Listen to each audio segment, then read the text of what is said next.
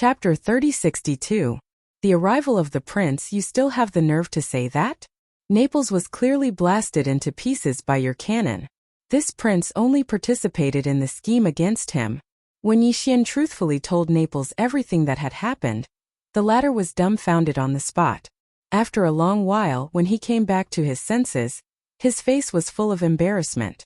After a short while he said weakly, "In that case, this old subject seems to have tricked your highness again. But this time you really can't blame me. If you want to blame someone, you can only blame that one Xing for being too unlucky. As a demon spy who had been bought over by our human race, he had already muddled his way to the high position of High Priest of the Demon Imperial City, but in the end, he ended up like this. He was killed by our own people without knowing anything. It's really more sad than being F***ked. In addition, this is also a turning point for us." At this point Naples grinned and said, "Although we still don't know which higher up on the side of the Myriad Luo Federation directly contacted a high-level insider like Wen Xing to be in charge of this matter, the last time I led the fleet to the demon domain, there was a high-level chess piece like Wen Xing on the side of the demon domain, but this person actually didn't inform me at all. He clearly committed the crime of dereliction of duty. In general, he also has to bear a part of the responsibility for Wen Xing's death. In the future, when you return to the Immortal Star, if the first Imperial Uncle of the Federation's Overwatch Council wants to use this matter to make things difficult for your highness, at that time, although you and I will more or less bear some responsibility, with this person to share the burden, the responsibility that can fall to the two of us will be neither painful nor itchy. The first Imperial Uncle, Long Huai, will never think that we have such a trump card in our hands. At that time, I'm afraid all his efforts will be in vain, and he will also reveal his sinister face of abusing power for personal gain. Just thinking about it makes me happy. In that case, this old subject actually hopes that he will make things difficult for your highness early on. At that time, Long Huai's sinister scheme will be exposed, but it will instead set off your highness' methods and unshakable. I'm afraid it will leave an even deeper impression in the immortal emperor and the entire imperial family. We will have profited from this disaster." At this point, Naples was already beaming with joy. His previously incomparably worried appearance was instantly swept away. In response, Yixian shrugged his shoulders and did not respond. In reality, he did not take what Naples said to heart at all. Even if the so-called Great Imperial Uncle Long Huai had the status of director of the Federation's Overwatch Council, Yixian still did not take him seriously. Although he hadn't been in the first universe for a long time and Yixian's cultivation base had improved rapidly upon his return, he was only about to break through to the fourth major realm, the planet grade. He could only be considered passable. He was still far from a true expert. However, in terms of foundation, he was already worlds apart from when he had left. His gains in the first universe this time were enough for Yixian to look down on the Grotto Heaven realm, and even the supreme existence of the Mystic Light realm. He did not want to reveal some of his methods, but if he was forced into a corner, he could just fall out with them. With his current reputation in the three universes, even if he fell out with some of the higher-ups of the Immortal Emperor dynasty, they would definitely not dare to brazenly defame him. Not long after, the fortress beneath his feet trembled slightly and stopped. It was obvious that they had arrived at the Sky River planet. Even the Sky River planet's star dock could not contain 5 such huge starry fortresses, so they all stopped in the void. In any case, they did not need to resupply. This time they had not been in the first universe for a long time, and they had not experienced any great battles. The 5 starry fortresses were not very rich in resources yet. As for why they stopped here temporarily, it was just a formality. After all, billions of fans were gathered here. Since Prince Xian had returned to the human race from the first universe, if he directly returned to the immortal planet, it would seem too unreasonable. The billions of fans would be greatly disappointed, and this would be extremely detrimental to Prince Xian's reputation. Hence, the fleet temporarily stopped at the Sky River planet this time. In fact, it could be seen as a show. It was also because of this reason that Imperial Uncle Long Tianba did not even show his face, let alone leave the fortress. What the eye does not see, the heart does not grieve over. Similarly, in order to show that they were close to the people, there was no ostentatious effect. Not many people walked out of the fortress. Yixian, the purplish warbler, the Neapolitan admiral, and his 2 trusted generals were present. Apart from that, there was also a group of personal guards, all of whom were lieutenants of the Immortal Army. There were only 20 people in total. Such a huge fortress fleet, but after the doors of the flagship fortress opened, less than 30 people appeared. This scene even seemed a little cold and cheerless. This made the welcoming party and the prince's fans, who were already crowded outside the atmosphere of the Sky River planet, feel very surprised. At the same time, there were also exclamations of astonishment. Sigh, as expected of a prince. The higher the position, the more approachable he is. Look at him and then look at us. This realm is really not just a little bit different. Yes. If it were me, I would probably have thousands of troops opening a path in front of me. Seeing Prince Xian like this, I seem to have understood something. It's him. It's really him. Back when Prince Xian was on the Sky River planet, I was very familiar with him. I recognized him at a glance. F***CK. Can you be any more shameless? Scram, I was going to say that Prince Xian is our big brother. As these words rang out, Bai Zhongjun and Zhao Long, who were at the forefront of the crowd, turned their heads and looked at each other. Immediately, they came up alone with smiles on their faces. Originally, they were followed by hundreds of personal guards, but at this moment, when they saw that the prince was so low-key, they immediately retreated. In this kind of situation, all the tones had to be in tune with the prince. Seeing these 2 guys, the purplish warbler's face instantly darkened. When she came to the Sky River planet before, she was preoccupied with important matters and didn't have the time to argue with these 2 insidious people. But today it was different. Yixian keenly noticed this and turned to ask, "What's wrong?" When you and Lulua were taken away by the black light of the black wind, the escort fleet of these 2 guys immediately returned. However, it was not to rescue you but to kill you. The space pirates were killed by them. Even I, at that time, would have died if it weren't for the protective treasure of my clan. In addition, after these 2 guys returned to the Sky River planet, they didn't immediately report the news that you were taken away by the demons. Instead, they concealed it and pretended not to know. Later, when you suddenly rushed into the ranking list of young masters, I knew that you were still alive. Only then did the experts of the Sky River planet know that Prince Xian had fallen into the hands of the demons and launched a counterattack. What? Such a thing happened? Chapter 3063. Translator.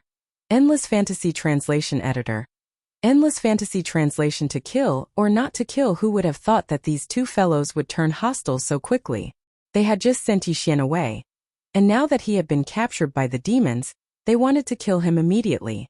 They were rotten to the core. Thinking of this, Yixian immediately shouted angrily, "Men, give this prince! Take him!"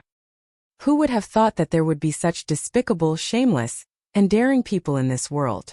Back when Prince Xian was captured by the demon scouts, not only did you not report it immediately, you even wanted to kill him to cover up the truth so that he would not be implicated. How preposterous! Admiral Naples heard the purplish warbler's words clearly, and was immediately enraged. Following Yixian's roar, he raised his hand and pointed at Bai Zhongjun and Zhao Long, who were approaching but were completely stunned by Yixian's roar, and reprimanded, "Take them down immediately, including their direct descendants and confidants. Kill them all on the spot." Boom! Rumble! As soon as Admiral Naples' words fell, 100 small fortresses, each with a diameter of 5,000 meters, rushed out from the 5 starry sky fortresses behind him and spread out in an orderly manner. In the blink of an eye, they surrounded the entire heavenly river star. Not to mention the human masters, even a bird couldn't escape. This was the advantage of an interstellar fortress. Normal battleships, even if they were huge fortresses with a diameter of 10,000 m, would only carry mini patrol ships. However, for a colossus like an interstellar fortress, the patrol ships inside would be upgraded to mini fortresses with a diameter of 5,000 m. A space fortress could easily carry dozens of small fortresses. Now that 100 of them were deployed together, it was obvious that they were still holding back. Very quickly, from these 100 small fortresses, elite troops of the Immortal Army rushed out. Some of them began to capture outside the atmosphere of the Sky River planet, while more rushed into the atmosphere to capture. Although Bai Zhongjun and Zhao Long had controlled the military and political power of the Heavenly River planet for many years, It was impossible for them to corrupt all the powerful cultivators of the heavenly river planet. Those who had been lying low saw the opportunity and immediately broke out and pointed out the culprits, which made it very convenient for the capture. For a moment, the entire Sky River planet was filled with killing intent. Yi Xian stood in the void with his hands behind his back. The large number of Prince Xian's fans, who had come to welcome him, now understood the truth of the matter. When they thought of how Bai Zhongjun and Zhao Long had almost killed Prince Xian, if it weren't for Prince Xian's shocking methods, they would have been killed in a foreign land, no one would know. After this news spread, it instantly caused an uproar and commotion both inside and outside the heavenly river planet.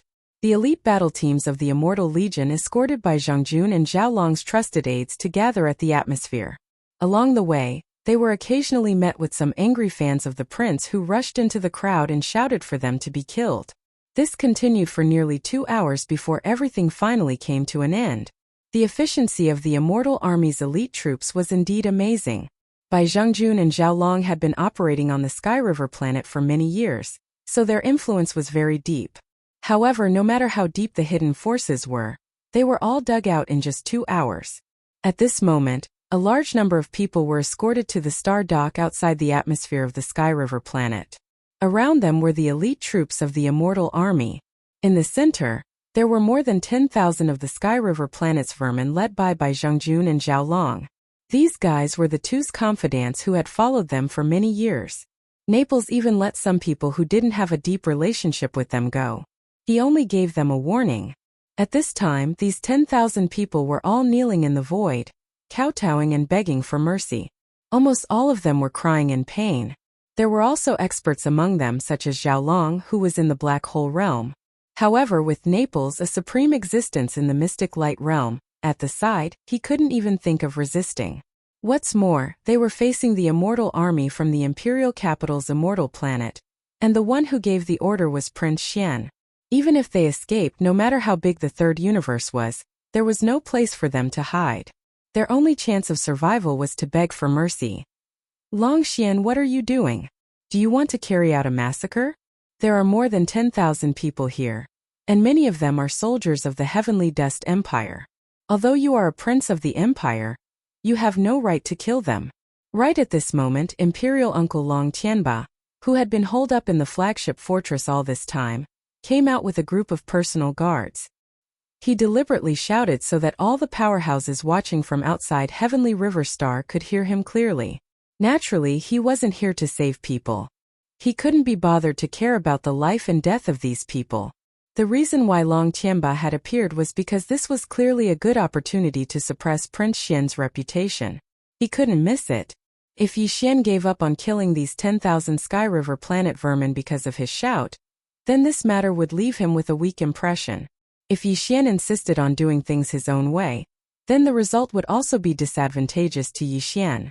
He would give others the impression that he killed indiscriminately and cruelly. No matter how he looked at it, he was the one who had taken advantage of the situation. At this moment, Long Tianba's heart was blooming with joy. He thought to himself, "You're the one who brought this upon yourself. Since you insist on creating more problems, then don't blame me for taking advantage of you." Yi Xian and Naples exchanged glances. Just as the latter was about to step forward and take responsibility for this matter, Yi Xian reached out and stopped him. A cold smile appeared on Yi Xian's face as he glanced at Imperial Uncle Long Tianba, who was gradually approaching him. He coldly laughed and said, "Imperial Uncle Tianba, aren't you being a bit of a busybody? You?" Long Tianba's expression darkened when he heard such unrestrained ridicule. He was about to explode. However, Yi Xian didn't give him the chance to do so. He pointed at Bai Zhongjun and Zhao Long, who were kneeling on the ground, and said in a clear voice, "Bai Zhongjun has a mysterious fleet in his hands and has been robbing people all over the Sky River galaxy. This matter has long been a public secret. Ask all the experts on the Sky River galaxy. How many of them don't know about this? Zhao Long has spies planted in the Sky River Galaxy Federation's platform all year round. As soon as he discovers that any expert has a large amount of planet core source, or has exchanged for a precious treasure, he immediately sends people to follow them. As soon as that person leaves the Sky River Galaxy, he secretly sends out a fleet to intercept and kill them. How many experts in the Sky River Galaxy have silently disappeared all these years? Even this prince was targeted by him when he exposed himself on the Sky River Galaxy Federation's platform and was almost killed. That's right, this prince doesn't have an official position, so I don't have the qualifications to kill the two of them and their accomplices.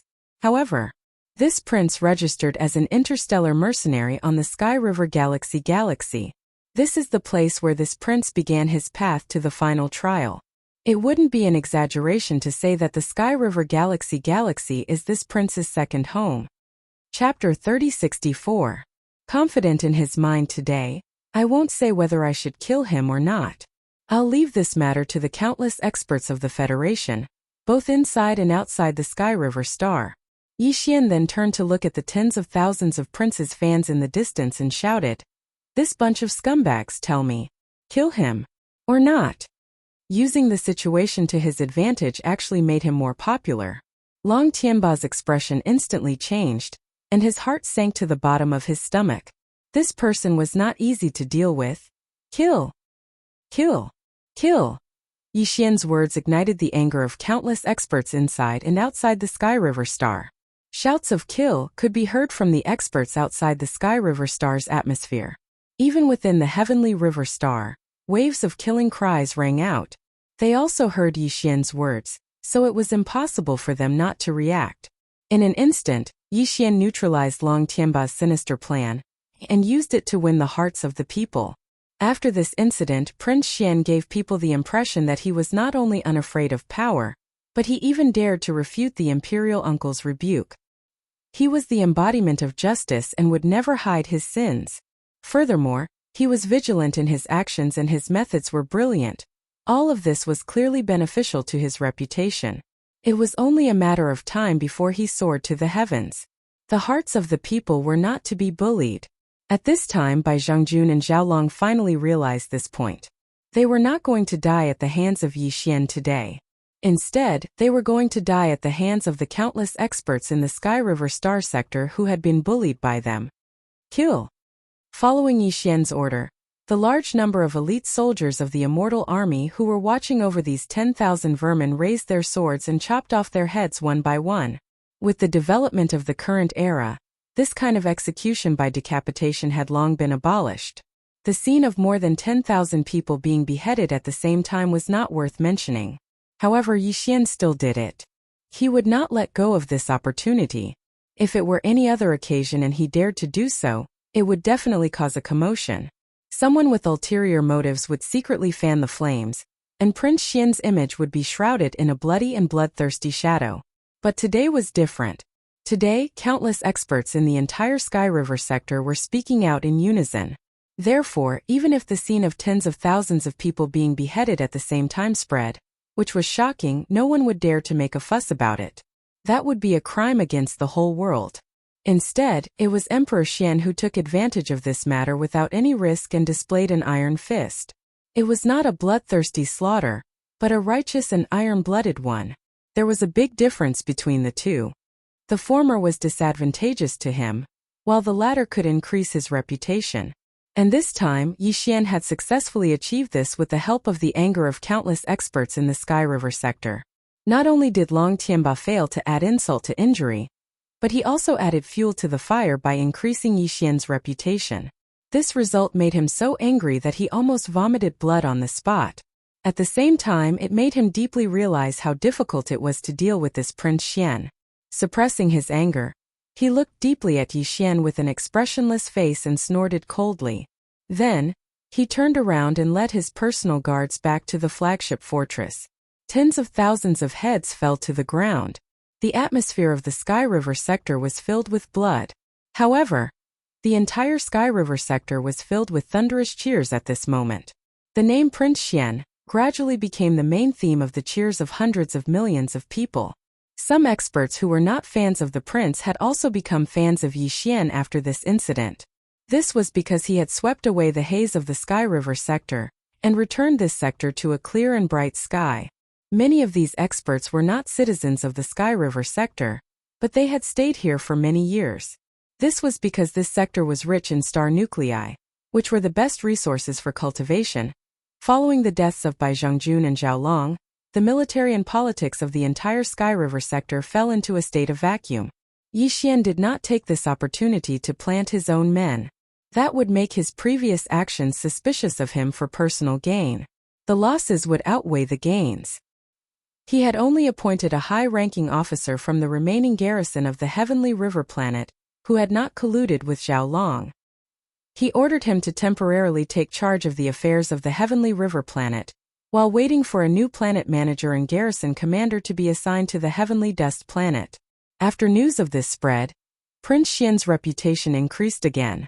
In fact, after Yi Xian eliminated Bai Zhongjun and Zhao Long, there were many people secretly watching his subsequent actions. Without a doubt, Yi Xian did not disappoint them. In order to avoid suspicion, he left with the Naples Fortress fleet on the second day and headed to the Tianshan Star, the capital of the Tianshan nation. There was a large wormhole there. After jumping through it, one would be able to reach the Tianming Star, where the capital of the Tianming Empire was located. After jumping through a few more wormholes, one would be close to the Immortal Star, the imperial capital of the Everlasting Dynasty. At this moment, Yi Xian, Admiral Naples, a few of his trusted advisors, and the Purplish Warbler were having a meal in the command cabin on the top floor of the flagship fortress. The food was simple but exquisite. There was also some spirit wine specially prepared for Prince Xian and the Purplish Warbler. Naples was still on the march and was not allowed to drink. Sigh, although we did a good job on the Sky River sector this time, it's still a bit of a pity. There were no outsiders here. They were all on the same side. Therefore, Naples did not hide anything in his words.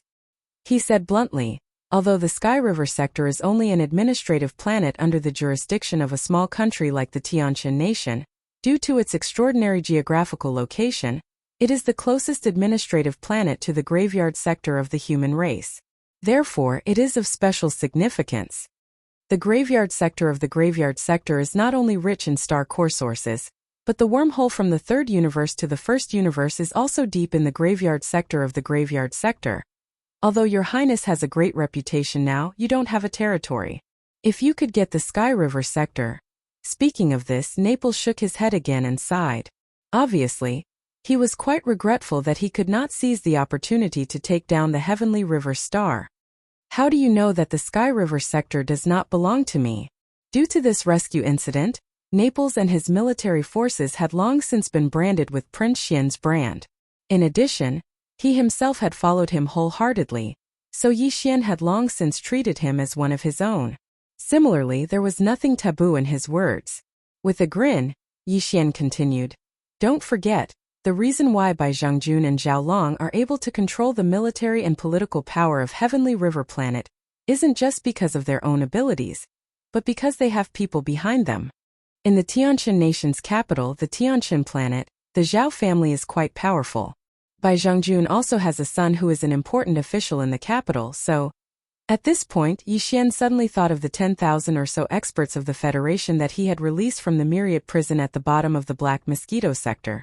Among them, a small number were the children of the aristocrats and even the upper echelons of the Tianshan nation. Chapter 3065. Translator. Neobo Studio Editor. Neobo Studio First Order Planet. Furthermore, with Prince Xian's current influence, even if Yi Xian didn't look for them, they would have taken the initiative to curry favor with him, hoping to make use of his influence to achieve a meteoric rise. Picking two from this group of people to control Sky River Star was the best strategy. No one knew that they were related to Yi Xian. This way, not only would they be able to control Tianhe Planet, but they would also be able to avoid suspicion of Prince Xian's previous actions. Thinking of this, Yi Xian smiled mysteriously. This trip to Tianshan Nation seemed to be quite interesting. Now that Bai Zhongjun and Zhao Long had been dealt with, if they didn't give the Purplish Warbler an explanation for the Lulua incident, it would be even more difficult to explain in the future. As such, after dinner, Yi Xian decided to take the opportunity to take a stroll and tell them the entire truth. He wouldn't hide anything and would tell them everything. As a space fortress with a diameter of 100,000 meters, which was 100 kilometers, not only did it have many levels, but each level was also very spacious. Even the command cabin on the top floor had a leisure area that was more than 10 kilometers in radius. The walls of the fortress around this area were one-way transparent. You couldn't see anything from the outside, but from the inside, you could see the boundless starry sky. As a leisure area for the officers and soldiers of the command cabin on the top floor to relax, it was completely like a vacation area. There was a large amount of tropical rainforest plants, a natural beach, and a swimming pool. There were even some open-air bars and the like. At this time, Yi Xian and the purplish warbler were strolling in this area. The surrounding environment gave them the illusion that they were in a vacation area on an administrative planet, not a space fortress. The two of them didn't stroll in the crowded areas. Instead, they walked in the secluded tropical rainforest. The purplish warbler seemed to have realized something and kept silent. She clenched her small fists slightly and was a little nervous. Yi Xian didn't mention Luluo, so it was impossible that she didn't notice. I'm sure you've guessed it. Luluo, she sighed. With a sigh, Yi Xian revealed everything that had happened that day. In the end, he said, when Luluo was smashed into pieces by Ba Chai, I was caught off guard and couldn't react at all. What made me feel most guilty was that at that time, in order to delay and wait for a chance to escape, I deliberately released the warbler's mind to deceive Ba Chai and make him think that I was a warbler. And this happened to Luluo. She was killed by Ba Chai's favors. She was deceived by someone she trusted. This is my greatest guilt. As he spoke, ye warblers and warbler warbler warbler, warbler warbler, warbler warbler, warbler warbler, warbler warbler studio, warbler warbler to studio warbler warbler warbler warbler studio to studio warbler studio. T warbler, S warbler, S mind. Warto him to demons level power, T test strength S him. Warto to test to swore. Sigh. Seeing that Yi Xian had displayed the demonkin's mental power in front of him, this was a huge secret. Yi Xian had already shown his sincerity. Thinking about this, Xin Yuanziying sighed and shook her head. She smiled bitterly and said, forget it, you can't be blamed for this. It wasn't easy for you to survive that situation. If you didn't have the demon's mental power to confuse the other party, I'm afraid you would have died. Luluo grew up with me, and she was also an orphan. Now that she's gone, at least she won't have to worry about her family anymore. I'm sure she'll find out the truth in heaven and forgive you. After all, in that situation no one could have done better than you. Ba Chai is still alive. He's in the Black Wind ship. Moreover, I've already subdued him and made him my demon slave. During this period of time, I haven't used him to do anything for me because I was worried that if I used him too much, I might develop feelings for him as a servant. When that time comes, I won't have the heart to kill him. I've kept him especially for you. When the time is right, I'll hand him over to you. You should personally avenge Luluo. You can actually subdue a rank 9 black hole being as a slave? What's your cultivation level? Although Yi Xian had already revealed his pet, the Bloodbend Prince, and the Bloodbend Prince was a supreme existence at the first level of the origin realm, it was still a mosquito beast. Subduing a mosquito beast as a pet beast, and subduing a demon as a slave were two completely different things. Even if a mosquito beast had developed some intelligence, how could it have the intelligence of a demon powerhouse? Therefore, subduing a rank 9 black hole realm demon as a slave was more shocking to the purplish warbler than subduing a rank 1 origin realm mosquito beast as a pet beast. At this moment her face was filled with shock. She turned to look at Yi Xian with disbelief. If I were to say that my true cultivation level is rank 9 black hole realm, maybe I'll be a rank 1 planet warrior after reaching Tianshan Star because I'll be going into seclusion to cultivate later. Also, I'm not Prince Xian, I'm just Yi Xian. At this point, Yi Xian paused and looked at the purplish warbler with a strange expression. He continued, you're my friend and I don't want to lie to you. Would you believe me if I said this? Like hell I'd believe you. How can you go from rank 9 black hole realm to rank 1 planet warrior after one seclusion? Do you think I'm a 3-year-old girl? The purplish warbler immediately rolled her eyes and blushed. She glared at Yi Xian flirtatiously. You big bad guy, how dare you say you treat me as a friend? And I'm calling you big brother Yi again and again. Haven't you lied to me before? Bad guy. After she finished speaking, Xin Yuanziying lowered her head and immediately ran away with small steps. This girl, it seems like she's falling in love with him. Don't tell me she's in love with this prince? In all honesty, I'm a little handsome, but I really don't intend to make a move on her. Seeing the purplish warbler run away shyly, Yi Xian made a small joke. Then he shook his head and smiled bitterly. No one believes me when I say the truth. What kind of world is this? I can only blame myself for being too outstanding. After dealing with Lu Luo's matter, Yi Xian's state of mind suddenly became clear. The knot in his heart completely disappeared. This was also why he said that he would be going into seclusion to cultivate later. This kind of huge change in state of mind was the easiest to trigger a breakthrough in cultivation level. Yi Xian had encountered this kind of thing twice before, so he could be considered to have a lot of experience and insight. In addition, he didn't hesitate to invest a large amount of planetary core origin, and he also had the devouring system to help him absorb the planetary core origin. A small breakthrough in cultivation level was really nothing. Although the purplish warbler couldn't understand or accept this, to Yi Xian, this was completely normal. After returning to his cabin, Yi Xian immediately began his seclusion. Chapter 3066. Translator. Endless Fantasy Translation Editor. Endless Fantasy Translation. Celestial dust. Stare. A day later. When he finished his cultivation and opened his eyes, the familiar system beep sounded in his mind at the right time. Ding! Congratulations to the hosts for leveling up. Current realm. First Order Planet Warrior. Yi Xian clenched his fists and smiled silently. The planet realm was the fourth major realm. Once one reached the planet realm, they would no longer be considered weak. He had finally entered the planet realm after entering space. After walking out of the cabin, he bumped into the purplish warbler in the resting area of the command cabin on the top floor of the flagship fortress. Yi Xian waved his hand excitedly. Look, Xing, I told you. I can break through after one seclusion. I'm now a first-order planet warrior. The purplish warbler froze for a moment. Then her face turned red. Liar! How dare you flirt with me? Shameless! Yi Xian was immediately stunned. Even when Xinyuan Xing ran away with a bashful expression, he still wasn't able to react.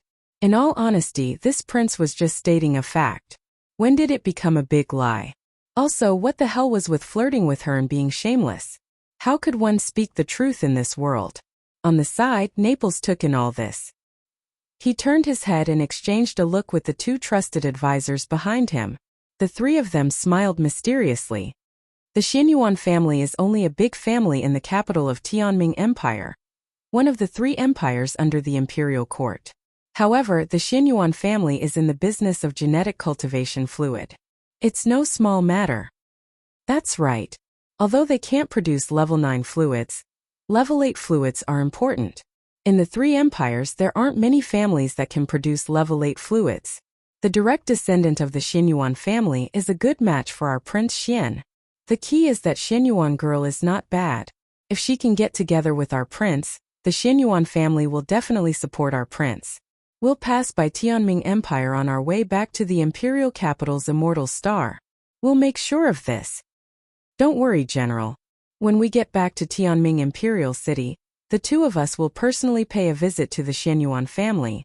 The three of them huddled together to conspire. With a few words, they settled the matter. However, the person involved, Yi Xian, was kept in the dark and was completely unaware. Half a day later, they finally arrived at Heavenly Dust Star. The Tianshan Star was a small country within the Tianming Empire, one of the three great empires of the dynasty. It was the capital star of the Tianshan Empire. Although the three empires under the rule of the dynasty were all emperors, that was not the case for the small countries within the three empires. Some small countries had a monarch system while others had a federation system. Tianshan country belonged to the former, a monarch system. The Heavenly River Star was an administrative star of the Heavenly Dust country, but it was located at the edge of the Heavenly Dust Star field. As a small country, the monarch of the Heavenly Dust country was nothing in the eyes of the Tianming Empire.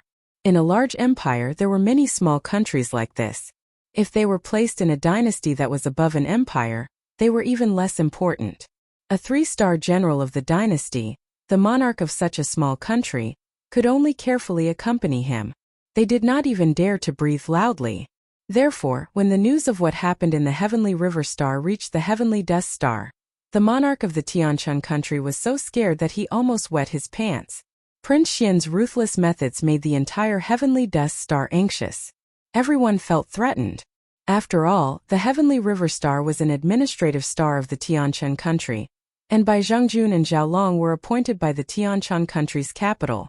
Strictly speaking, the two of them had almost killed Prince Xian, and the monarch of the Tianshan country could not say that he was not responsible. More importantly, even if Prince Xian did not intend to pursue this matter, the Tianshan country might not be able to avoid this crisis. The Tianming Empire's capital also needed to curry favor with Prince Xian. If the Tianshan country was used by the Tianming Empire as a sacrifice to curry favor with the prince, the consequences would be unimaginable. Fortunately, the prince had immediately left the Heavenly River Star and came to the Heavenly Dust Star. The Heavenly Underworld Empire had not reacted so quickly. Now that the prince's fleet had arrived, if the prince expressed that he would not pursue this matter further, the Heavenly Underworld Empire would naturally not pursue this matter further. Even if they wanted to curry favor with the prince, they would have other plans. Hence, to the Heavenly Dust Kingdom, no matter what, they had to do their best when Prince Xian descended on the Heavenly Dust Star. They had to strive to get the prince to express his stance and pardon their negligence. Otherwise, just the Tianming Empire's capital alone would not let them live peacefully. They would definitely be punished. In fact, Yi Xian had already expected this. Therefore, he thought that the monarch of the Tianshan country would have already made arrangements for this matter when he arrived at the Heavenly Dust Star. However, the grandeur of the other party still gave Yi Xian a huge shock. This time, the 5 starry sky fortresses were still parked in the void outside the Heavenly Dust Star's atmosphere.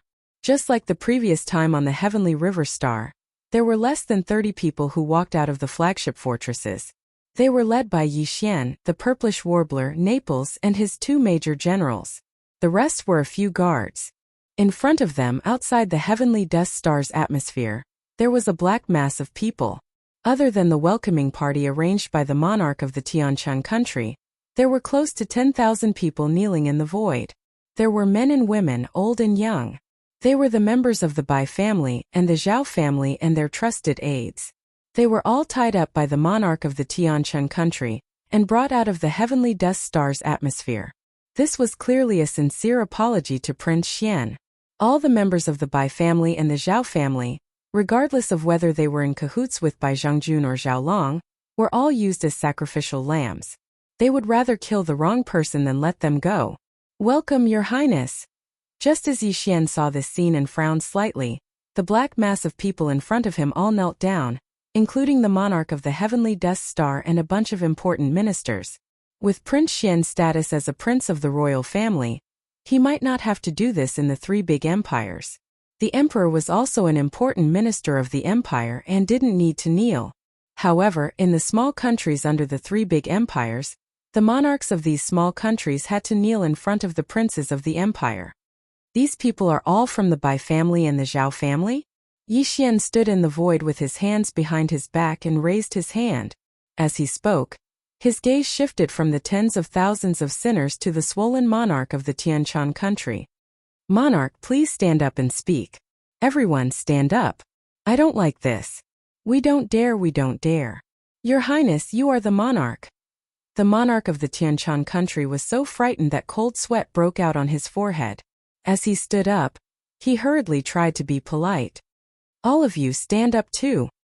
Chapter 3067. Translator. Henyi Translations Editor.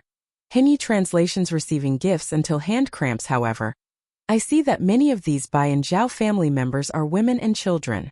How could they be related to this matter? Disperse. The empire will not tolerate those who are guilty. However, we cannot kill innocent people, even if they are the family members of the guilty. Otherwise, how can the empire's laws be followed? Among these Bai and Zhao family members, if they have an official position, we can investigate whether they have committed any crimes. Those who are guilty will be punished accordingly. As for those who are innocent, we will treat them like other family members without an official position and release them together. This prince is not someone who kills indiscriminately. Emperor of Tianshan country, don't ruin this prince's reputation. With the last sentence, Yi Xian's tone turned stern, scaring the emperor of Tianshan country so much that his entire body trembled. He hurriedly said that he did not dare to do so. Then, he followed Yi Xian's instructions and ordered the surrounding Tianquan country soldiers to disperse the Bai and Zhao family members who were kneeling on the ground. Of course, they were brought into Tianquan Star. Next, they had to follow Prince Xian's instructions and investigate whether these two family members with an official position had committed any crimes. As for those innocent officials and the family members of the two families, the Emperor of Tianquan country obviously didn't dare to act rashly.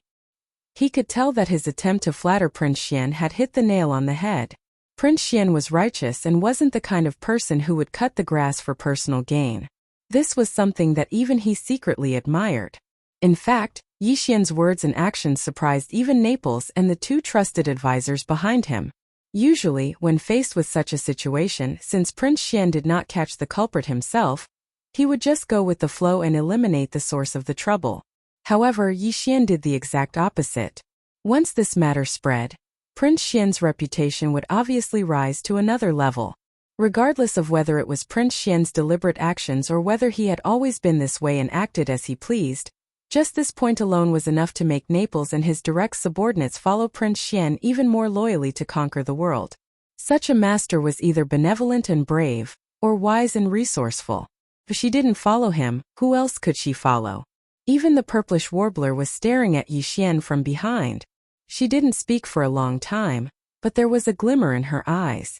She could see that all of this was Yi Xian's true intentions. It was also because of this that the purplish warbler's intentions towards Prince Xian became even stronger. Thinking of this, purplish warbler's face turned red. She spat in disdain and whispered in a voice that only she could hear. "Big liar! Seizing the opportunity to tease me again, how shameless!" If Yi Xian heard this, he would probably faint from anger on the spot. When this woman was unreasonable, she was truly invincible. As a large number of Heavenly Dust Nation soldiers moved out, the people of the Bai and Zhao clans, who were originally kneeling on the ground, thinking that they would not be able to escape today and would most likely be beheaded like the 10,000 people outside the atmosphere of Heavenly River Star 2 days ago, stood up one by one. Their faces were filled with surprise as they walked towards Heavenly Dust Star one after another. Among them, some were expressionless, while others were full of gratitude. Prince Xian was so righteous as to let go of the opportunity to implicate them. This was something that no one could remain indifferent about. No one noticed that among the thousands of people from the Bai and Zhao clans, there were two people whose gazes were particularly special. One of them was full of hatred.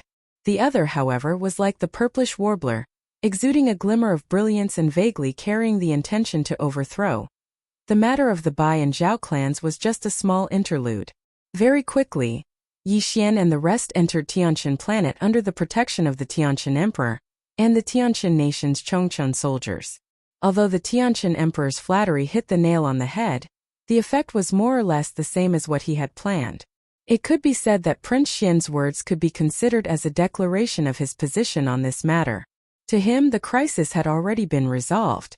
Since even Prince Xian was no longer fussing over this matter, Tianming imperial capital could not possibly continue to pursue this matter. If they really wanted to use this matter to curry favor with Prince Xian, the result would probably be another slap on the horse's leg. Therefore, at this moment, the king of the Heavenly Dust Kingdom was in a very good mood. Even though the process was out of his expectations, in the end, he had achieved his goal. Moreover, he had also avoided the negative impact that too much killing would bring to his reputation. The ending could be said to be perfect. All of this was bestowed upon him by Prince Xian's righteousness. At this moment, the Tianquan Emperor, as well as the important officials of the Tianquan nation, were filled with heartfelt gratitude and admiration towards Prince Xian. They were all convinced. This time, Yi Xian didn't plan to stay in Tianquan planet for too long. The wormhole entrance to the Tianming imperial capital was in a void not far away from Tianquan planet. Originally, the stronghold fleet was heading there directly. The reason why Yi Xian decided to make a trip to Tianquan planet was actually only because of the Heavenly River planet. In order to hold the Heavenly River planet in his hands, he had no choice but to stay here for a short period of time. After entering Tianquan planet, the Tianquan Emperor directly arranged for Yi Xian to stay in the palace. However, Yi Xian rejected and chose to stay in the guest house outside the palace. That night, a grand banquet was naturally unavoidable. Imperial Uncle Long Tianba didn't think highly of such a small country, so he still didn't appear. After the banquet, in the guest house where Yixian was staying, several influential figures of the Tianshan nation started to come to deliver gifts one after another. Among them were the representatives of the Tianshan nation's emperor. This night, it wouldn't be an exaggeration to say that he received so many gifts that his hands were cramping up. However, the one who was cramping up wasn't Yixian, but the wretched mosquito butcher. Yixian let this fellow out. He was the most suitable person to handle this kind of situation. Although the wretched mosquito butcher was a demon, his appearance was no different from a human's. No one would probe his primordial spirit. Furthermore, he had a spiritual barrier, so Yixian wasn't worried that his identity would be exposed. In fact, even if his identity was exposed, it wouldn't matter. Yixian had previously said that he had subdued many demon slaves in the demon domain. This matter would be exposed one day. It was just a matter of time. There was no need to deliberately hide anything. That night, Yixian and Naples were discussing some matters in his guest house. Just as they were talking, the door was suddenly pushed open. The red-faced purplish warbler walked in, holding something like an account book in her hand. With a bang, she smashed the book onto the tea table in front of Yixian. Following that, the purplish warbler glared fiercely at him, her face full of bashfulness. "Big liar. Do you still have any shame? It's fine if you're acting like a hoodlum, but you actually sent your old servant to tease this young lady. You're so shameless." After saying this, the purplish warbler turned around and ran away with a red face. However, there was a hint of joy in her eyes. Earlier, when the wretched mosquito butcher brought the account book over, he said, "This is the list of gifts received tonight. Mistress, please take a look." It was this sentence that made the purplish warbler secretly happy, but at the same time, her face turned red. Chapter 3068. Translator. Nayarbo Studio Editor. Nayarbo Studio Timing Imperial Capital Xuanyuanxing was actually quite pleased with the way the wretched mosquito butcher addressed her as mistress. However, her reserved nature as a little girl made it impossible for her to remain indifferent to these two words. She did not react at all. Therefore, she immediately grabbed the account book and threw it at Yixian. After the purplish warbler left, the wretched mosquito butcher sneaked in stealthily. Looking at the dumbfounded Yixian, he asked cautiously, "Master, what happened to mistress? I didn't tamper with the gift account book." At the side, Naples was dumbfounded.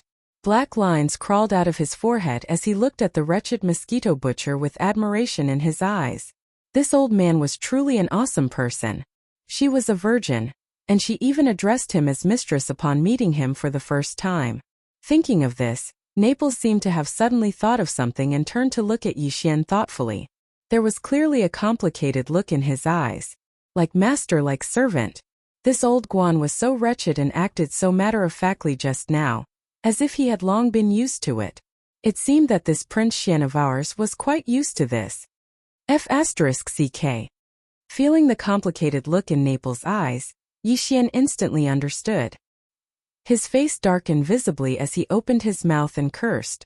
Then he waved at the wretched mosquito butcher at the door and shouted through gritted teeth, "Come here. Come here, I promise I won't beat this *T out of you." Master, I'm still boiling soup for mistress. I'll go check on the temperature first." The wretched mosquito butcher's neck shrunk as he instantly stiffened. He casually found an excuse and turned to run away. Seeing all this, Yixian was dumbfounded. Could he still be considered a demon slave? The next day's lunch banquet was actually a farewell banquet. It was held in the National Banquet Hall of Tianshan Country. Other than the Emperor of Tianshan Country, some of the rich and powerful families of Tianshan Country were also present. In the huge National Banquet Hall, there were dozens of tables. It was a grand scene. This was also what Yixian had requested. Yesterday, he had expressed to the Emperor of Tianshan Country that he would depart for Tianming after the lunch banquet. At the same time, he hinted that before he left, he wanted to make friends with the younger generation of the Tianshan Country. The Emperor of Tianshan Country naturally agreed and didn't think too much about it. After all, Prince Xian was also a young man. It was understandable that he liked to make friends with young people of the same generation. Therefore, he gave the order to relax the conditions. Some of the upper echelons of the prominent families in the Heavenly Dust Star Nation could bring one or two of their geniuses to attend the banquet. At this moment it was time for lunch. After entering the banquet hall, Yi Xian looked around. There were more than 1,000 people at dozens of tables, and there were quite a few familiar faces. About 30 to 40 years old. They were the 10,000 or so Federation elites that he had released from the Black Mosquito ship's Demon Scout Fortress. After all, the Tianshan country was the small country closest to the Graveyard Meteorite Star region. Under such circumstances, among the 10,000 or so Federation elites that he had rescued from the Black Mosquito ship, only a few dozen of them belonged to the Tianshan country. This was actually a very small proportion. These people didn't know that Yi Xian was Prince Xian of the Empire of Tianming back then. Therefore, they had always been upset that Yi Xian had cheated them of many treasures and made them swear a Dao oath.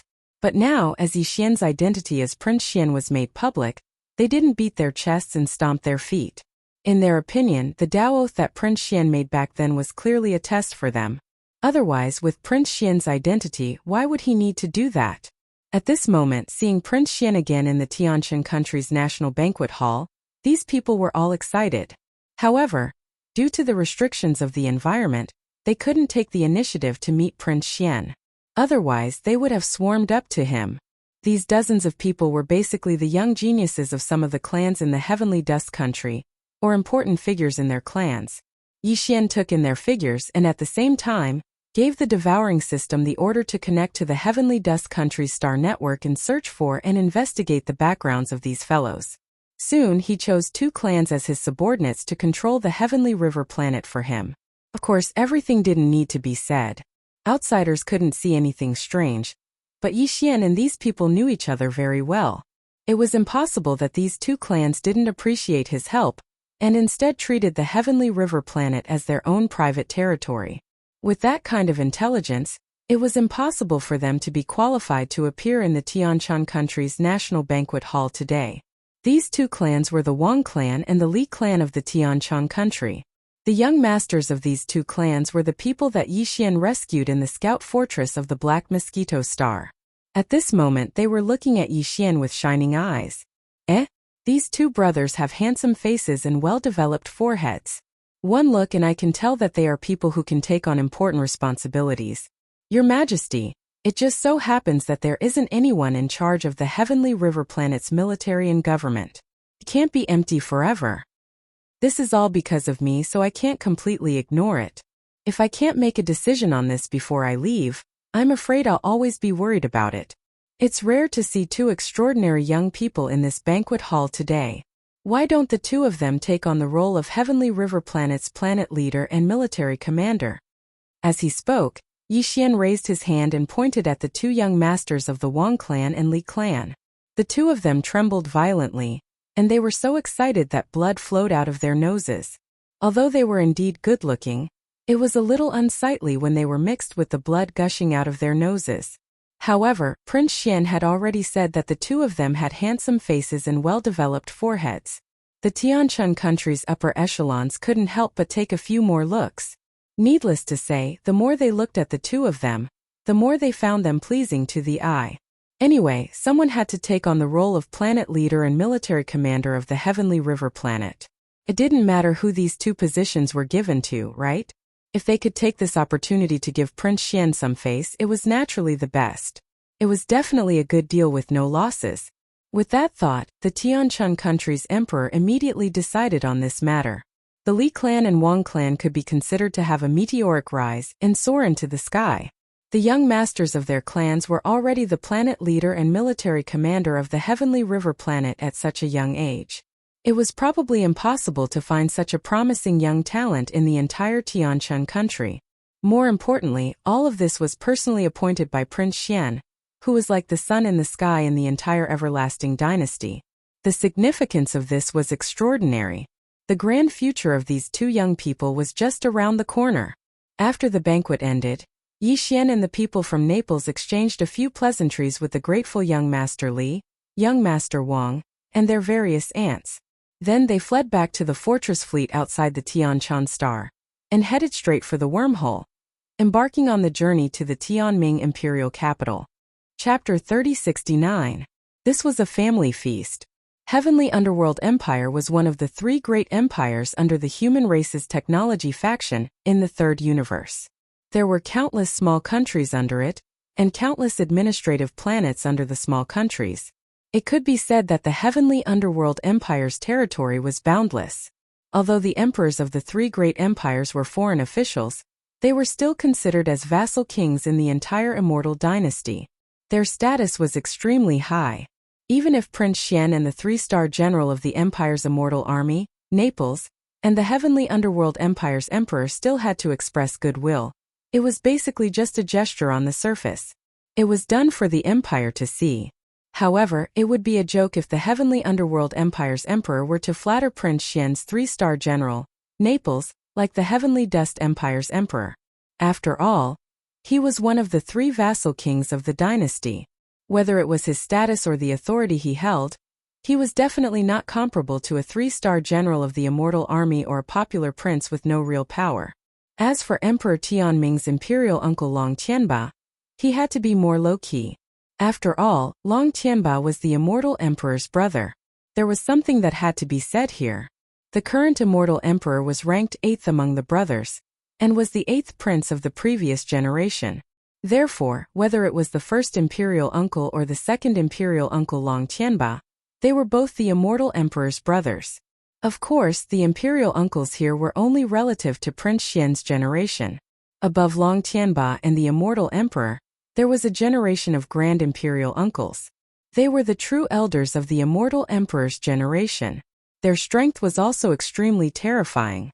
However, under normal circumstances they rarely showed themselves. They were all in seclusion, and the only thing in their hearts was to comprehend the Great Tao. Regarding the arrival of the Stronghold fleet, the Heavenly Underworld Empire's emperor didn't need to show himself. It was enough for the empire's royal family and important officials to receive them. However, because Imperial Uncle Long Tianba was also in the fleet, Emperor Tianming, who rarely showed himself on the Heavenly Underworld planet, came out of seclusion and showed his face at the banquet. On the surface, Emperor Tianming looked like a middle-aged man in his 40s, with a square face and a dignified appearance, but his actual age was clearly much higher. No one would care too much about this. In the context of the starry sky, even the lifespan of an ordinary citizen was close to 300 years, not to mention the lifespan of a cultivator. Any random starry sky cultivator in the crowd would be a 1,000-year-old monster, and some extremely powerful existences would have a lifespan of more than 10,000 years. Although Emperor Tianming showed up, he didn't stay for long. He only stayed for about 10 minutes before he excused himself and left. But before he left, he stared deeply at Yi Xian. His gaze lingered on him for more than 3 seconds. This was extremely unusual. It made Yi Xian, who was originally a fake, feel his heart skip a beat. He felt a little guilty. Fortunately, Emperor Tianming didn't say anything. He quickly retracted his gaze and turned to leave. Yi Xian pondered about this for a while, and felt that there shouldn't be any other problem. Perhaps Emperor Tianming was just a little curious about Prince Xian's recent rise, so he took a few more glances. There was no deeper meaning. Therefore, he quickly threw this matter to the back of his mind. The banquet was held in the Imperial Palace's National Banquet Hall, and the scene was very grand. After the banquet, Yi Xian and the others were arranged to stay in the Imperial Hall outside the palace. This was the hall where the Empire entertained the most distinguished guests. As a prince of the Empire, Yi Xian naturally had the right to stay here. When the fleet arrived at the Heavenly Underworld planet, it was morning, so the banquet just now was considered a luncheon. What surprised Yi Xian was that not long after he returned to the Imperial Hall with the Neapolitan Admiral, the Purplish Warbler, and the wretched Mosquito Slayer, he received a new banquet invitation. Someone actually came to invite him to the banquet. The banquet invitation had the Xianyuan family's emblem. Seeing this emblem, Yi Xian couldn't help but smile bitterly. He probably had to attend this banquet. No matter what, he still had to give face to the Purplish Warbler. The reason why the Xianyuan family sent over the banquet invitation so quickly was actually related to Naples. His two confidants, who were at the level of major generals, didn't attend the national banquet in the Heavenly Underworld Empire's Imperial Palace. Once they arrived at the heavenly underworld planet, they went to the Xianyuan family. On behalf of Prince Xian, they sent over a huge gift. Previously, because of the purplish warbler, the Xianyuan family had already decided to fully support Prince Xian. Later on, as Prince Xian's reputation became more and more prominent, the entire Xianyuan family was very pleased with their decision back then. Now, Prince Xian was definitely the kind of person that countless families would fight to submit to. Not to mention the families of the three great imperial capitals, even those imperial families on the undying star of the Undying Dynasty, who hadn't yet sided with the prince and had been observing from the sidelines, felt that it was time to choose a side after Prince Xian made it to the heaven role. Under such circumstances, Prince Xian was about to arrive at the heavenly underworld planet. Furthermore, the purplish warbler had always been with him. They had entered the first universe twice in a row. Not to mention the feelings between the two of them, just this huge contribution made the Xianyuan family very happy. Originally, the Xianyuan family was still considering how they should approach Prince Xian this time.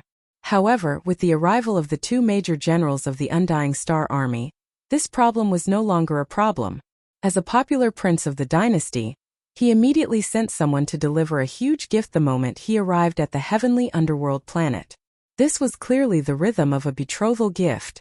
With the arrival of the two major generals, the entire Xianyuan family was as festive as the new year. Family head Xianyuan Duo, who was also the purplish warbler's father, immediately issued a series of orders. The entire Xianyuan family started to move and prepare for the wedding banquet immediately. The reason why it was called a wedding banquet was because the entire Xianyuan family was decorated with lanterns and colored banners. The big red Xi character could be seen everywhere. It was almost no different from a wedding banquet. Of course, Prince Xian was a prince of the dynasty. Not to mention a real wedding banquet, even an engagement banquet was not something the Xianyuan family dared to easily hold in private without a representative from the dynasty present. However, although the wedding banquet and engagement banquet could not be held formally, it was completely possible to create such a spectacle on the surface. As such, everyone knew that although it was a formal wedding banquet, it was also equivalent to half announcing the marriage between Prince Xian and Xianyuan. Even the purplish warbler did not know about all these arrangements, let alone Yi Xian. After receiving the banquet invitation and seeing the Xianyuan family emblem on it, Yi Xian immediately shook his head helplessly and bitterly smiled. We just finished one meal, and now there's a second one. Furthermore, we have to go. This is too much. Chapter 3070. Translator. Nayarbo Studio Editor. Nayarbo Studio. It might be my younger brother. Naples was stunned when he heard the wretched mosquito butcher's words. He was shocked. This old man was really something. Why did he seem to know everything? Yi Xian didn't think much of it. He just rolled his eyes and ignored him. The wretched mosquito butcher was getting weirder and weirder. Sometimes just a casual sentence from him could make him so angry that the roots of his teeth were itching. Yi Xian had already made plans in his heart.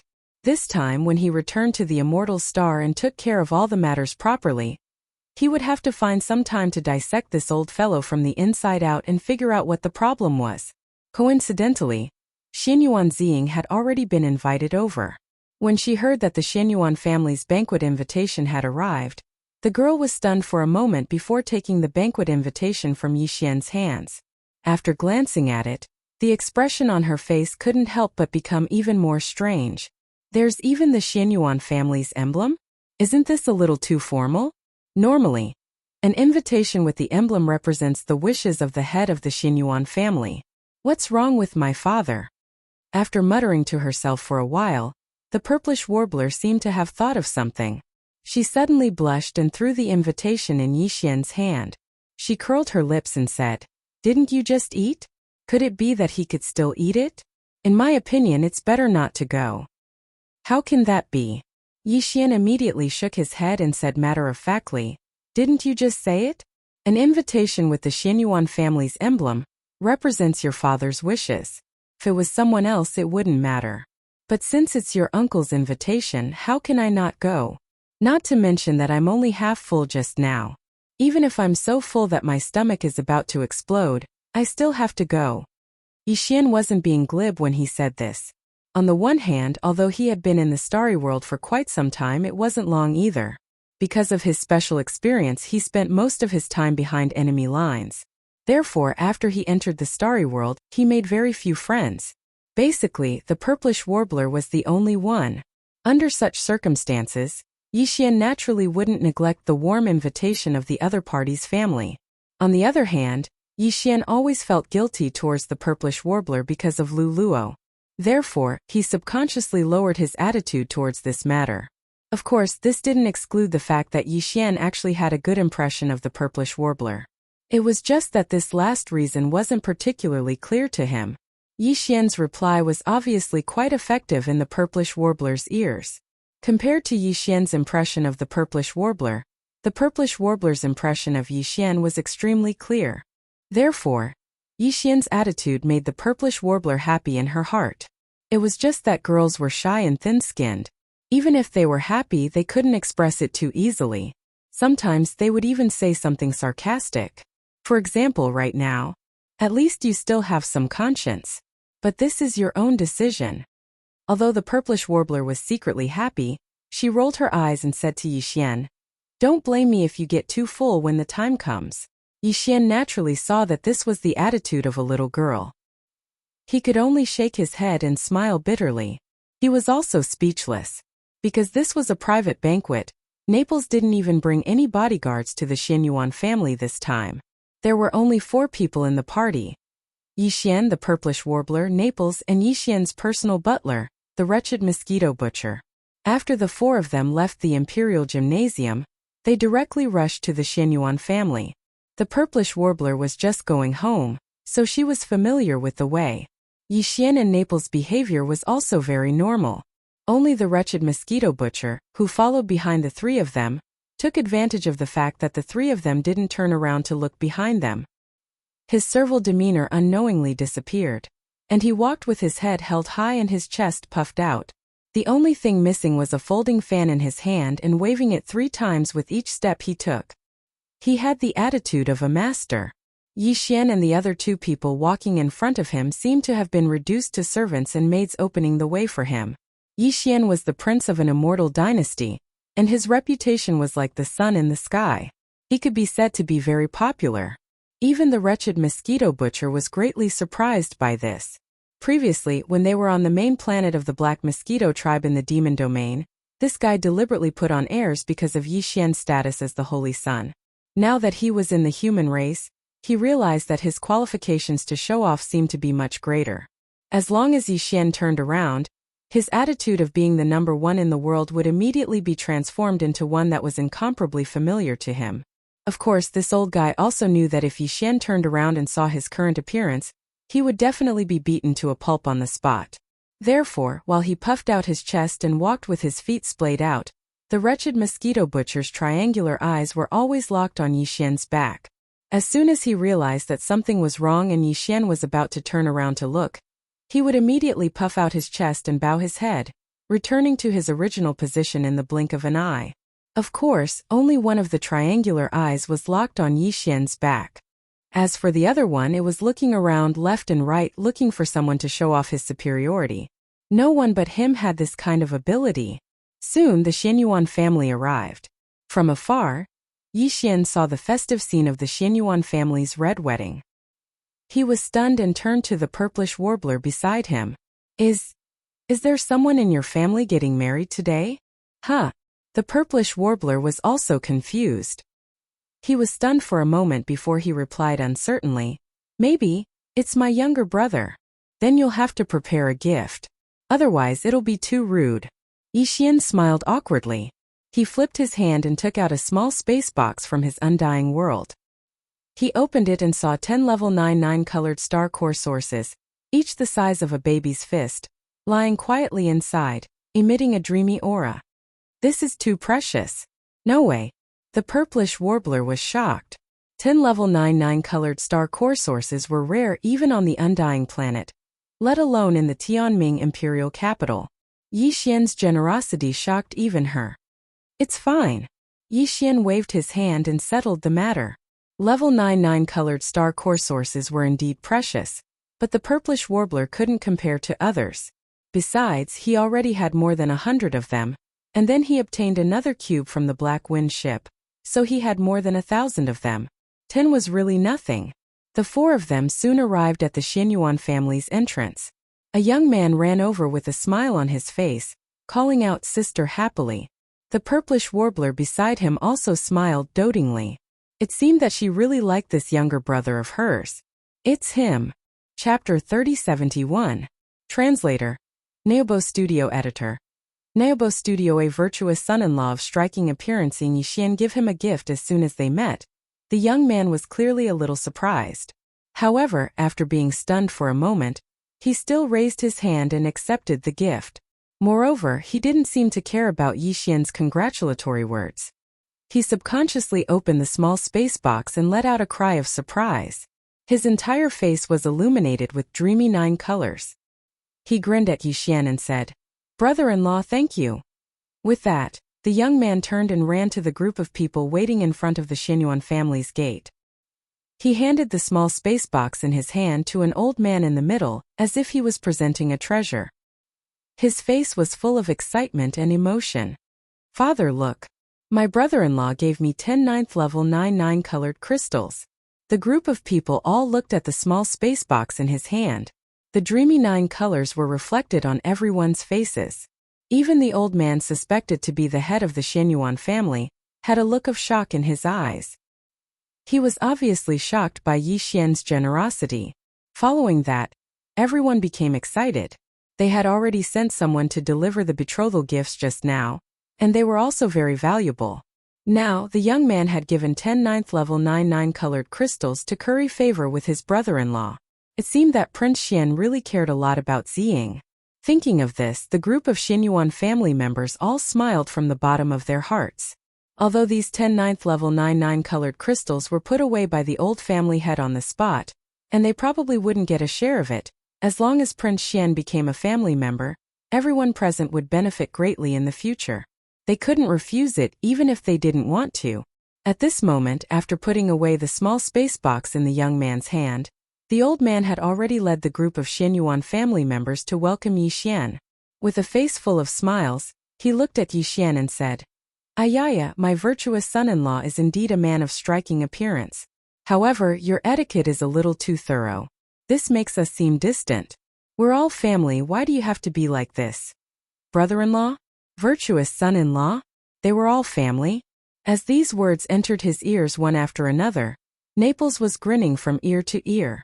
The wretched mosquito slayer was more or less the same. Only the 2 people involved, Yixian and Purplish Warbler, had their mouths wide open, as if they had agreed beforehand. Their faces were full of shock. It was as if lightning and thunder were rumbling in his mind. In an instant, his entire brain was numb from the explosion.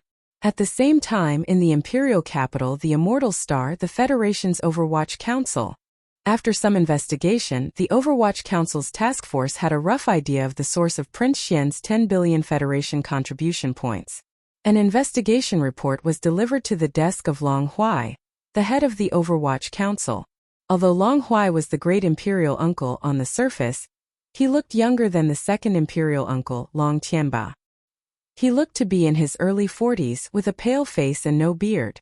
However, the light in his eyes occasionally flickered. His entire person imperceptibly exuded the aura of someone who had been in a high position for a long time. It was very frightening. On Yixian's side, the investigation of the 10 billion contribution points deduction was very fast because he only needed to recall what he had done. However, on the Overwatch Council's side, it was not so simple. There were some things that even Naples did not know. He was only a 3-star general in the Immortal Army of the Immortal Dynasty. This time, the 10 billion contribution points deduction from Yixian were related to the interests of the entire Wanluo Federation. Thus, after the investigation began, there were many aspects that needed to be taken into consideration. The entire Wanluo Federation was in the first universe. Even if it was only in the demon territory, how could it be as simple as a few demon spies who had been bribed? In reality, for so many years, the Wanluo Federation had used similar methods to nibble away, and even set up a few great void-killing formations in the first universe. In the future, when they fought a decisive battle with the overlord of the first universe, the Tianji clan, these great void-killing formations would have unimaginably terrifying effects. It could be said that the foundation of any one of these great void-killing formations was incomparably important. It was also absolutely enough to cause the Sky-ranking Federation interstellar mercenaries to have their contribution points deducted. Thus, this time, when the Federation's Overwatch Council launched an investigation into the 10 billion contribution points deduction from Yixian, they took into consideration many aspects. This took a certain amount of time, and only now did they have a result. As for the investigation report that was placed on the desk of Long Huai, the Overwatch Council's director, right now in his hands, it showed the following information. All of the Great Void-killing formation's foundations were untouched. Some of the other arrangements and secrets were also completely normal, or there were still old connections. Only the first high priest of the demon race's imperial city, Wenxing, had been confirmed to have died not long ago, and the cause of death was unknown. As the first high priest of the demon race's imperial city, Wenxing's value was extremely high. His death was definitely not a small loss to the Wanluo Federation. It was indeed enough to deduct 10 billion contribution points or even more. Originally, on the Demon Emperor planet, Chanas had already reported the details of Wenxing's death to the Demon Emperor, but the latter had blocked the news. After all, the high priest of the imperial city had died so sullenly. For the demon royal family, this was also a matter of loss of face. Thus, regarding the true cause of Wenxing's death, the Federation's Overwatch Council did not receive any real information at all. So, he killed Wenxing, and from the information that was sent back, no one knew how High Priest Wenxing died. Could it be that he was assassinated? Putting down the investigation report in his hand, Long Huai gradually furrowed his brows as he muttered to himself, "This child has only gone through one ultimate trial, and he has already been reborn like this? From the weak and easily bullied in the past, he has grown to the point where he is now in the three great universes, and even his cultivation realm has become mysterious. He can even kill Wenxing? What is even more frightening is his scheming. Whether it is taking advantage of the situation to kill Bai Zhongjun, Xiaolong, and their henchmen on the Tianhe planet, or deliberately leaving behind the impression of a benevolent heart on the Tianqin planet, all of this shows that this child is no longer the old Long Xian of the past. If second brother had not gone with the fleet and confirmed his identity, I would have almost suspected whether he was the real Prince Xian. How can a person change so much in such a short time? Unfortunately, Long Xian, no matter how powerful you are now, you still left behind some loopholes. Wenxing's death is enough for the Federation's Overwatch Council to investigate you. Besides, a human being who has made such a name for himself among the demon race, and even reached the level of the Black Mosquito tribe's holy son. Even if there is nothing fishy about it, just this point alone is enough for me to make some news. Chapter 3072. Translator. Naibo Studio Editor. Naibo Studio. Unexpected news of Marriage Immortal Planet, deep within the Imperial City. Just as the Federation's supervisor Long Huai gathered his trusted subordinates to frame Yixian for being a spy for the demons, deep within the Imperial City, Long Xian's mother, concubine Mei, was sitting in the back garden, conversing with a young and beautiful woman. There were many servant girls around them, all of them looking submissive and respectful. In fact, long before Yixian returned to the Third Universe with the Naples Fortress fleet and contacted the Immortal Dynasty, concubine Mei's heart, which had been hanging in her throat, had been completely relieved. This was because the daughter-in-law in front of her, whom she liked very much, had brought back the news that Yixian had successfully met up with the Naples Fortress fleet back to the Immortal Dynasty. The so-called daughter-in-law in front of concubine Mei was Ying Tai. Although she was a member of the automaton race, she was a high-ranking member of the automaton race. Her cultivation had reached the mystic light realm, and she had some secret concealment techniques of the automaton race. Therefore, even human experts who were 1 or 2 realms above the mystic light realm couldn't easily see through her true identity. That day, after Ying Tai left the Demon Star region, she immediately came to the Third Universe ruled by the human race and went straight to the Immortal Star, the capital of the Immortal Dynasty. After some twists and turns, Ying Tai got in touch with consort Mei. She claimed that she was Prince Xian's confidant that he had gotten to know during the imperial family's ultimate trials. She had returned early because of Prince Xian's instructions. He had asked Ying Tai to report to his mother that she was safe. Just the news of Prince Xian's safety was enough for the overjoyed concubine Mei to completely believe Ying Tai's words. In addition, Ing Tai deliberately tried to curry favor with concubine Mei. In just a few days, concubine Mei had completely accepted Ing Tai as her daughter-in-law. She had even secretly hinted that she could only be Prince Xian's legal wife in the future. Ing Tai didn't care about this so-called identity of the main wife. She came to the human race, to the everlasting dynasty, with only one goal, and that was to start a passionate love affair with Prince Xian. Turning into a butterfly was originally a beautiful love story of the human race. Ever since Ing Tai was born from my consciousness and became a true member of the machine race, she was fascinated by this beautiful story. Ever since then, she had named herself Ing Tai. Over the years, her cultivation had increased step by step. Now, she had reached the mystic light realm and had even become one of the upper echelons of the machinery race. However, her dream of becoming a butterfly had never come true. This time, when her predecessor, Shan Bo, died at the hands of Yi Xian, Ing Tai finally understood. Turning into a butterfly was a love story of the human race. Since that was the case, if her Shan Bo was a member of the mechanical race, how could she feel the true meaning of turning into a butterfly? Thus, she decided to find a human to start her butterfly love. As for Prince Xian, as the most popular prince of the human race's technology faction and a dragon among the younger generation of the human race, he was obviously Ing Tai's best choice. Ing Tai indeed didn't care about being the main wife of Prince Xian, but she cared about Prince Xian. As such, she didn't have any objections to consort Mei's arrangements. She was even secretly delighted. Prince Xian had always been avoiding her. This time he probably couldn't escape even if he wanted to, right? At this moment, a female official hurriedly walked into the back garden. After quickly glancing at Ing Tai with a strange expression, she whispered a few words into consort Mei's ear. Although the maids and female servants in the palace were all cultivators, including consort Mei, there was still a gap between their cultivation and that of Ing Tai, who was at the mystic light realm. As such, although the female official's voice was soft, Ing Tai heard every single word clearly. Consort Mei, things aren't looking good. Prince Xian, he has already arrived at Tianming imperial capital. He just went to the Xianyuan family and prepared a generous gift. He gave out 10 level 9 colored pills in one go. The Xianyuan family is even more colorful. Right now, it's rumored that Prince Xian is going to marry the Xianyuan family's girl Ing back to the palace. Hearing these words, Ing Tai's expression immediately became unnatural. There was even a faint hint of anger. While she was currying favor with Prince Xian's mother, the latter was fooling around outside. This was the first time she had heard of the so-called Xianyuan family's girl Ing. If she had known that this woman had an affair with Prince Xian, Ing Tai would have definitely exterminated the entire Xianyuan family before coming here. Of course, whether or not she could exterminate them was another matter.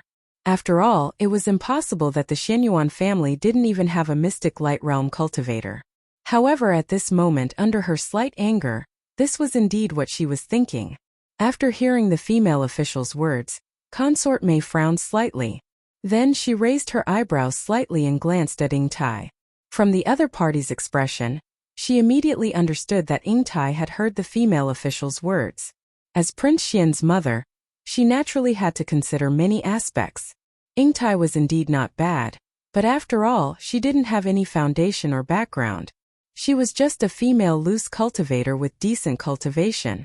From consort Mei's point of view, with the devoted Ing Tai as the main wife and her powerful cultivation, she could intimidate the entire harem. As for the Xianyuan family's girl Ing, she came from a prestigious family. Not only was she well matched with Prince Xian, but more importantly, the Tianming Empire's Xianyuan family was one of the few families in the entire empire that possessed a level 8 genetic cultivation fluid. With the support of the Xianyuan family, Prince Xian's chances of ascending the throne in the future would greatly increase. Just from this point alone, consort Mei couldn't refuse the purplish warbler. Girl, Xianer will most likely ascend the throne in the future. You know about the matters of the imperial family. Even I am just one of the masters of the harem. The girl from the Xianyuan family is actually not bad. More importantly, the Xianyuan family will be of great help to Xianer's great undertaking, so... At this point, consort Mei seemed to have suddenly thought of something. She turned to look at the female official beside her, and her tone suddenly became serious. Then she said, "Send out the order. Tell Xian'er to return to the imperial capital immediately. Tell him that Ingtai is waiting for him here. Once he returns, we will have the wedding immediately. After that, Consort Mei turned her head to look at Ingtai. She smiled kindly and said softly, "Girl, this is the fate of marrying into the royal family. However, although I can't promise you anything else, I will make sure that you will not lose the position of the empress. So, I will definitely give it to you." Ingtai actually didn't care about all of this. However, Consort Mei's words for Prince Xian to immediately return to the imperial court and complete the wedding made Ingtai rather happy. She immediately stood up and bowed towards Consort Mei. I will listen to Consort Mei's decision. Chapter 3073. Translator. Endless Fantasy Translation Editor. Endless Fantasy Translation. Running away from marriage, brother-in-law. So you have another one on the immortal star? Actually, this is normal. Even if you can't ascend the throne and become a prince in the future, it's normal for you to have a lot of concubines. But the problem is that my sister can't handle it. You know her temperament. I think this is going to fail. Xian. Your Highness, why didn't you mention this before? That woman called Ingtai. From what concubine Mei said, she wants you to immediately return to the palace to complete the marriage. In that case, won't Ingtai become your first wife? Ayaya, if that's the case, this old man can't guarantee anything for you, little Ing. Damn hooligan liar. I don't want to see you anymore. Woo! With the arrival of the immortal star's summons, the entire banquet hall was in chaos. The purplish warbler almost burst into tears. She stood up angrily and left the banquet. Even Naples and the wretched mosquito slayer were dumbfounded by this scene. For a moment they were stunned. As for Yi Xian, he was in no mood to pay attention to all of this. At this moment his entire mind was occupied by the two words Ingtai. Ingtai. That love-struck woman who had the supreme cultivation of the mystic light realm but was clearly a little crazy. She actually returned to the third universe one step ahead of time, and even went to find Prince Xian's mother, Concubine Mei. Moreover, from the sudden summons from Concubine Mei, it was obvious that Ingtai was doing well over there. Prince Xian's family and the entire immortal imperial family had probably been taken care of by that woman. Under such circumstances, if he really returned to the immortal star, he would be walking right into a trap. Although marriage wasn't something to be afraid of, Yi Xian never thought that he would become Dao companions with a strange woman like this. Even if this woman was Shen Yuanzing, he wouldn't be completely unable to accept it. He might even be able to half push and half submit to her. However, if it was Ingtai, Yi Xian definitely wouldn't compromise no matter what. That woman was sick in the head. Why did she say that she wanted to start a love affair with him? It sounded good, but the story of Liang Shanbo and Zhu Yingtai was clearly a tragedy. Okay? Only an idiot would play such a sick game with her. It seemed that he couldn't go to the immortal star, at least for the time being. Otherwise, once he returned, he would definitely be forced to complete the marriage. At that time, everything would be over. No matter what, he had to slip away first. He was clearly running away from the marriage. If that woman called Ingtai still had some face left, she might take the initiative to leave the immortal star soon. At that time, Yi Xian could just go back. Thinking of this, Yi Xian immediately had the thought of leaving heavenly underworld planet. In any case, he'd already returned to the third universe of the human race, so he could go anywhere. Naples couldn't be involved in this matter. After all, it was an order from the immortal star. If it was found that Naples was related to Yi Xian's disobedience, Yi Xian would be fine as a prince, but Naples would be severely punished as a high-ranking general of the immortal army. He was now considered by Yi Xian to be his own direct descendant. No matter from which perspective, Yi Xian had to protect him. Therefore, to be on the safe side, it would be best not to reveal to Naples even the fact that they were planning to run away at this moment. After all, the fact that Naples was equivalent to Prince Xian's direct line of descent must have been known to everyone in the imperial court. In order to suppress Prince Xian, his imperial brothers would not let go of any opportunity. Naples had definitely entered their sights and was listed as a target to be suppressed. At a time like this, Yi Xian had to be cautious and not leave any opportunity for the other party. Yi Xian couldn't stay too long, including on the Xianyuan family's side. Otherwise, once the fact that Prince Xian disobeyed orders was established, it was inevitable that someone would implicate the Xianyuan family. Thinking of this, he, who had originally planned to explain to the purplish warbler, immediately dismissed the idea of continuing to stay here. All right, we should go. Uncle Xianyuan, I'll have to trouble you to persuade Ziying. This is a misunderstanding. I'll definitely explain it later. After making the decision, Yixian immediately stood up and bowed to the purplish warbler's father, family head Xianyuan Bo. Then, he turned around and left the Xianyuan family with Naples and the wretched mosquito butcher. Your Highness! After leaving the Xianyuan family, on the way back to the Imperial Gymnasium, Naples couldn't hold himself back and wanted to ask about it. He was also caught off guard by Consort Mei's edict. The key was that he didn't know what Yixian was thinking. This was something that, as a direct descendant of Yixian, he had to figure it out first before making further plans. Don't ask anything, don't say anything. This prince has his own plans. Without waiting for Naples to finish speaking, Yixian immediately interrupted him. He turned around and gave Naples a meaningful glance. This was the imperial capital of Tianming Empire, and it was in the imperial city area. It wasn't an exaggeration to say that every nook and cranny was under the surveillance of Tianming Empire's main Starry Sky network. It didn't mean that someone was monitoring them now. After all, with Prince Xian's status, there probably wasn't anyone in Tianming Empire who dared to do so. There was no need for them to do so. However, if Yixian disobeyed orders and left after the incident, if the other princes wanted to make things difficult for Naples, then if Yixian and Naples had any conversation that crossed the line, they could easily find out and use it as evidence to suppress Naples. Yixian had to take precautions against this. At this moment, as he turned and gave Naples a meaningful look, the latter almost instantly understood why Yixian avoided talking to him. At the same time, he naturally guessed why Yixian wanted to escape from the marriage. A bitter smile appeared on Naples' face. Since he was already a direct descendant of Prince Xian, then no matter what decision Prince Xian made, he had to obey without question. In fact, Yixian's action of stopping him from asking questions at this moment represented his protection for Naples. This made him feel quite touched. Just this alone made him feel that it was worth following Prince Xian to the end, even if it meant following him to the end. At this time, Prince Xian could still consider his safety. To be able to follow such a master, what more could he ask for? At this thought, Naples instantly made the decision to support Yixian. He cupped his hands and said, Your Highness, we will be returning to the Immortal Star tomorrow. This time the journey is long and cannot be lost.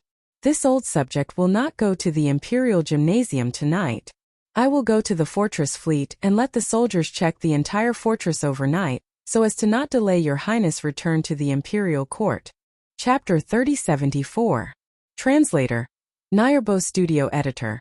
Nyerbo Studio. The prince is gone. Investigate a woman named Ying Tai immediately.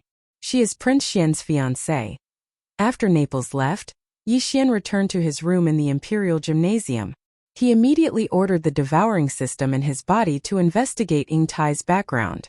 At this moment, the more he thought about it, the more he felt that this matter was strange. Logically speaking, he was already on his way back to the immortal star of the imperial capital of the heavenly underworld empire. After entering the wormhole, he would reach the immortal star in a few days. Prince Xian's mother, Consort Mei, definitely wouldn't be in such a hurry to issue such an edict all of a sudden. Furthermore, she clearly stated the date of his wedding with Ying Tai in the edict. All of this was clearly Ying Tai's doing in the dark. As a result, Yixian recalled the one or two rare encounters he had with Ying Tai. He immediately became suspicious. Following Yixian's order, the devouring system immediately activated its auxiliary communication system to investigate. However, it found nothing. This result made Yixian even more suspicious. Ying Tai claimed to be Prince Xian's fiancée. How could there be no information at all? This was definitely not normal. Unwilling to give up, Yixian narrowed the scope of his search and gave only one search condition, which was Prince Xian's fiancée. The result was also a blank slate. Prince Xian did not have a fiancée at all. This result was within his expectations. Indeed, there is a problem. It seems that I can only ask the system to analyze it. With a frown, Yixian immediately used the process of his encounter with Ying Tai as an analysis element and transmitted it to the devouring system, requesting the system to analyze it. The final result gave him a huge shock. Ing Tai. 80% is from the Tianji clan. 15% is from a human with bad intentions. 5% is from a third race with bad intentions. Out of the three possibilities, the latter two were bad intentions. There was no need to talk about the first one. If she was from the Tianji clan, it was not just bad intentions. It was simply unfathomable. Furthermore, the possibility of her being from the Tianji clan was as high as 80%. This was the result of the devouring system's analysis. It was basically the truth. She's from the Tianji clan? Yi Xian's expression turned gloomy, and his mind quickly calculated. If this was the case, then Ing Tai should be one of the higher-ups of the Heavenly's legacy race's star fortress. Who would have thought that there would be two clansmen in the Tianji clan's interstellar fortress? One of them had been killed by him, while the other must have seen the terrifying power of the Thunder Origin bead and knew that he was no match for it. That was why he used such a scheme to confuse Yi Shiwen. Since the other party was willing to give up on an interstellar fortress, it meant that her scheme was huge. At the very least, it was worth more than an interstellar fortress. However, all of this was not the main point. The main point was that the other party had already infiltrated the Undying Star of the Undying Dynasty. Furthermore, she had successfully contacted Prince Xian's mother, Consort Mei. It seemed that their relationship was quite good. At the very least, Consort Mei had already agreed to marry Prince Xian. This made Yi Xian quite suspicious.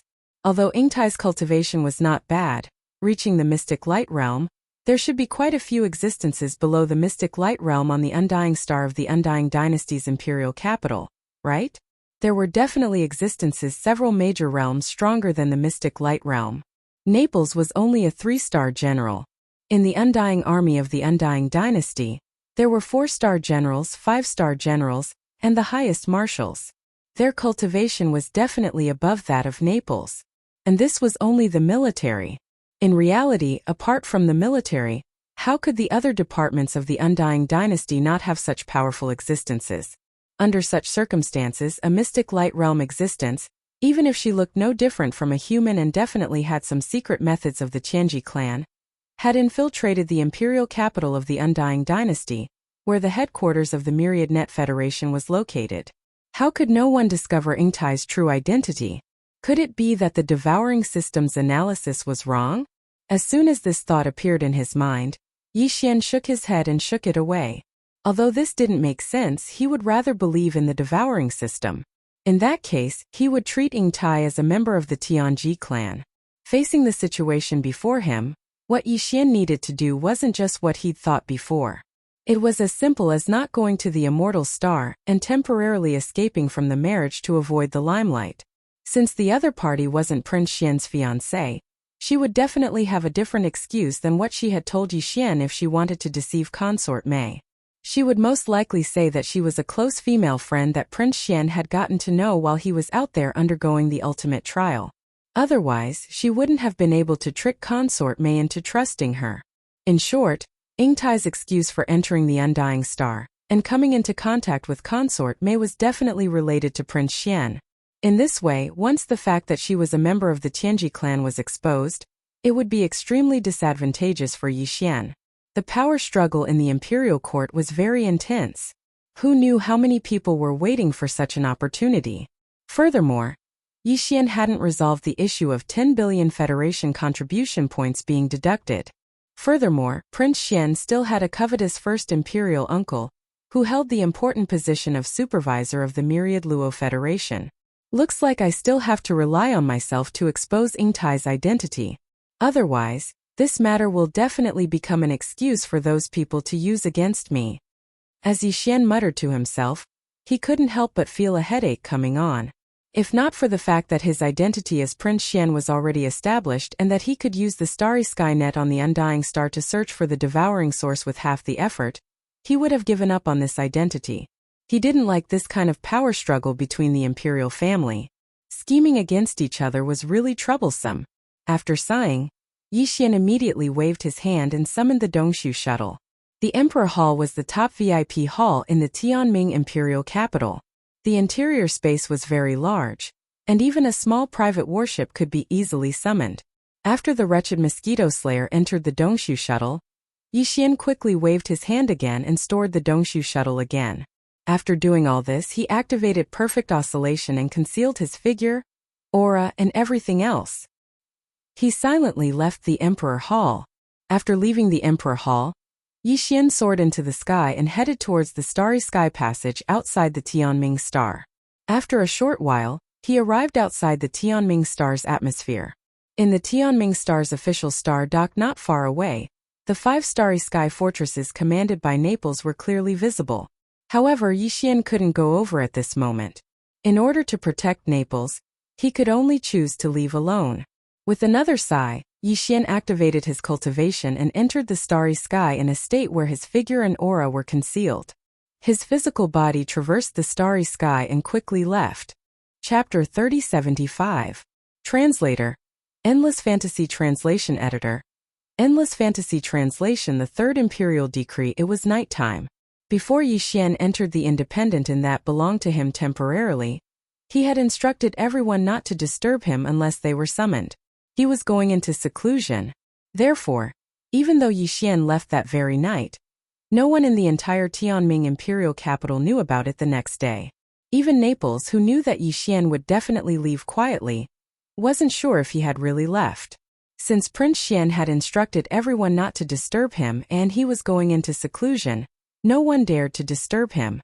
Even Naples pretended to wait in the flagship fortress of the star dock, outside the atmosphere of the Tianming star. As for food and drink, it was common for cultivators to not have a drop of water for a few days or even longer. Since he was going into seclusion, the desire for good food had to be put aside.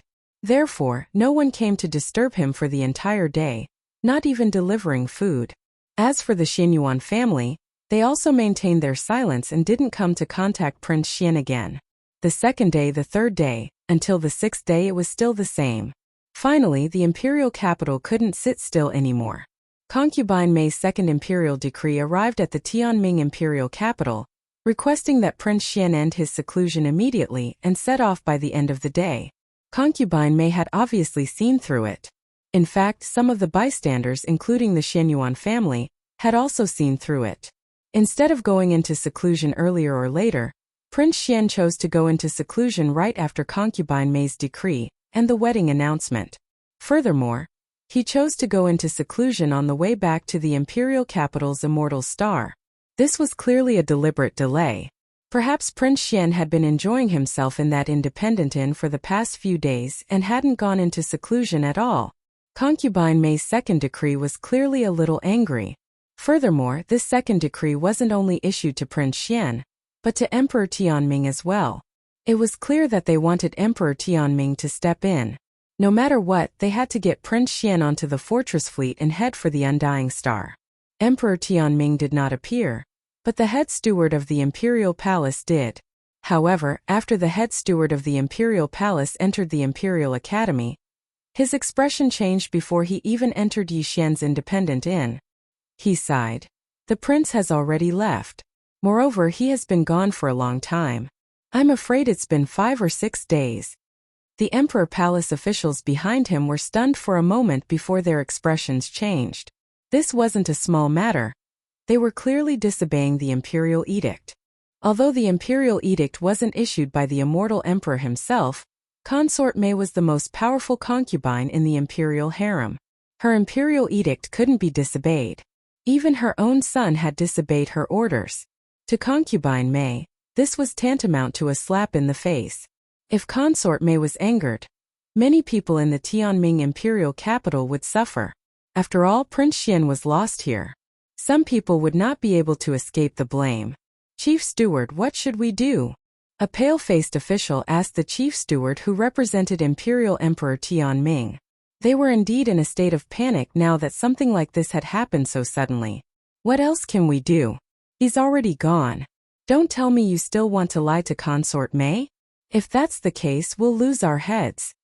The chief steward replied indifferently, then turned around and left. He had to report this matter to Emperor Tianming. Although a prince of the imperial capital was popular, in the eyes of Emperor Tianming, he was nothing. However, the other party had stirred up a lot of trouble. Emperor Tianming was probably angry about this. After the chief steward left, the follow-up work started quickly. On one hand, the imperial capital's undying star's reply was reported immediately. On the other hand, the Tianming imperial capital also launched a comprehensive investigation into Prince Xian's disappearance. After all, as the imperial capital of the Tianming Empire, the Tianming Star's star defense system was incomparable to that of an administrative star of a small country. It was inexcusable for a person to disappear just like that. Ordinary concealment techniques would not be able to escape the detection of the Tianming Star's star defense system. If they did not get to the bottom of this matter, they would not be able to answer to Consort Mei. However, when Yi Xian left, he used the perfect vibration of the Devil Cultivator's mental strength skill. The heavenly underworld star's star defense system couldn't sense it at all. As a result, the final result of this investigation caused everyone to be dumbfounded.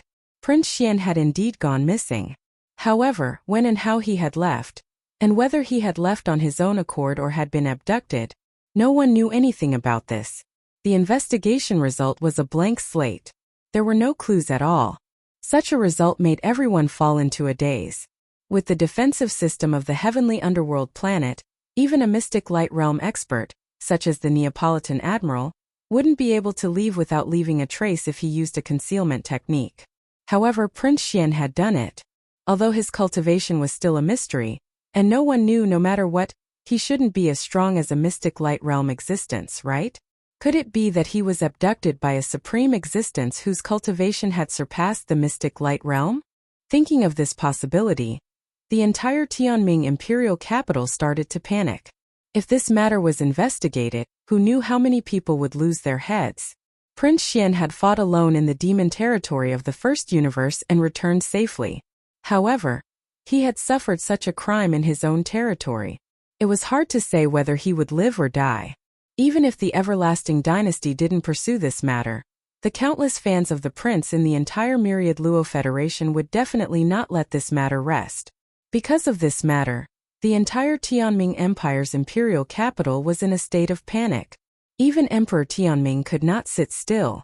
Only the commander of the stronghold fleet, Naples, who was docked in the Tianming Star dock, seemed anxious on the surface, but his heart was calm and he sighed.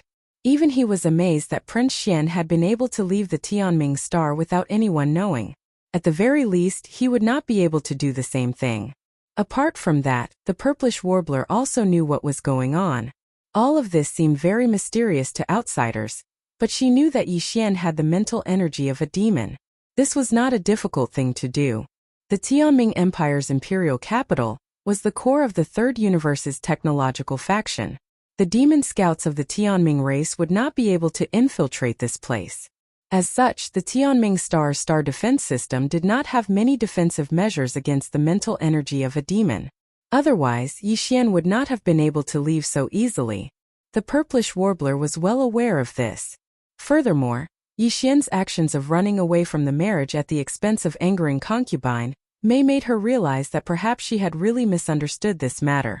As such, the purplish warbler's dissatisfaction gradually disappeared, and she began to worry about Yi Xian. It was also at this time that the third edict from the Undying Star finally arrived. Unlike the previous two edicts, this third edict wasn't issued by an immortal dynasty. Instead, it came from the headquarters of the Myriad Luo Federation. Chapter 3076. Translator. Nayurbo Studio Editor. Nayurbo Studio. The arrival of the monitoring team. The third edict came from the headquarters of the Wanluo Federation, the Federation's monitoring council. It was personally issued by the Federation's monitoring chief, who was also the great imperial uncle, Long Huai. Therefore, the weight of this edict surpassed the previous two edicts from Concubine Mei. Concubine Mei was only one of the immortal emperor's favored concubines, but Long Huai was different. He had an official status. In the royal family of the immortal dynasty, he was the great imperial uncle, the elder brother of the current immortal emperor, and an important figure in the royal family.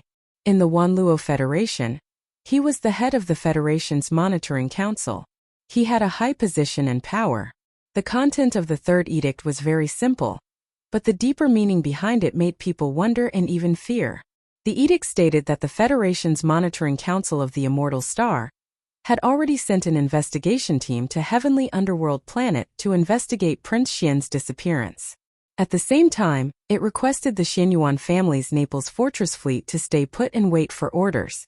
No one was to leave and wait for the arrival of the investigation team from the Federation's Monitoring Council to cooperate with the investigation of Prince Xian's deduction of 10 billion Federation contribution points. On the surface, this decree seemed to be quite normal, but after careful consideration, anyone could see that there was something wrong with it. First of all, the Immortal Dynasty should have sent an investigation team to investigate Prince Xian's disappearance, not the Federation's Monitoring Council.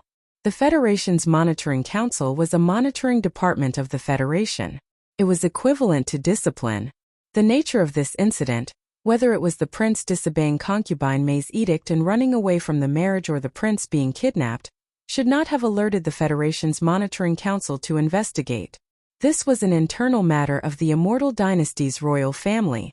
Besides, if they were really here to investigate Prince Xian's disappearance, then the people mentioned in the edict to cooperate with the investigation should be the officials of the Tianming Empire, not the Xianyuan family and the Naples fortress fleet. Moreover, at the end of the edict, it specifically mentioned that Prince Xian's deduction of 10 billion Federation contribution points was wrong. This was even more unusual. It was clearly implying that Prince Xian's 10 billion Federation contribution points were deducted from him, and his sudden disappearance this time. To put it bluntly, the hidden meaning of this imperial edict was clearly that the Federation's Overwatch Council was suspicious of Prince Xian. Even his sudden disappearance on Heavenly Underworld Planet was included in this. Long Huai, the Overwatch Council, suspected that he had fled in fear of punishment. Disobeying consort May's edict and running away from the marriage was just an excuse that Prince Xian used to cover up his escape from punishment when he got wind of it. Ordinary citizens of the Federation might not be able to see through all of this, but those who had some experience in politics would be able to figure it out after some thought. Of course, in view of the special status of supervising director Long Huai, he had always supported the Great Prince. Thus, when the Overwatch Council investigated Prince Xian, there was some personal grudge involved. This was something that everyone was well aware of. However, no one dared to casually discuss this matter. However, due to the arrival of this decree, the originally anxious Heaven Nether Imperial capital instead gradually calmed down. The officials of the Dark Nether capital were all shrewd people, and naturally saw that the nature of this matter had changed with a single glance. Even on Consort May's side, after the great imperial uncle Long Huai interfered and caused trouble, her attention and resentment were drawn away from the Tianming Empire and toward the great imperial uncle Long Huai. It was said that when immortals fought, the immortals suffered. That was true in normal battles. However, this was a battle for the throne within the royal family. Couldn't be too grand. At least it couldn't be too obvious on the surface. Thus, both sides restrained themselves. Under these circumstances, when the immortals fought, the immortals became spectators. In short, the crisis of the Tianming Empire was basically resolved. However, for the people of Naples and the Xianyuan family, they immediately became nervous. One was from a large family in the imperial capital. The other was a high-ranking general who had been in the military for a long time. Naturally, they saw through the great imperial uncle Long Huai's investigation order very clearly. Although they understood, they dared to be angry but did not dare to voice it. The great imperial uncle Long Huai had justifiable reasons and excuses. Even if the essence of this investigation was indeed a battle for the throne, no one dared to rashly break this window paper. Even the immortal emperor would maintain his silence. On one hand, this concerned the face of the royal family. On the other hand, Long Huai was his brother and held a high position in the Wanluo Federation. Even if the immortal emperor did not like this kind of overly intense battle for the throne, on this matter, he could not take the initiative to express his opinion and be dragged into it. No matter when a battle for the throne appeared, as the holder of the throne at that time, he would usually maintain an aloof attitude of watching from the sidelines. Only when the situation developed into a situation that was difficult to resolve would the holder of the throne appear and quell the unrest.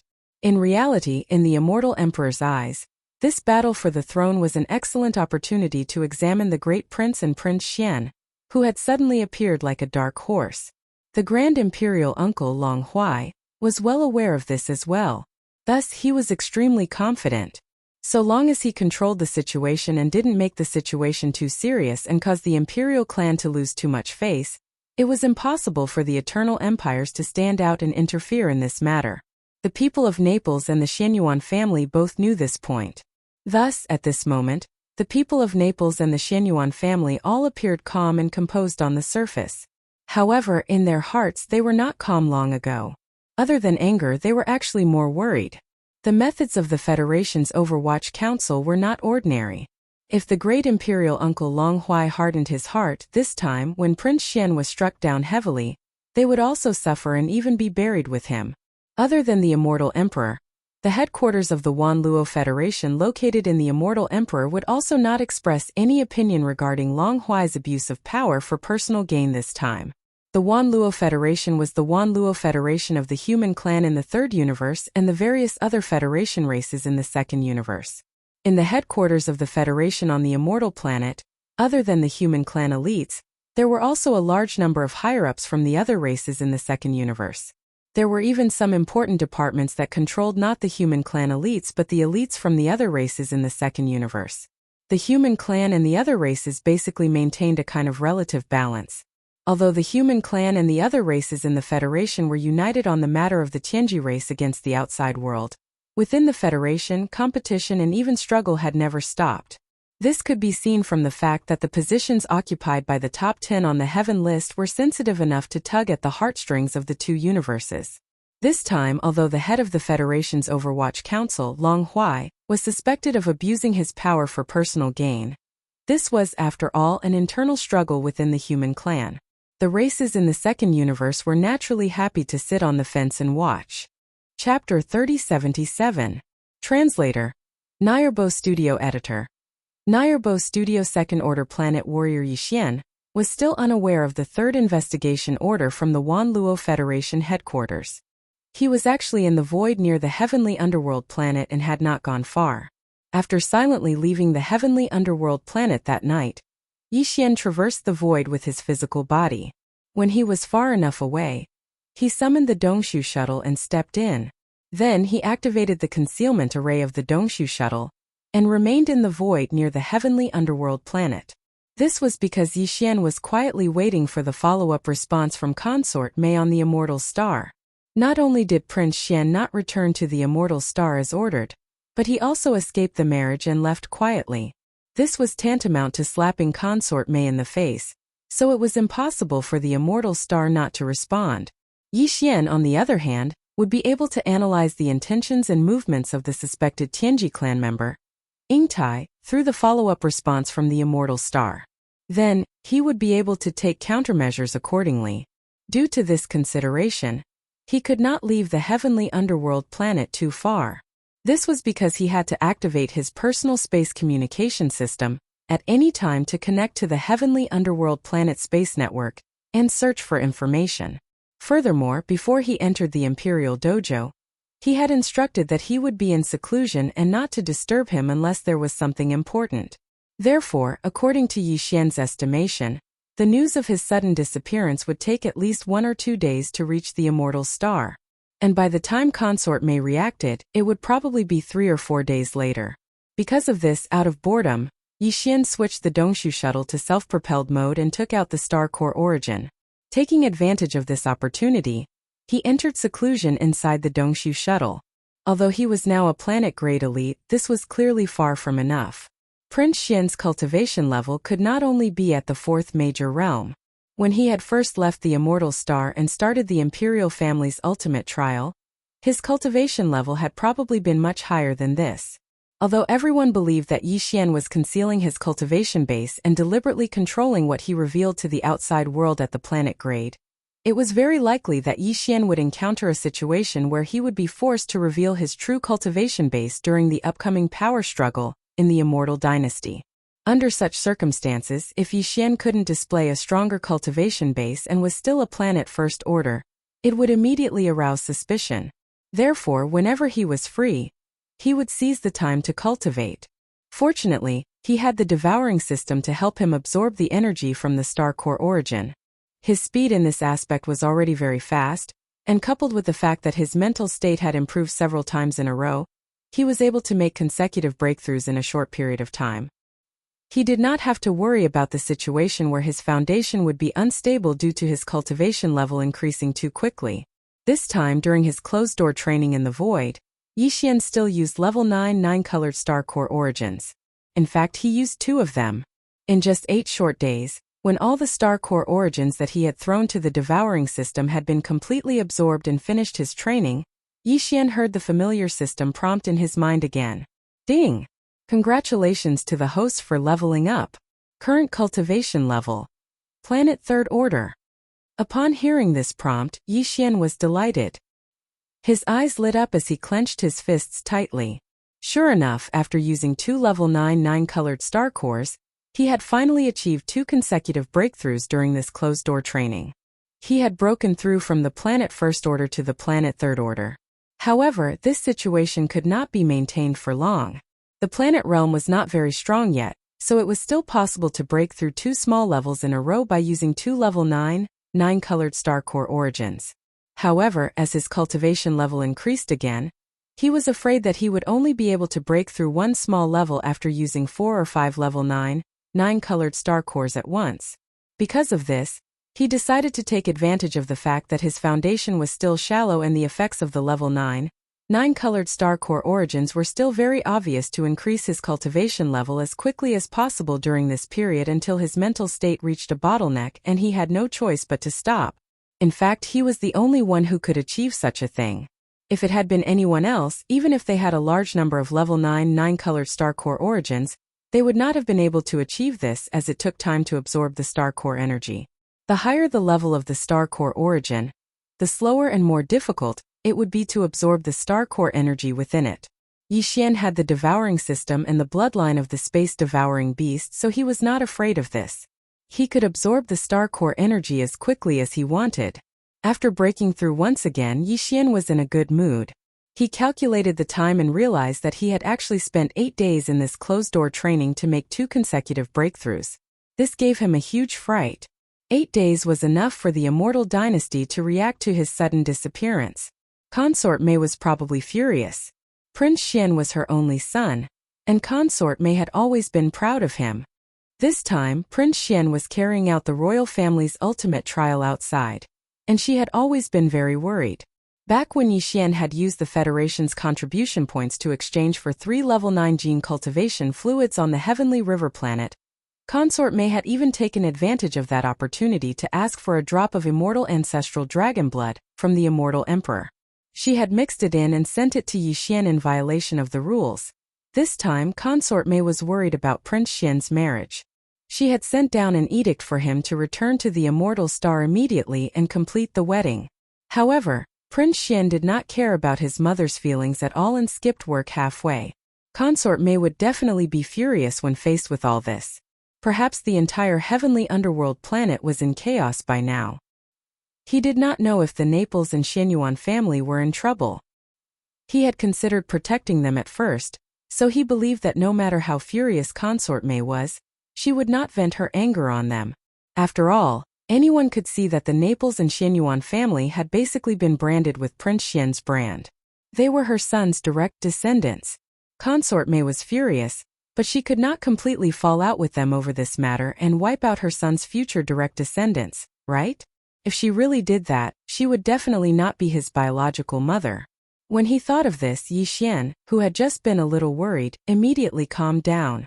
Immediately after, he issued an order to the devouring system and immediately activated his personal Starry Sky communication system.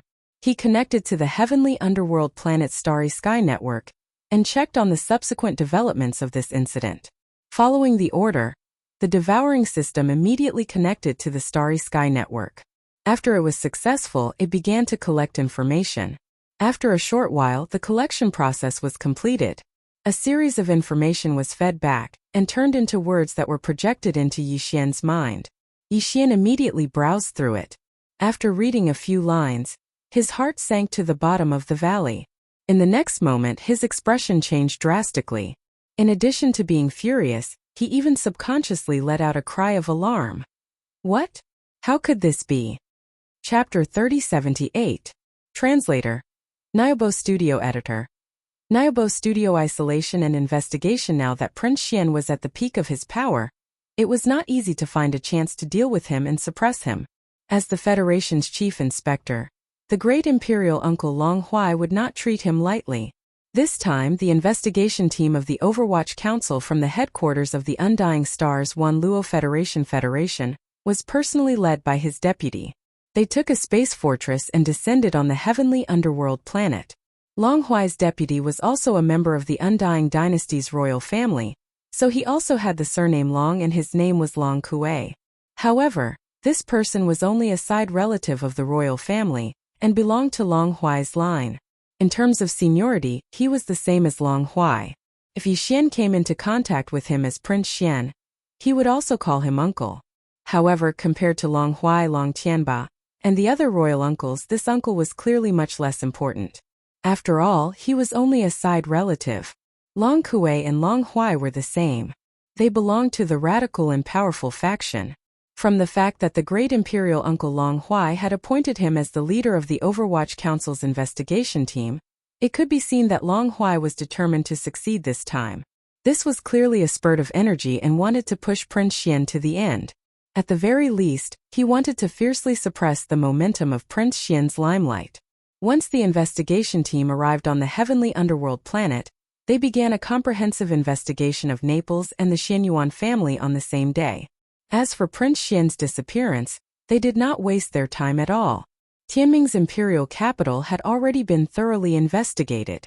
Since there was no result, then even if the Federation's Overwatch Council began another investigation, it would be impossible for them to find anything new.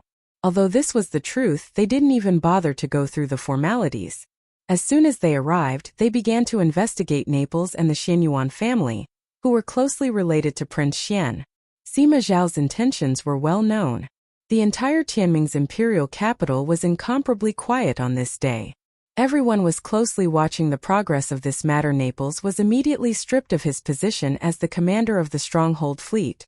The entire Stronghold Fleet was temporarily led by Imperial Uncle Long Tianba and returned to the Immortal Star. The purpose of this was obviously to make it easier to investigate Naples in the future and to separate his direct troops from the commander. Following the forced departure of the Fortress Fleet and the return of the Immortal Army, Naples and the Purplish Warbler were brought to the Federation Fortress, where the investigation team was located by the monitoring officers of the Federation Overwatch Council and isolated for investigation. Naples was a good match, but when the Overwatch Council's censor went to the Xianyuan family to ask the Purplish Warbler to cooperate with the investigation, they were met with some obstacles and a conflict almost broke out. In the end, the head of the Xianyuan family, Xianyuan Bo, was injured. An ancestor of the Xianyuan family also appeared and ordered the family to restrain themselves. Thus, the officials of the Federation Overwatch Council were able to successfully take the Purplish Warbler away. This matter caused a stir in Tianming's imperial capital. Originally, because of their relationship with Prince Xian, the Xianyuan family could be said to be like the sun in the sky among the top families in Tianming's imperial capital. However, the world changed so quickly. In the blink of an eye, the imperial court had already begun to suppress Prince Xian. The Xianyuan family was also implicated. This matter became a joke in Tianming's imperial capital. They said that they had not even hugged Prince Xian's thighs before they could warm up to him. In the Overwatch Council's Federation Fortress, Naples and the Purplish Warbler were locked up in two cabins that were quite far from each other and isolated for investigation. All the investigation was personally led by the leader of the investigation team, Long Kuei. At this time, this Federation fortress had already left Tianming planet and was returning to the Undying planet. However, when they came, this starry fortress used wormholes all the way and used the fastest speed to get here. Now that they were returning, they were not in a hurry at all. This was because the interrogation work would be completed along the way. According to Censor Long Huai's instructions, they had to obtain the confessions of Naples and the Purplish Warbler along the way and confirm the crime of Prince Xian deliberately killing Wenxing. It would be best if they could obtain all the progress in other aspects, such as Prince Xian colluding with the demons and being a demon spy. If they could obtain this kind of evidence, then Prince Xian's complete fall from power was almost certain. There would be no more changes. Because they could not be in two places, the interrogation of the Purplish Warbler had not yet begun. At this time, Long Huai was leading a few officials of the Overwatch Council to start the interrogation of Naples. Now, I can tell you that the high priest of the demon race's imperial city, Wenxing, was something that the Federation had to pay an enormous price to win over. For many years we didn't dare to use him, and we've always been in a nurturing state. Our goal is that he will play a critical role in the final battle with the Heaven's Legacy race in the future. Long Kuei looked at Naples with a gloomy expression. As he spoke, his expression gradually turned cold. After a short pause he snorted coldly and continued. But now Wenxing is dead, and his death is unclear. After our investigation, we have confirmed that Wenxing happened to be in the Black Mosquito Star Zone with Long Xian before you went to the first universe. But later, Long Xian was brought back by you, and Wenxing inexplicably died. Long Xian also had 10 billion Federation contribution points deducted. You are also a high-ranking member of the Immortal Army, so you should know better than me about the rewards and punishments of military merit. What 10 billion Federation contribution points means, and what kind of great loss would cause so many points to be deducted? I don't think I need to say more. Do you have anything to say about this matter? Hearing this, Naples immediately frowned and sighed in his heart. He knew that Long Huai would not let this matter go easily, and would definitely take the opportunity to make trouble. It was just that Naples did not expect the other party to make trouble so quickly. The only thing he could do now was to help Prince Xian as much as possible. After all, the other party's real target was Prince Xian. Naples had been branded as Prince Xian, so if Prince Xian was fine, he would be fine. If Prince Xian was really pushed to the end and fell in this fierce struggle for imperial power, then he, Naples, would definitely not have a good ending. Thinking of this, Naples secretly gritted his teeth, rolled his eyes, and gave a reply that he had already thought of. Wenxing's death has nothing to do with your highness. At that time we had not yet met up with Prince Xian. In order to force the Demon Royal Fleet stationed at the Black Mosquito Star to hand over Prince Xian, I ordered several Demon Royal fortresses to be bombarded. Wenxing happened to be in one of them, so his death can only be considered an accident. Besides, before the fleet set off, no one told me about Wenxing's identity. Even if I knew he was in that fortress, I would still have ordered the attack. If we really want to talk about it, the responsibility of this matter should be on the Federation's higher-ups in charge of contacting Wenxing. Bang! Impudent. Chapter 3079. Translator. Endless Fantasy Translation Editor. Endless Fantasy Translation Snatch. Long Kuei? Long Kuei? How arrogant! How tyrannical! After ending his seclusion, Yixian ordered the Devouring System to activate his personal intergalactic communication system and connect to the heavenly underworld planet's intergalactic network to find out what happened next.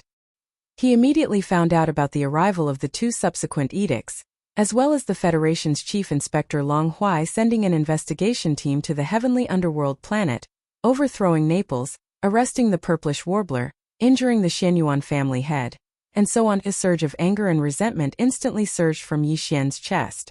This time he was completely enraged. Yixian was actually not very interested in his identity as Prince Xian. In the Demon Star sector of the first universe, Yixian had decided to replace the real Prince Xian after he had fallen and obtained his bloodline imprint. One reason was because he was about to return to the third universe.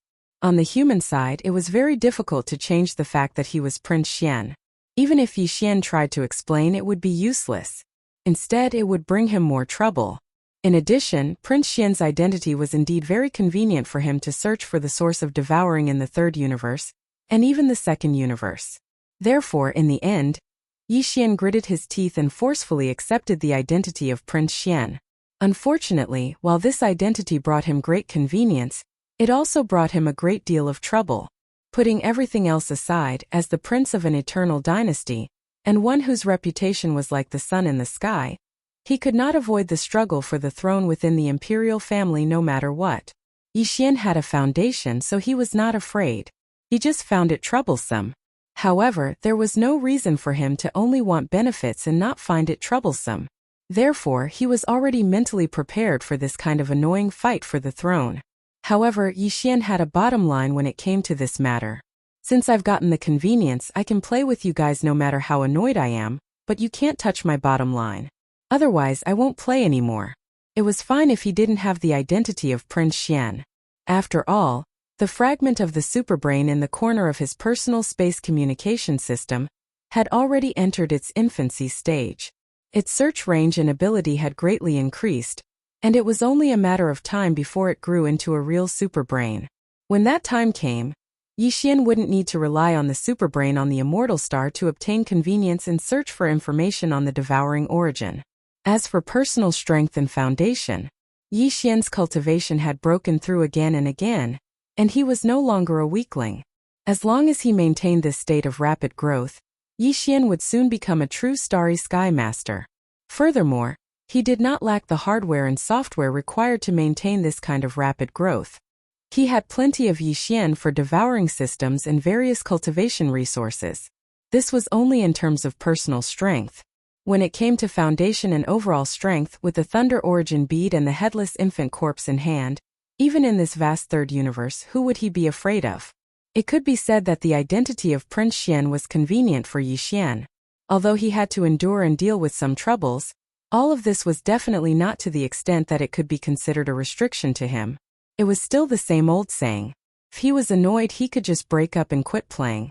Therefore, this time, when Consort Mei suddenly issued an edict for Yi Xian to immediately return to the Immortal Star to complete the marriage ceremony with Ying Tai, he felt no pressure and left without giving any face at all. It was because there was no need to force himself to compromise.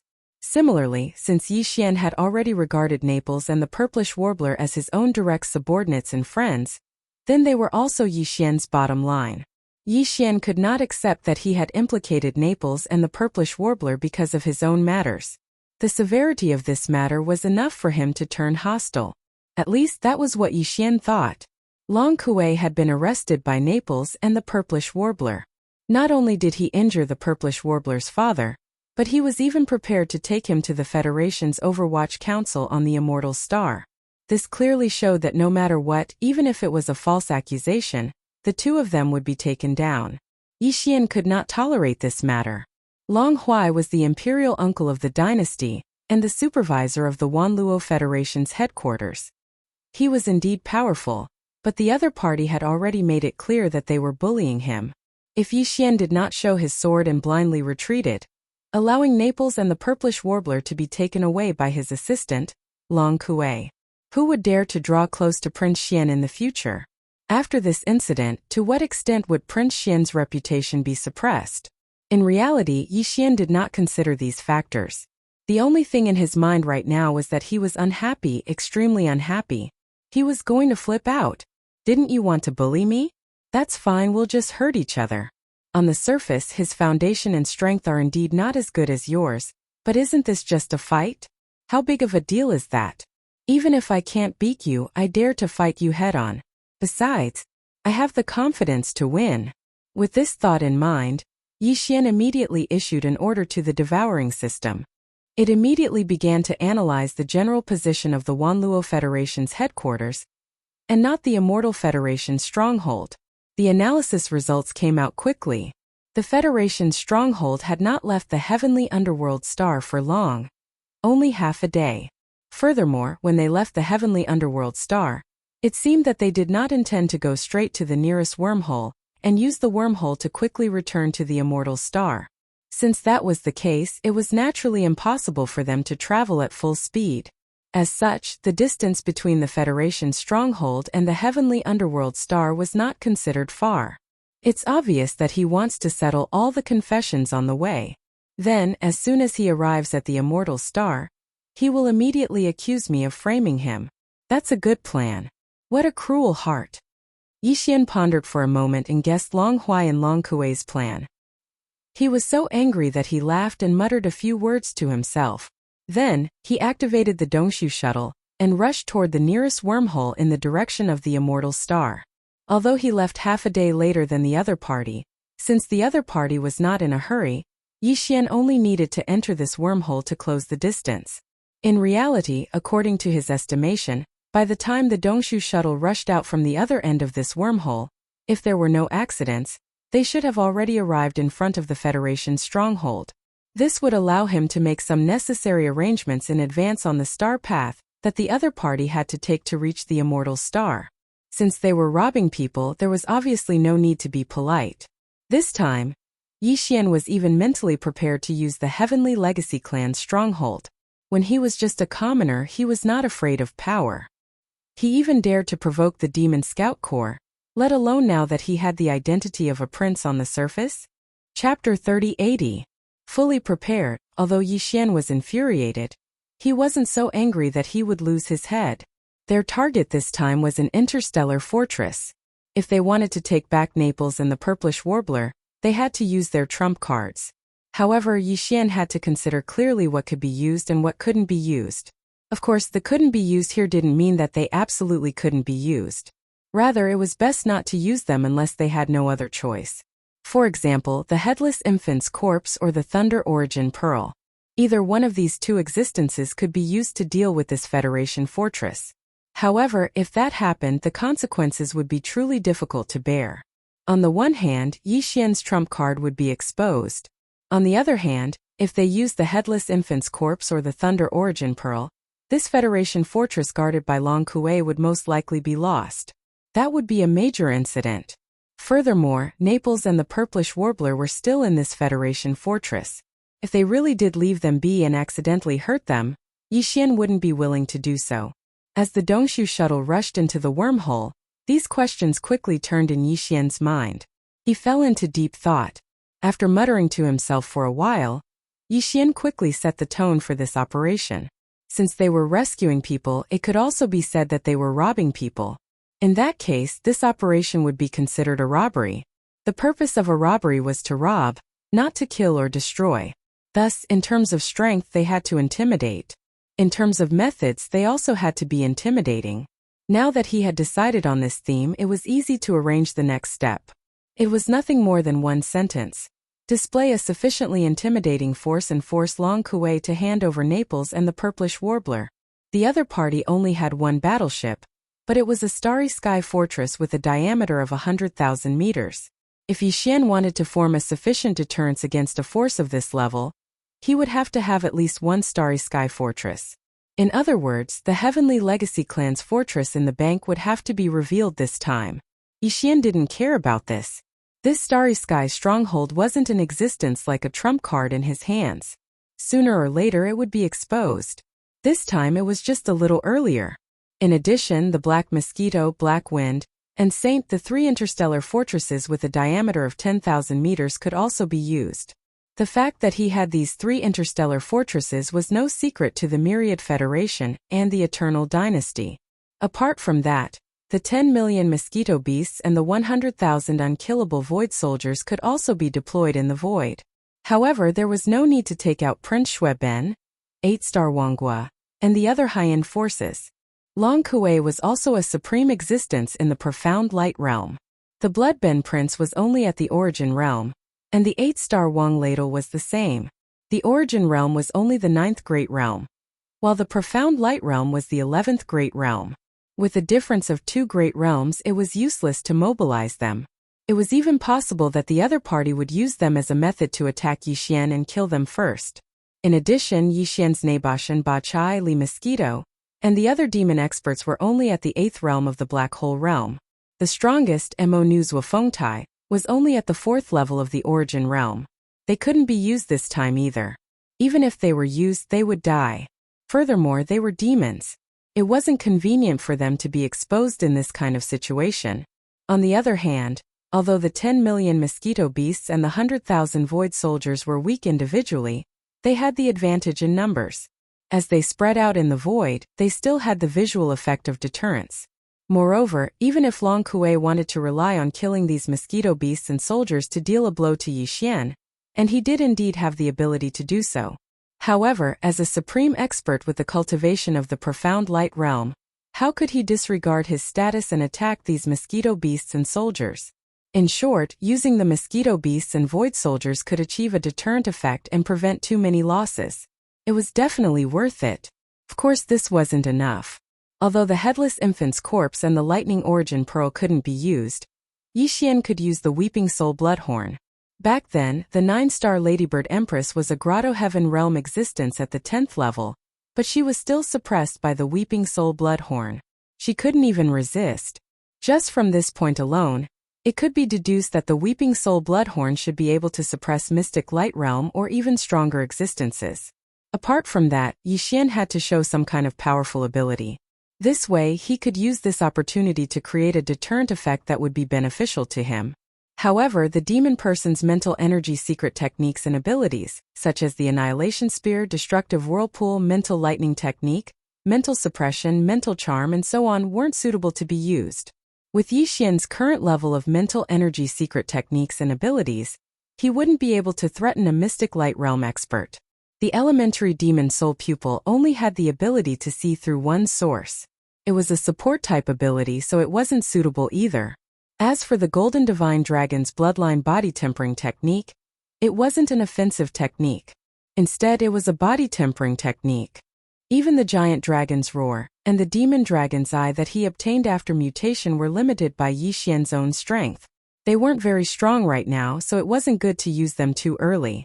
Although the Rai-D seal in the center of his sea of consciousness contained large amounts of green lightning and golden lightning, it would be very difficult for Yi Xian to control it once it was used.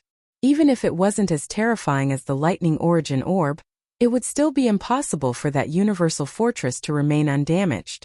There was still the possibility of accidentally injuring Naples and the purplish warbler. Only the Fallen Sky Bow was an exception. The Fallen Sky Bow originated from the Desolate Era Yaksha. It was originally an imprint of a Desolate Era divine ability that was left in Yi Xian's Sea of Consciousness. Unlike the black gold dragon scales in his Sea of Consciousness that represented the bloodline of the divine dragon and the demonic dragon, as well as the other secret techniques and divine abilities of the demonic humans, this kind of primordial divine ability was not divided into elementary, intermediate, and so on. From the very beginning, the Fallen Sky Bow didn't have any grades. Once it was used, it would absorb a large amount of the host's energy, including cultivation power, mental energy, life force, physical energy, and even the mysterious aura released by the Void Marrow Crystal. All of this would turn into a golden energy arrow that shot towards the opponent. Of course, the more powerful Yi Xian was, the more energy the divine ability imprint could absorb. The golden energy arrow that shot out would be even more powerful. However, even with Yi Xian's current strength, as long as he controlled his speed and used a large amount of his cultivation power, mental energy, physical energy, and so on, this arrow might not be completely harmless to Mystic Light Realm experts. The only problem was that if he didn't control his speed well, and the golden arrow absorbed too much energy, Yi Xian would probably faint on the spot like the previous 2 times. However, if he stored up energy in advance and used a large amount of multi-pupil thought crystals and star core origin to charge the arrow, this problem could be resolved. Chapter 3081. Translator. Endless Fantasy Translation Editor. Endless Fantasy Translation. Long Kuei's lobbying the Dongshu shuttle only stayed in the wormhole for 2 hours before it rushed out from the other end of the wormhole and stopped on one of the paths leading to the Undying Star. The distance covered by this 2-hour wormhole jump would take an entire day even at the normal speed of an interstellar fortress. The Federation fortress that Naples and the Purplish Warbler were in had only left the heavenly underworld star half a day earlier. In other words, it would still take half a day to reach the space where Yi Xian was at. Moreover, it would definitely pass through here as long as it wanted to return to the Undying Star. In the vast universe there were star paths everywhere. Every path led to Rome. Originally there was no such thing as a path that had to be taken, but what kind of existence was the Undying Star? The imperial capital of the Undying Dynasty, one of the 2 great human factions, was where the headquarters of the Myriad Net Federation was located. Every year, countless warships would head there from all directions of the Undying Star. However, in general there were only 3 fixed star paths that were the best choice.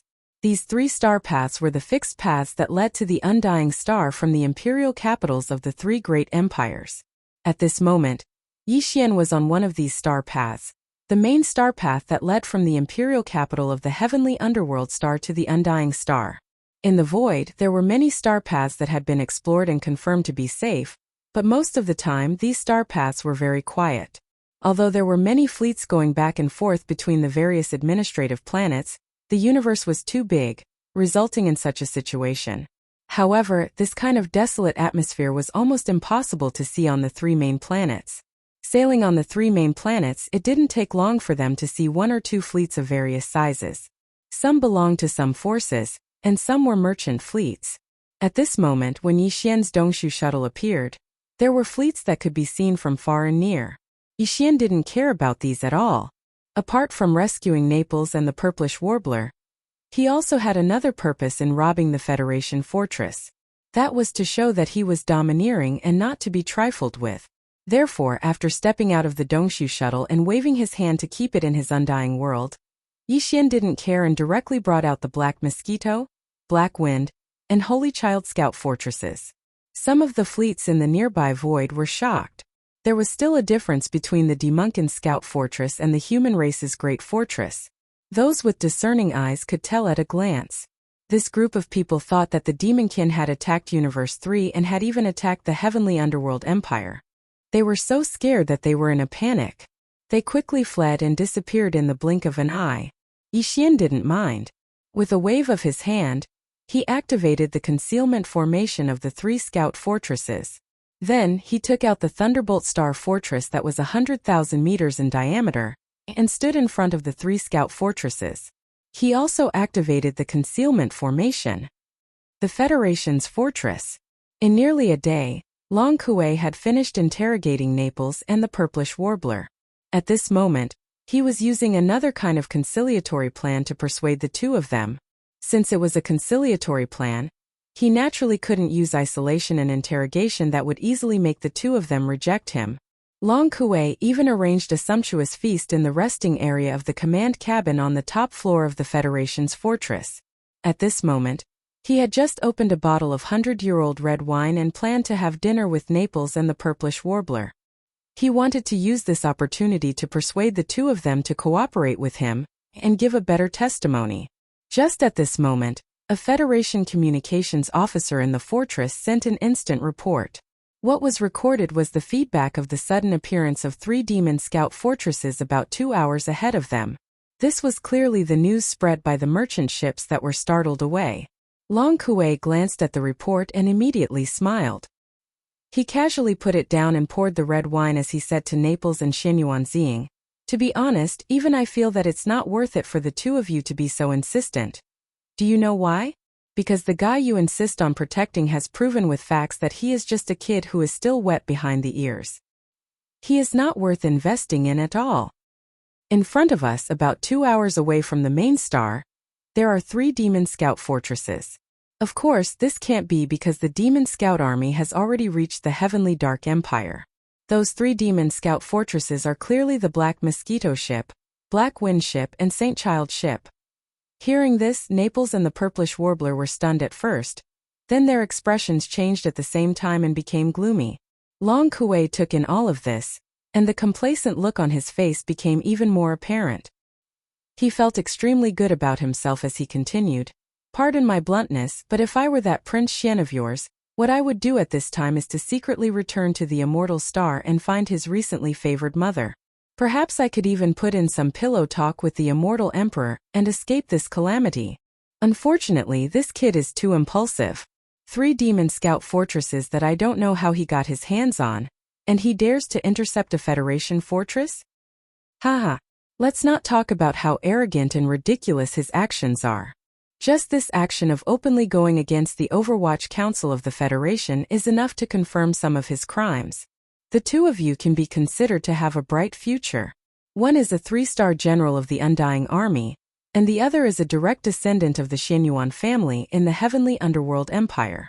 But you met the wrong person and were fooled by this guy's false reputation and chose to be loyal to him. This is really, what a pity. But it's not too late to turn back now.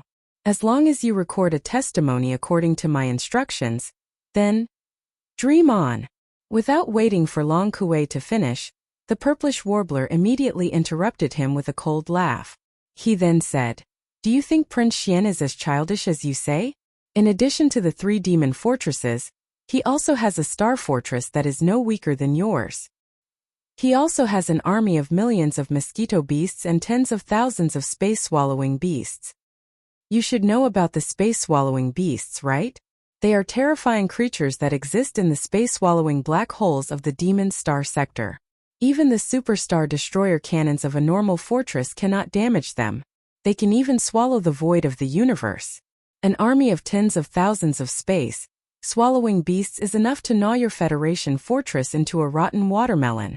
These words were actually what Yi Xian had said to Naples and the purplish warbler in the Shurjian fortress in Naples. It was just that the two of them didn't believe it at that time. In fact, even now, Naples didn't believe it.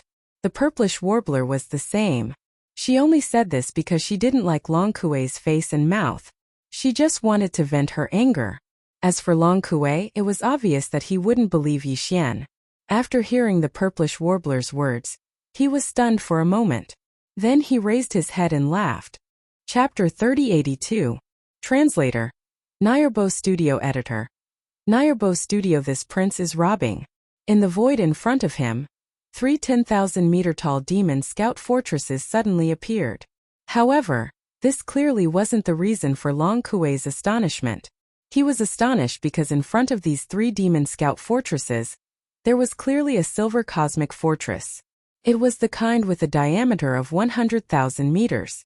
It was definitely a true cosmic fortress, just like the Federation fortress he was currently in. In addition, the huge death ray cannon of this silver fortress had a diameter of 20,000 meters. At this moment, a dark light so dark that it could cause one's soul to sink into it was clearly flashing. This was clearly the signal that the enemy's death ray cannon had finished charging and could shoot out a terrifying black beam of light at any time. Although the Federation fortress under his feet also had a 20,000-meter-long death ray cannon, it had yet to charge up. In order to fully charge up, it would take at least 10 minutes. This amount of time was enough for the enemy to blast a 20,000-meter-wide hole in this Federation fortress. This wasn't all. What shocked him even more was that in the 3 demon scout fortresses behind this silver cosmic fortress, there was clearly a large number of mosquito beasts and void-devouring beasts charging out from the main passageway of the fortress.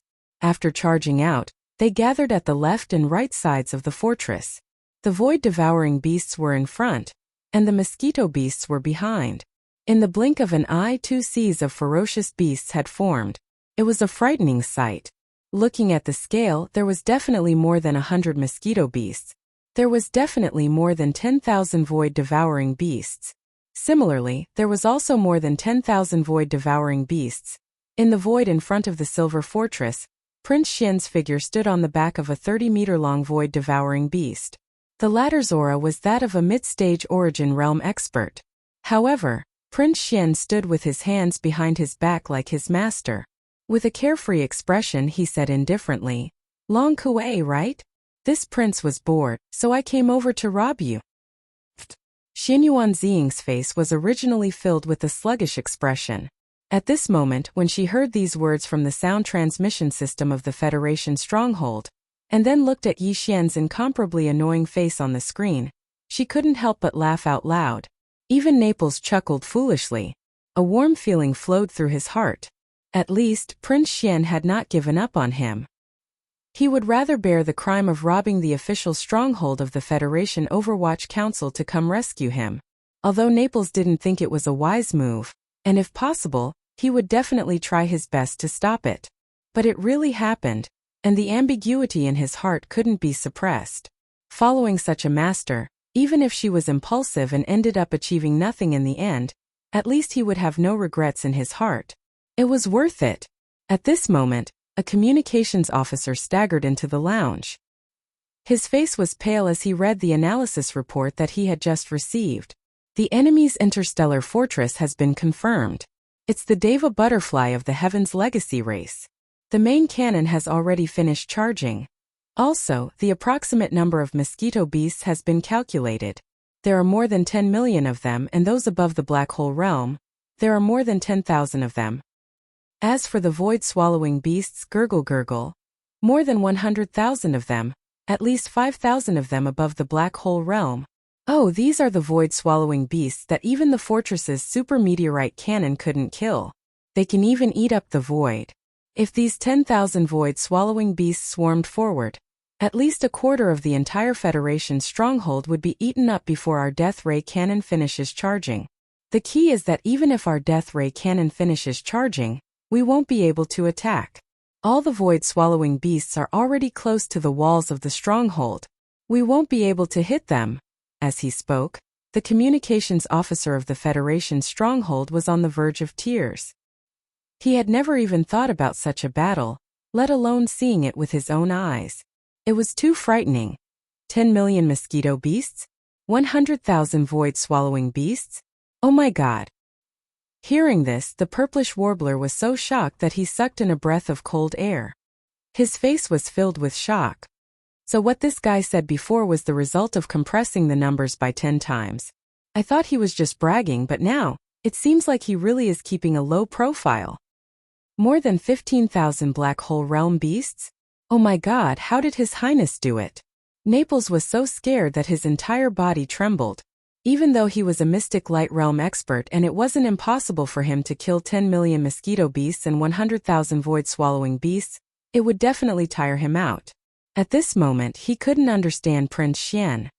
Putting aside that Origin Realm Mosquito Emperor, that void-swallowing beast with 8 stars on its back is clearly at the Origin Realm as well. Adding on the fact that there are more than 15,000 black hole realm beasts. Even I can kill them, but if I want to subdue them, I won't be able to do it even if my cultivation breaks through another realm. His Highness is really a god. Long Kuei also fell into a daze. He had only casually glanced at the screen before. Even though he knew that there were many mosquito beasts and void-swallowing beasts, he didn't know that there were so many of them. This was the result of the Federation's scanning system being scanned and quickly analyzing the capabilities of the Federation's fortress, which was why the final result could be obtained so quickly. Normally, when a person's numbers reached a certain level, they would only think that there were a lot of them. However, when this a lot was turned into actual data, that kind of terrifying feeling would surface in one's heart.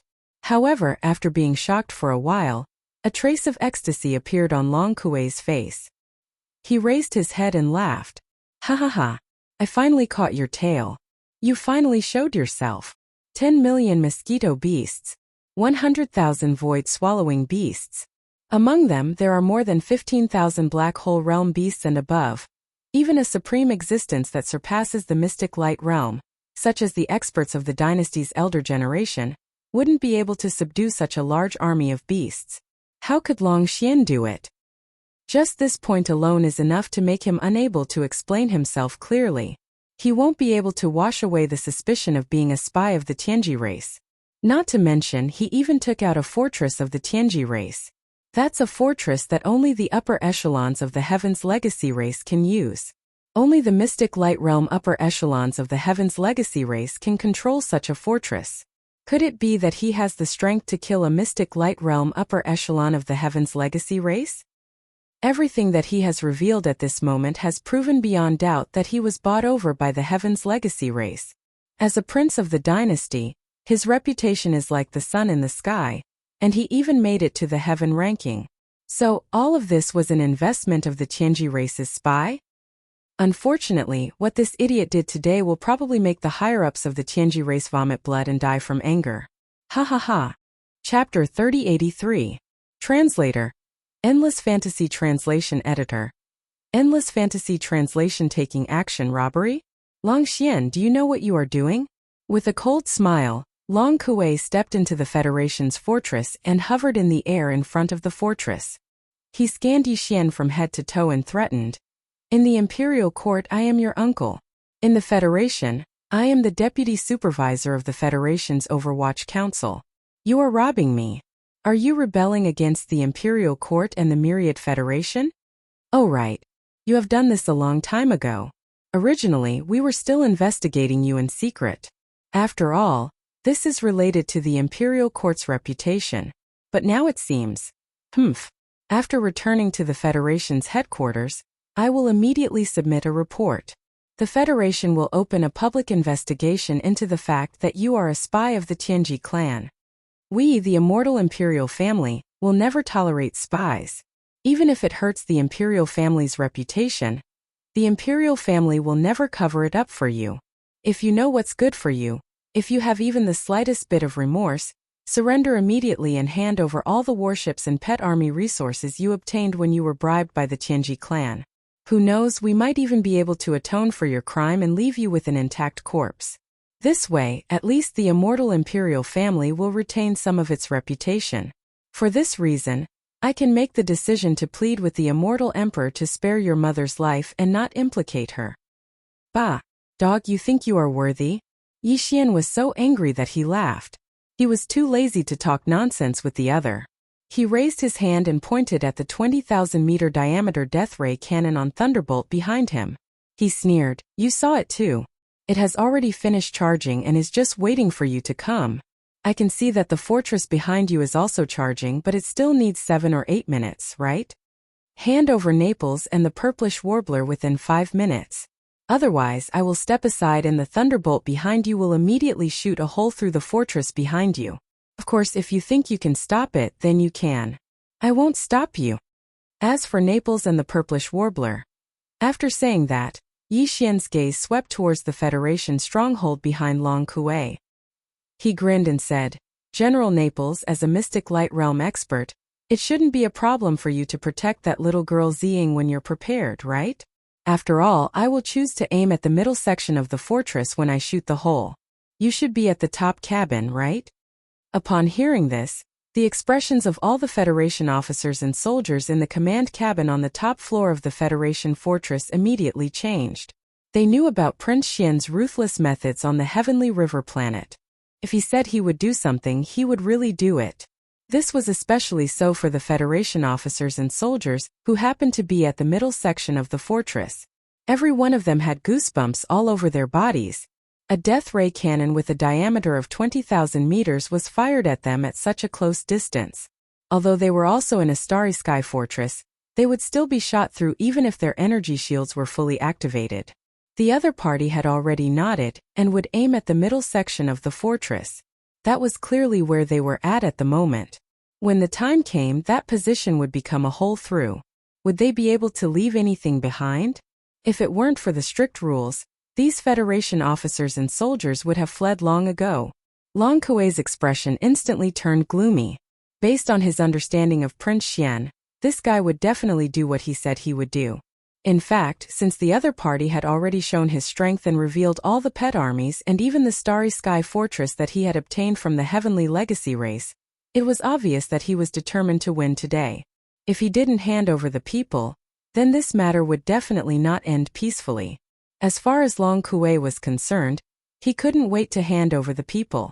That was because in that case, it would be no different from confirming the fact that Prince Xian had attacked the Federation's fortress and kidnapped his comrades.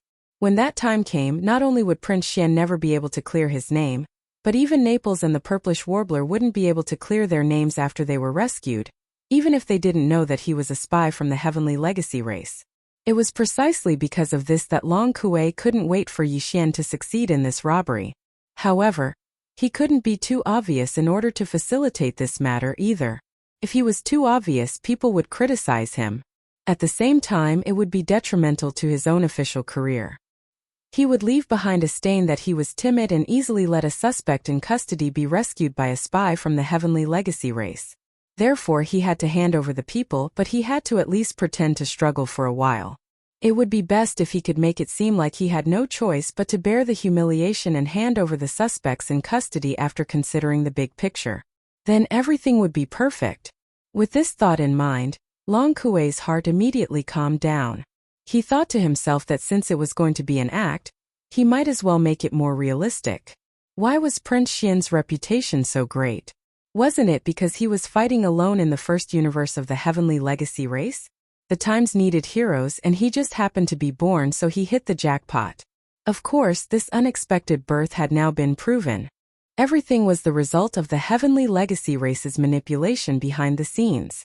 He had already exposed Prince Xian's identity as a spy of the Tianji race, which was already a great achievement. If he could perfect his performance further and display the image of a hero, he might be able to take advantage of this opportunity to replace Prince Xian and become the new hero idol in the hearts of the Federation citizens. It wouldn't be impossible for him to do so. Thinking of this, Long Kuei's heart was immediately moved. While he was secretly delighted, his face revealed a righteous expression, as if he was facing death with equanimity. He waved his hand and said, "Long Xian, you crazy guy, do you really dare to open fire? Fine, go ahead and open fire. As the deputy supervisor of the Federation, I will never compromise with a villain like you. You can try, but this deputy supervisor won't move a single step and will stand here.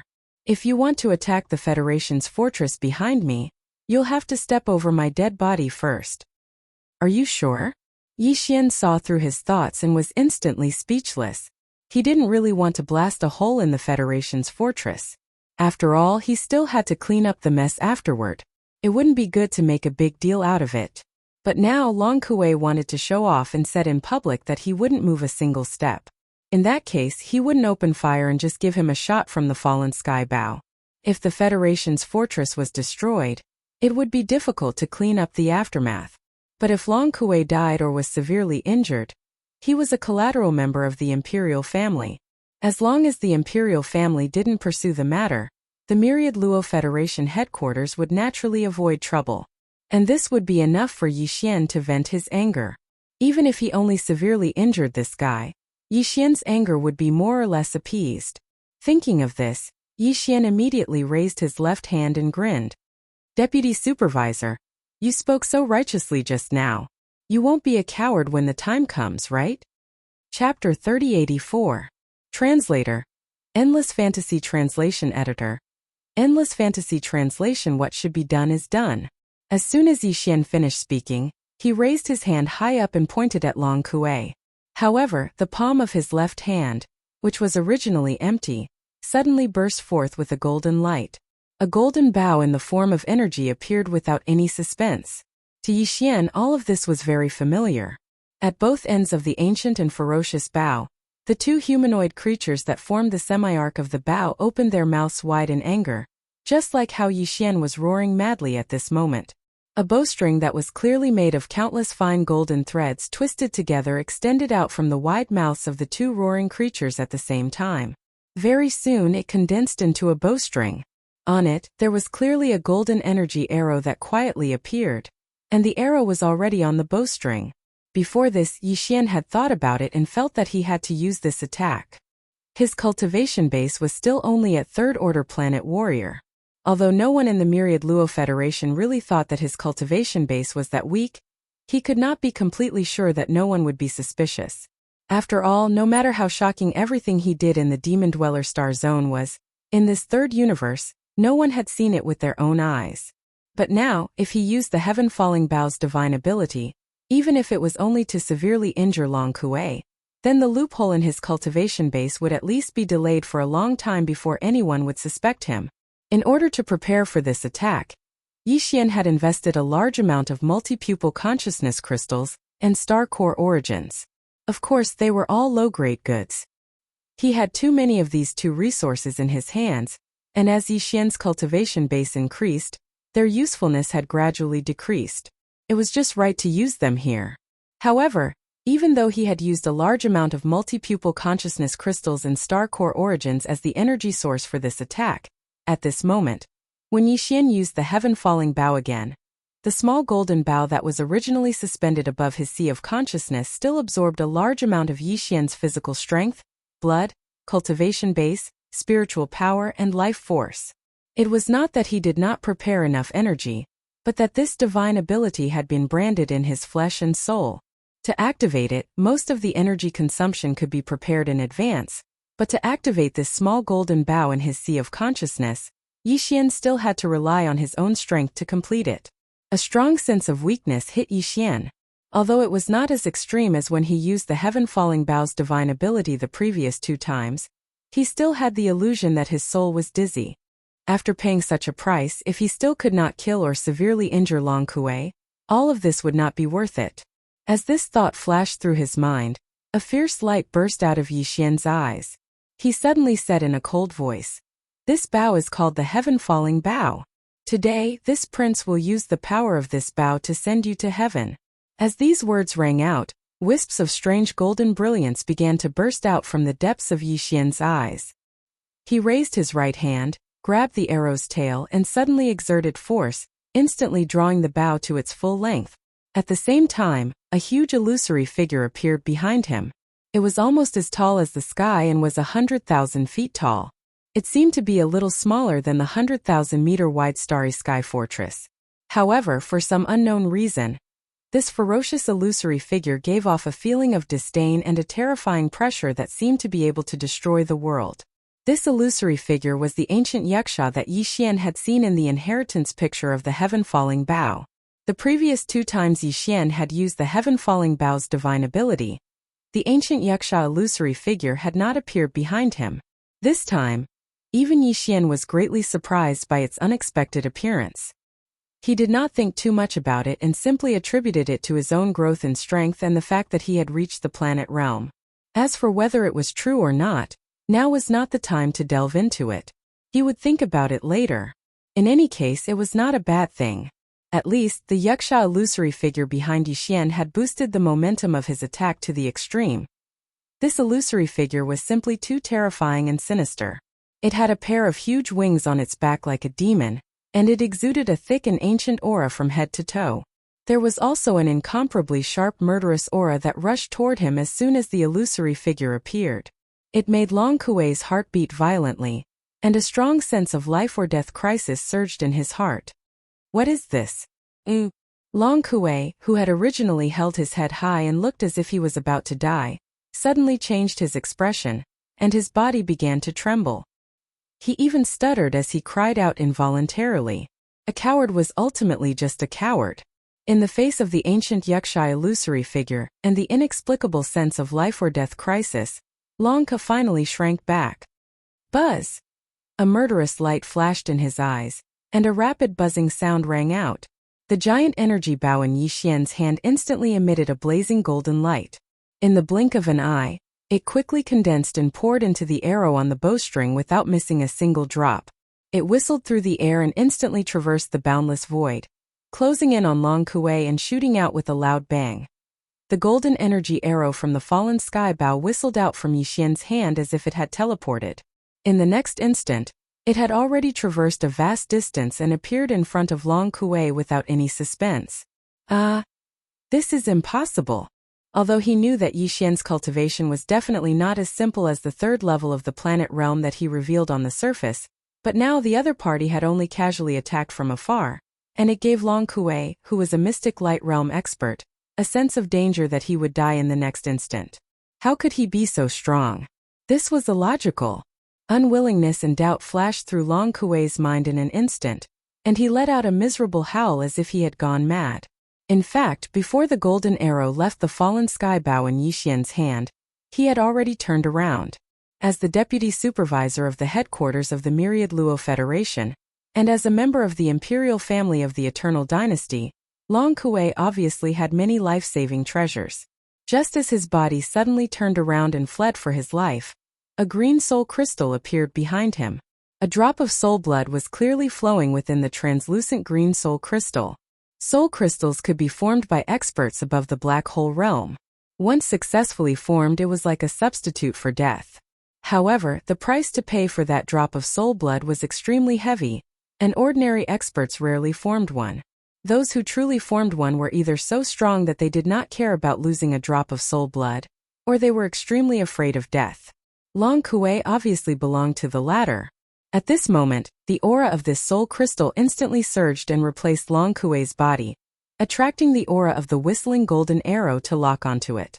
At the same time that the aura of the soul crystal surged, Long Kuei happened to step into the Federation's stronghold.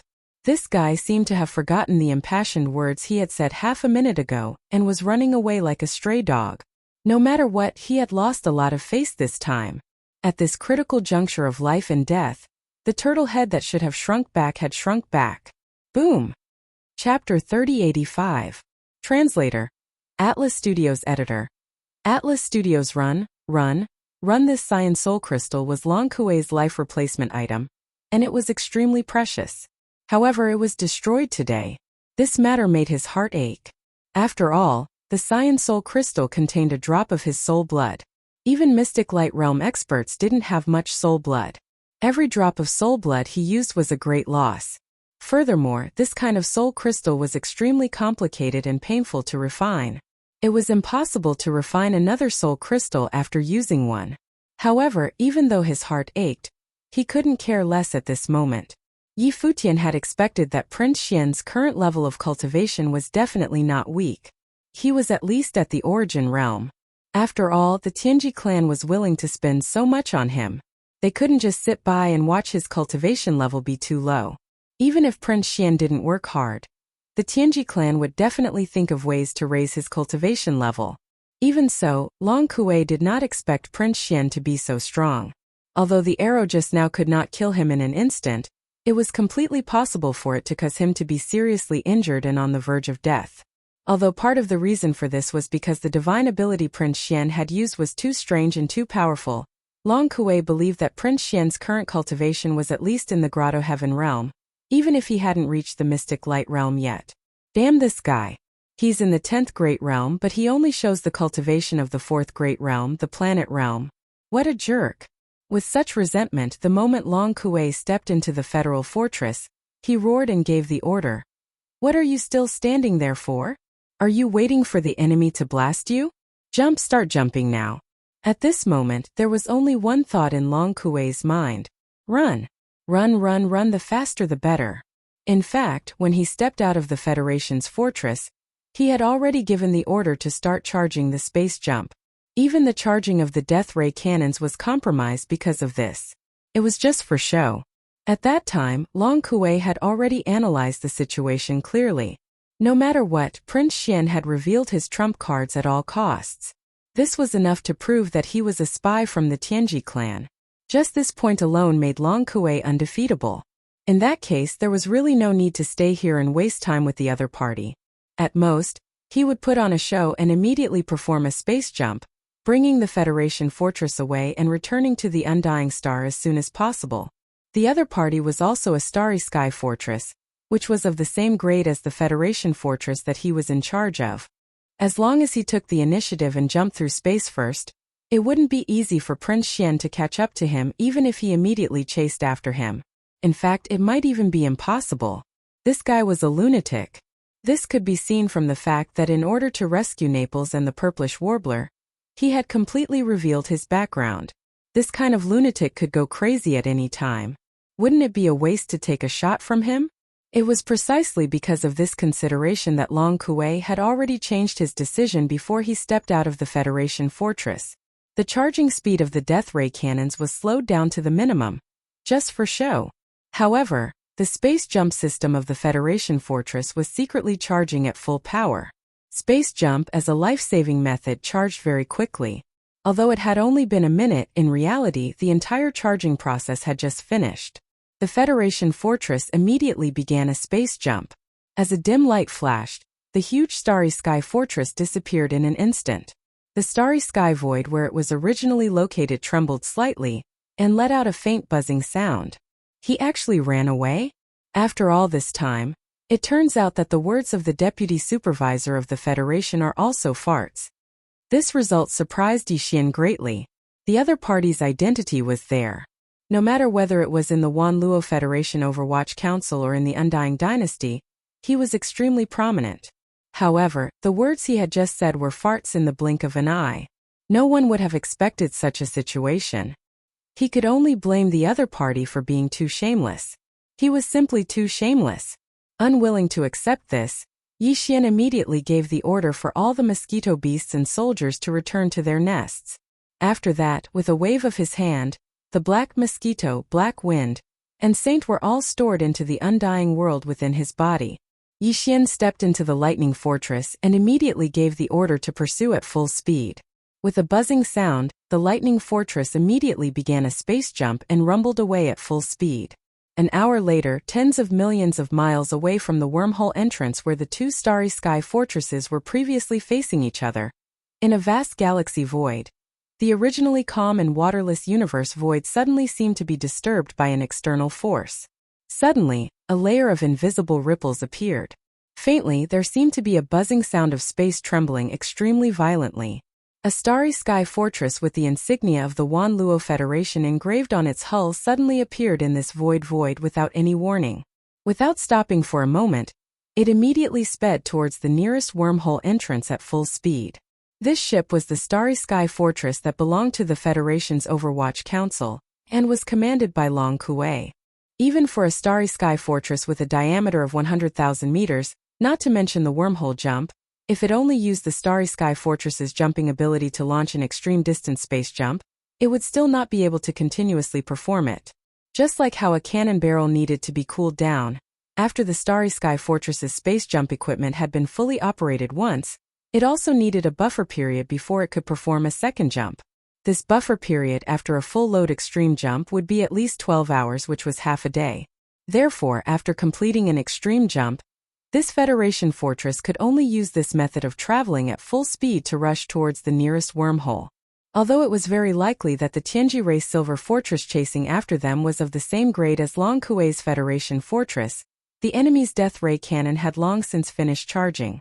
The terrifying Death Ray energy beam with a diameter of 20,000 meters could be fired at any moment. However, Long Kuei's Federation fortress was different. The entire Starry Sky Fortress's kinetic energy was already in a state of full operation.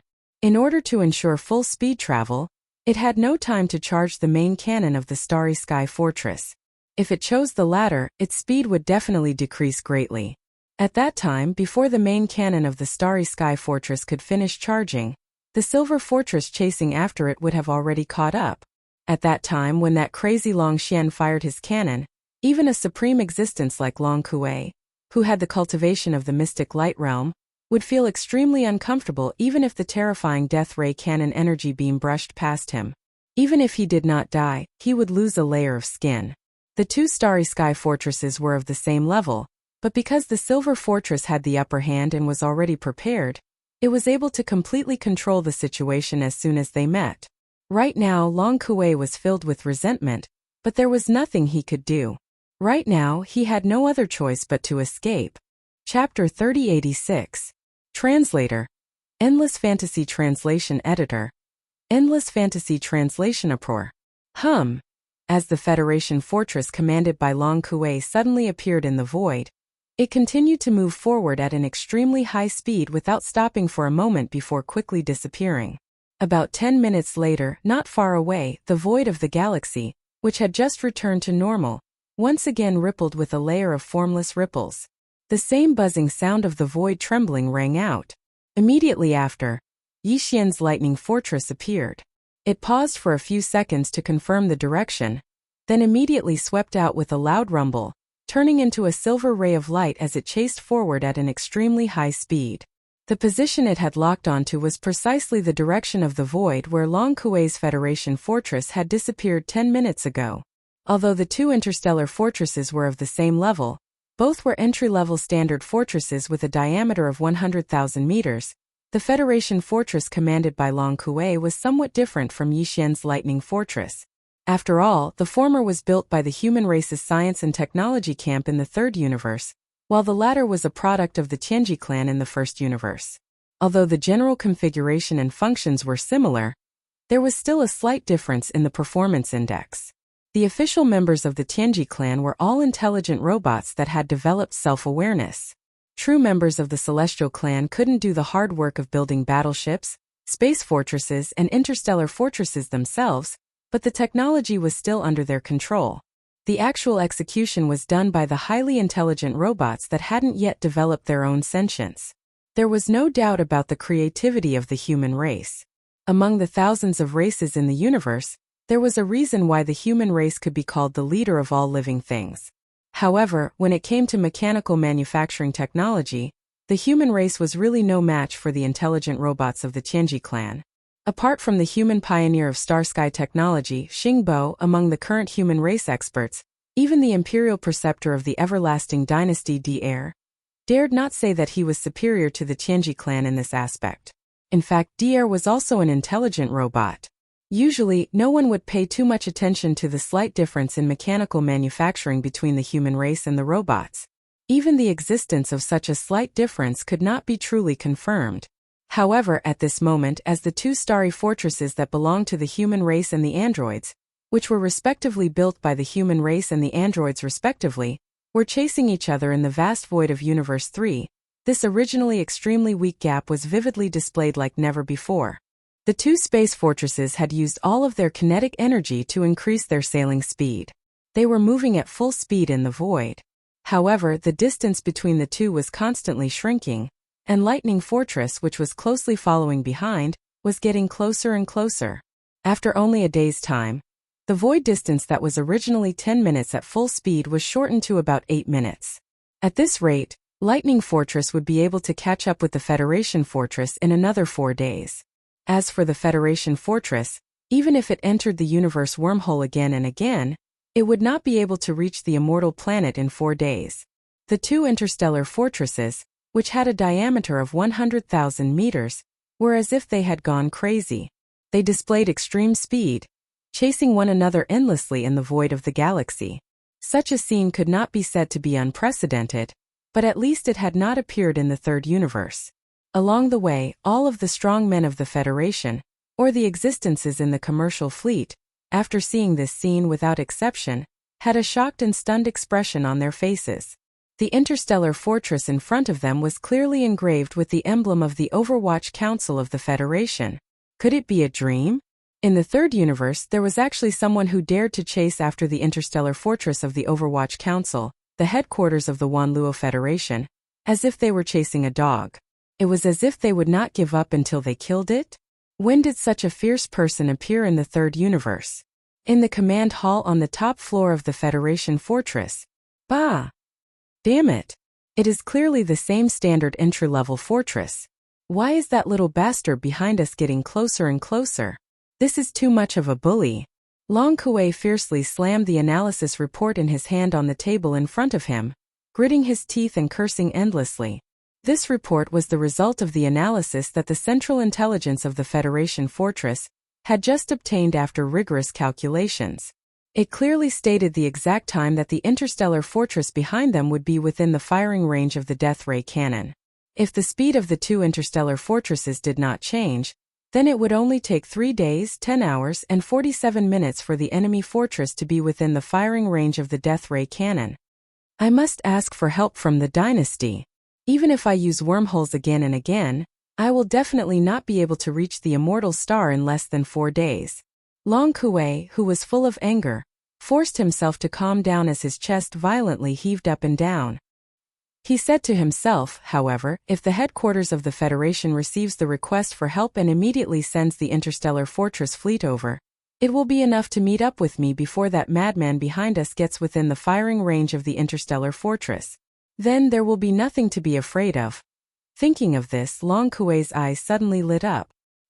He turned his head and gave a new order to the communications officer beside him. Immediately contact the Federation's main network and request the headquarters of the Federation to immediately send the interstellar fortress fleet over to help. Make the situation more serious. Just say that this deputy supervisor has already verified that Prince Xian has betrayed the dynasty and was bought over by the Tianji clan. Not only does he have the interstellar fortress that the Tianji clan gave him, he even has an army of 10 million mosquito beasts and 100,000 void-swallowing beasts. The so-called genius of the dynasty, the so-called pride of the human race, and the idol of the Federation, is just a typical example of the opposite that the Tianji clan deliberately supported at all costs with ulterior motives. As for this supervisor, it was precisely because I discovered this shocking secret that I was desperately ambushed and hunted down by Prince Xian. Although this supervisor is not afraid, considering that this information must be sent back to the headquarters of the Federation, including witnesses, I could only choose to endure and flee all the way back to the dynasty. Let's put it this way. That's the gist of it. You can think of the specific wording carefully. After he finished speaking, Long Kuei waved his hand, and a relieved smile finally appeared on his face. Although he was quite frightened this time, at least with this great contribution, everything was worth it. At the side, the communications officer, who had hurriedly finished his statement, immediately turned around and rushed toward the interstellar fortress's main control hub. Looking at his face, it was obvious that his forehead was full of black lines. Clearly he was quite shocked. Half a day later, a heavy bomb was suddenly thrown into the official website of the Wanluo Federation without warning. Prince Xian was actually a spy of the Tianji clan. At this moment he was on the Starry Sky main route from the heavenly underworld star to the imperial capital, the Immortal Star. He was desperately chasing after the Federation's deputy supervisor, Long Kuei, who had dug out this shocking secret. He wanted to silence him. Although this matter only appeared and spread in the form of gossip, the source was said to be from the federal headquarters, the Overwatch Council. Therefore, in the shortest amount of time, it blew up countless powerhouses of the human clan in the entire third universe. They were all fried on the outside and tender on the inside. Chapter 3087. Translator. Narubo Studio Editor.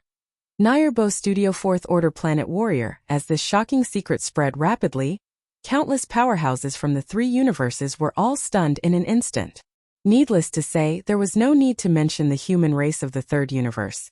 Now, Prince Xian's reputation was so great that he had almost become the pride of the entire human race. The Tenju Celestial Palace of the Cultivation Camp was slightly better, but on the Immortal Dynasty of the Science and Technology Camp, almost all of the young generation of Starry Sky Masters were fans of Prince Xian. Such a monstrous change was obviously unacceptable. As the news spread, the countless administrative planets in the three empires of the entire Immortal Dynasty and the territories of a large number of small countries were completely thrown into chaos. Doubts, protests, and angry curses resounded through the sky. Most of them were in support of Prince Xian. The same scene occurred in the cultivation camp in the second universe, but it was far from being as intense as it was on the Immortal Dynasty's side. The officials of the various races of the Federation of the second universe seemed to be enjoying the show. On the surface, they didn't make any comments, but in private, the higher-ups of the various races were probably overjoyed. Regardless of whether this was true or not, this time the human race had lost a lot of face. After all, although Long Kuei was the deputy supervisor of the Overwatch Council of the Federation, he was also a human and a collateral member of the Immortal Dynasty. It seemed that Prince Xian would have to call him uncle when he saw him. If he revealed such shocking secrets with such a sensitive identity, it would only be the human race and the Eternal Dynasty that would be embarrassed if the truth was not verified. Nobody would deliberately consider his position as the deputy supervisor of the Federation. Compared to the various races of the Federation of the Second Universe, who were gloating, the Tianji race of the First Universe and its hundreds of slave races were obviously even more confused. The hundreds of slave races in the First Universe, including the demon race, were still fine. However, whether or not Prince Xian was a spy that the Tianji race had secretly nurtured and supported was something they couldn't be sure of. Their hearts were filled with suspicion. At most, they could only make wild guesses and nothing more. But the Tianji race was different, especially some of the higher-ups. After suddenly hearing this news, almost all of the core higher-ups of the Tianji race were dumbfounded.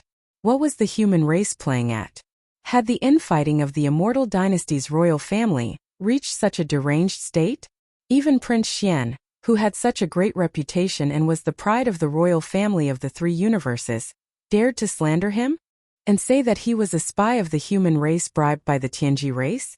The hole in his brain was simply catching up to the skylight. Less than half a day later, after a period of shock and not knowing whether to laugh or cry, the Heavenly Legacy Race's base camp suddenly issued an edict, informing all the administrative planets of the First Universe's Servant 100 races that the First Universe's arrest warrant issued against Prince Xian was completely cancelled. Hope that Prince Xian could escape from the human race and turn to the embrace of the Immortal Dynasty. The gate of the Immortal Dynasty race, the Immortal Dynasty Xian, that Prince Xian Li. This was the news. Was realm race realm?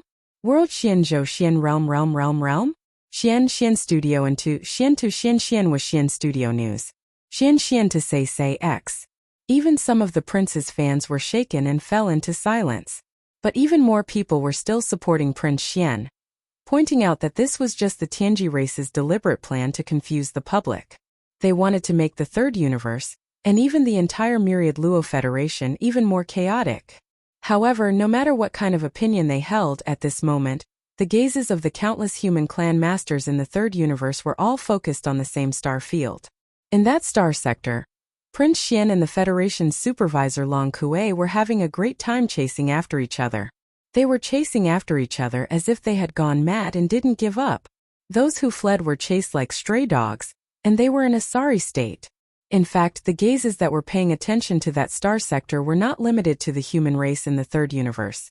Even the various races of the Federation in the second universe, as well as the Tianji race and their servant races in the first universe, were all paying close attention to all the news from the third universe that was related to this star sector. No one knew what kind of situation this sudden incident would develop into. But this question had unwittingly tugged at the heartstrings of countless experts in the 3 universes. As the person involved and even the instigator of this incident, Yi Xian was completely unaware of all this. He didn't even know that Long Kuei had already officially reported the conclusion that he was a spy of the Tianji race to the Federation's Overwatch Council, while he was running for his life. Of course, even if Yi Xian knew all this, he didn't care. When he decided to use such a high-profile and tough method to rescue Naples and the Purplish Warbler, he had already anticipated that such a situation would occur. From a certain point of view, all of this was actually what Yi Xian wanted to see.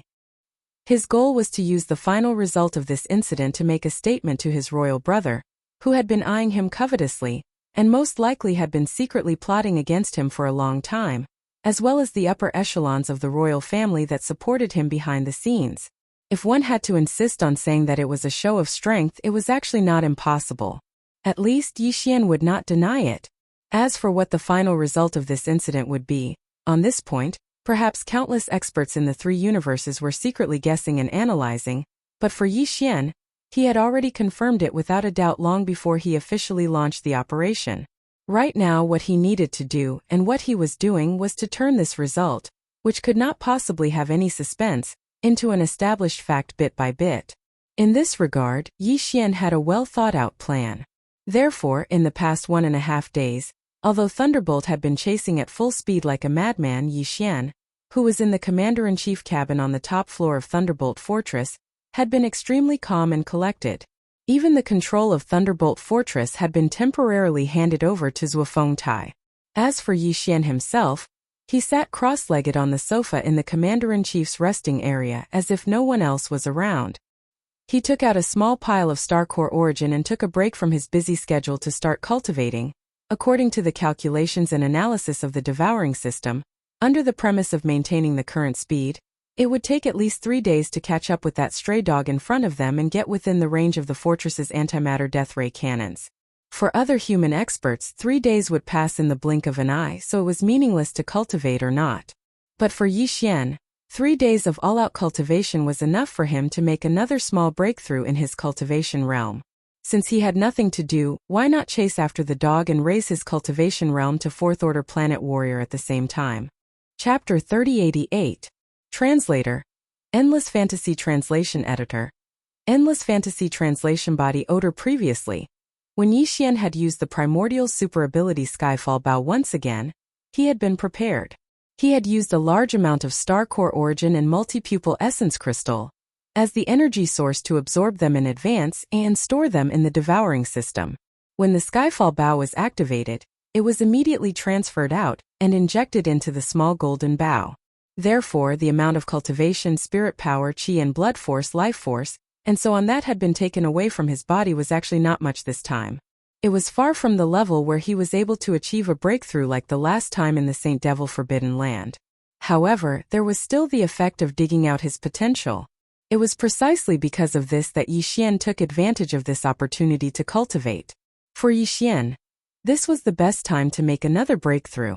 And it was indeed so. When the last 2 hours of the 3rd day had passed, the Star Core Origin energy from the devouring system completely stopped. Yi Xian relaxed and opened his eyes. The next moment, a familiar system notification sounded in his mind. Ding! Congratulations, host. Your realm has increased. Current realm. 4th Order Planet Warrior. Only a few more hours, and I will be within the range of the death ray cannon? After getting up from the sofa, Yi Xian took back the temporary control of Lightning Fortress from Zhuofeng Tai's hands. He summoned the Dongshu shuttle and ordered it to enter it. After all, he was the commander of the Demon Tribe's foreign tribe. He was considered to be one of the higher-ups of the Demon Tribe. Even though he had become Yi Xian's demon slave, it was still not suitable for him to show up in Universe 3. At least for now. Anyway, he was not the only Origin Realm subordinate under Yi Xian. There was no regret or helplessness in temporarily hiding him. After putting away the Dongshu shuttle, Yi Xian turned around and glanced at the huge virtual screen of the command cabin on the top floor of Lightning Fortress. On the screen was a dark and endless void of the galaxy. It was dotted with countless stars of varying brightness. Right in front of him was a huge mysterious star that looked like a nebula vortex. That was one of the more than 10 wormholes on the main space route from Heavenly Underworld Star to Immortal Star. In the past 3 days, Long Kuei's Federation Stronghold and Yixian's Lightning Stronghold had completed a total of 3 wormhole jumps. The distance was both short and long, but at the very least it was far beyond the limit of what the Starry Sky Stronghold could reach. Otherwise, it would have been meaningless to enter a wormhole and perform a space jump in this kind of space. The nebula-like vortex in front of them was the entrance to the 4th wormhole. In fact, it should be the 5th wormhole that was not included. The closest wormhole to planet Heavenly Underworld Star was not included in it. That was the start of the chase from there. At this moment, Long Kuei's light blue fortress happened to arrive at the edge of the wormhole. Without any hesitation, it dived into the wormhole and disappeared. Lightning Fortress followed closely behind. After 1 minute and 23 seconds, it also entered the wormhole entrance.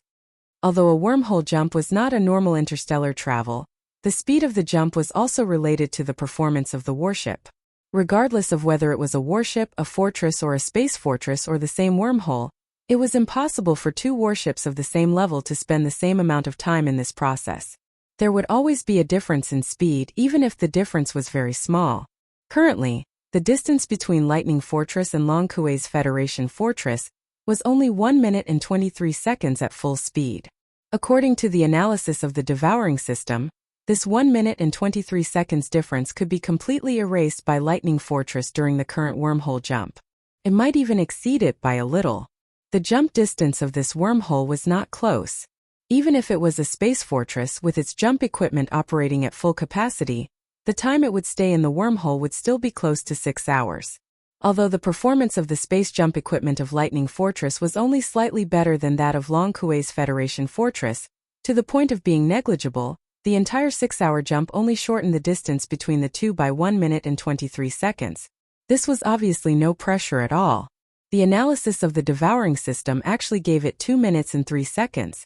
In other words, although Yixian's Lightning Fortress entered the wormhole right after Long Kuei, when this wormhole jump was completed and they arrived at the exit on the other side of the wormhole, Lightning Fortress would silently overtake Long Kuei and rush out of the wormhole exit 40 seconds in advance.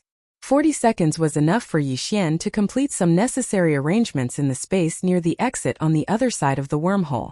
Let's see how you escape this time. A light flashed across Yixian's eyes. As he spoke softly, a faint smile slowly appeared on his face. He did not rest for the last 6 hours. His mind was spinning rapidly as he reorganized everything. After confirming that there were no oversights, Yixian immediately began all kinds of preparations. 40 seconds was really not a lot of time. Wang. The space vibrated at a terrifyingly high frequency. It was far beyond the limits of the space oscillator equipped on the 10,000-meter diameter space fortress. This was clearly the space oscillation effect produced by the super oscillator equipped on the space fortress. Moreover, it was at full power and at full capacity. The space oscillation effect of this intensity would cause even a 10,000-meter diameter space fortress to feel as if it had fallen into an extremely sticky swamp. Normal navigation would be difficult to continue. An ordinary 3,000-meter long stellar-level warship could even be directly shaken to the point of being extinguished. Needless to say, a 1,000-meter long planet-level warship would be even more so. If the quality of the warship was slightly lower, it would probably disintegrate before long. As for a 10,000-meter long space fortress of the same level, although it would not be so difficult to move, if it was caught off guard and accidentally entered a space with such a strong oscillation effect, even if it was originally flying at full speed, once it entered the area of oscillation, its speed would instantly drop by 70%. The remaining 30% of its speed would also be undulating like a small boat floating at the mouth of the storm. Long Kuei's Federation Fortress was in such a situation at this time. He had just rushed out of the wormhole when he encountered such a situation. This made him so angry that he was about to explode. In this kind of situation, even a fool would be able to guess who was waiting outside the wormhole and activating the stronghold-level space oscillator. It wasn't that Long Kuei hadn't thought that Yixian might be able to overtake him in this wormhole jump. He'd even made some preparations to deal with it, but he never thought that the other party would actually use such a harmful move. What was the difference between this and pouring a large pot of oil in front of someone's house? The moment they stepped out of the wormhole, they would fall flat on their backs. This was simply too dirty. In addition, because they had just rushed out of the wormhole and immediately entered the area of oscillation, their speed dropped by 70%. The effect was clearly like the sudden break of a starry sky-level warship. Therefore, while the entire Federation fortress came to a halt, a large number of Federation supervisors in the top-floor command module were thrown off their feet and rolled on the ground. Chapter 3089. Translator. Nyobo Studio Editor. Nyobo Studio certain death as the Federation fortress charged out of the wormhole. Its extreme speed encountered the effect of the space oscillation and was momentarily stopped. As a result, it suddenly came to a halt. The entire Federation fortress was in chaos. Even the command cabin on the top floor was like a pot of porridge. Everyone was rolling around on the floor and squeezing into a pile. However, this chaos did not last for too long. After all, this was a starry sky fortress. Although it was still under the effect of the space oscillation, the initial panic caused by the sudden stop disappeared in a few short seconds. The entire fortress was still shaking, but it was not to the point where people could not even stand steadily. After the green-faced Long Kuei climbed to his feet, the first thing he did was roar. Damn Tianji clan. Damn Long Xian. Also, who among you has body odor? Damn it, stand up and get out of the top floor immediately. Otherwise, when I find out later, humph. Hearing that the first thing he investigated after climbing to his feet was this matter, all of the Federation officials around him looked at each other, their faces full of shock. The purplish warbler and Naples rolled their eyes and did not pay him any attention. Their gazes swept toward the giant virtual screen not far away at the same time. They clearly could not understand how Long Kuei had almost reached out to strangle himself and kill himself just now because of the smell. Although the sudden stop had caught them off guard, because the two of them were sitting on the sofa and had their backs to the Federation fortress, their bodies were blocked by the sofa. They were not like most of the other people who were thrown to the ground by the terrifying force of inertia and rolled into a pile. In the crowd, a Federation official quickly withdrew from the top-floor command cabin with his neck shrunk. This was clearly the unlucky person with body odor. Looking at his deathly pale expression, he presumably also realized his end. It was clearly impossible for him to just leave the top-floor command cabin. This matter had to be carefully calculated later. If it was serious, he would not be able to keep his life. If it was light, he would be expelled from the Overwatch Council. In any case, it was over. Following this person's departure, Long Kuei, whose chest was still rising and falling violently, temporarily put this matter to the back of his mind. His gaze quickly swept toward the holographic virtual screen. Then, he was slightly startled and immediately laughed sinisterly. That little bastard is quite bold. He actually dared to use this move? Did he really think I was scared? The giant virtual screen displayed the scene of the void in front of them. Thousands of miles away, a silver Tianji clan fortress was blocking the front. Behind it, 3 demon scout fortresses with a diameter of 10,000 meters were lined. In the void on the left and the right, Warbler, the Federation fortress which had just rushed out of the wormhole, was completely surrounded the Federation fortress. They could either retreat and return to the wormhole. Otherwise, no matter which direction they chose to break through, they would encounter resistance. Coupled with the effect of the extreme vibration of space, the possibility of escaping from this area was basically zero. The current situation was exactly the same as the one that had happened before. Unfortunately, the same method could be used the first time, but the second time the effect might not be the same. At least for now, Long Kuei did not care. He already had a plan in mind. Calculating the time, the inspection fleet of the Federation Overwatch Council on the Immortal Planet should have arrived. If there were no accidents, they would be here in at most 4 to 6 hours. At that time, with the arrival of the inspection fleet, everything would be easily solved. What Long Kuei needed to do was to delay the time as much as possible. You should be able to guess. On the Immortal Planet, the fleet of the Federation Overwatch Council is rushing here to help. If there are no accidents, they will most likely arrive immediately. Stepping out of the top cabin of the fortress, Long Kuei's figure stood in the void and looked at Yi Xian, who had been waiting for a long time in the void. His tone was full of ridicule and confidence.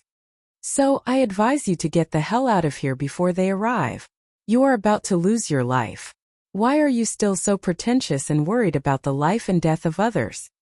Don't mention the death ray cannon to me. No matter where you hit, I can guarantee that Naples and the purplish warbler will not be spared. This kind of threat has already appeared once. How can I not be prepared? Besides, although the magic you used before was amazing and could seriously injure me, the deputy supervisor, this kind of magic must consume a lot of energy, right? At least, it will not be completely recovered in a few days. Don't try to use it to scare people. I can see that you are bluffing. You should end this as soon as possible. Humph, if it were not for the fact that I am too lazy to waste my energy to deal with a dying man and delay the time, I would not have said these words to you. This imperial uncle is too lazy to even say these words of advice to you. My good nephew this time. You are completely finished. Ha ha ha. Speaking of which, Long Kue could not restrain himself. He raised his head and laughed wildly. This time he had made a great contribution.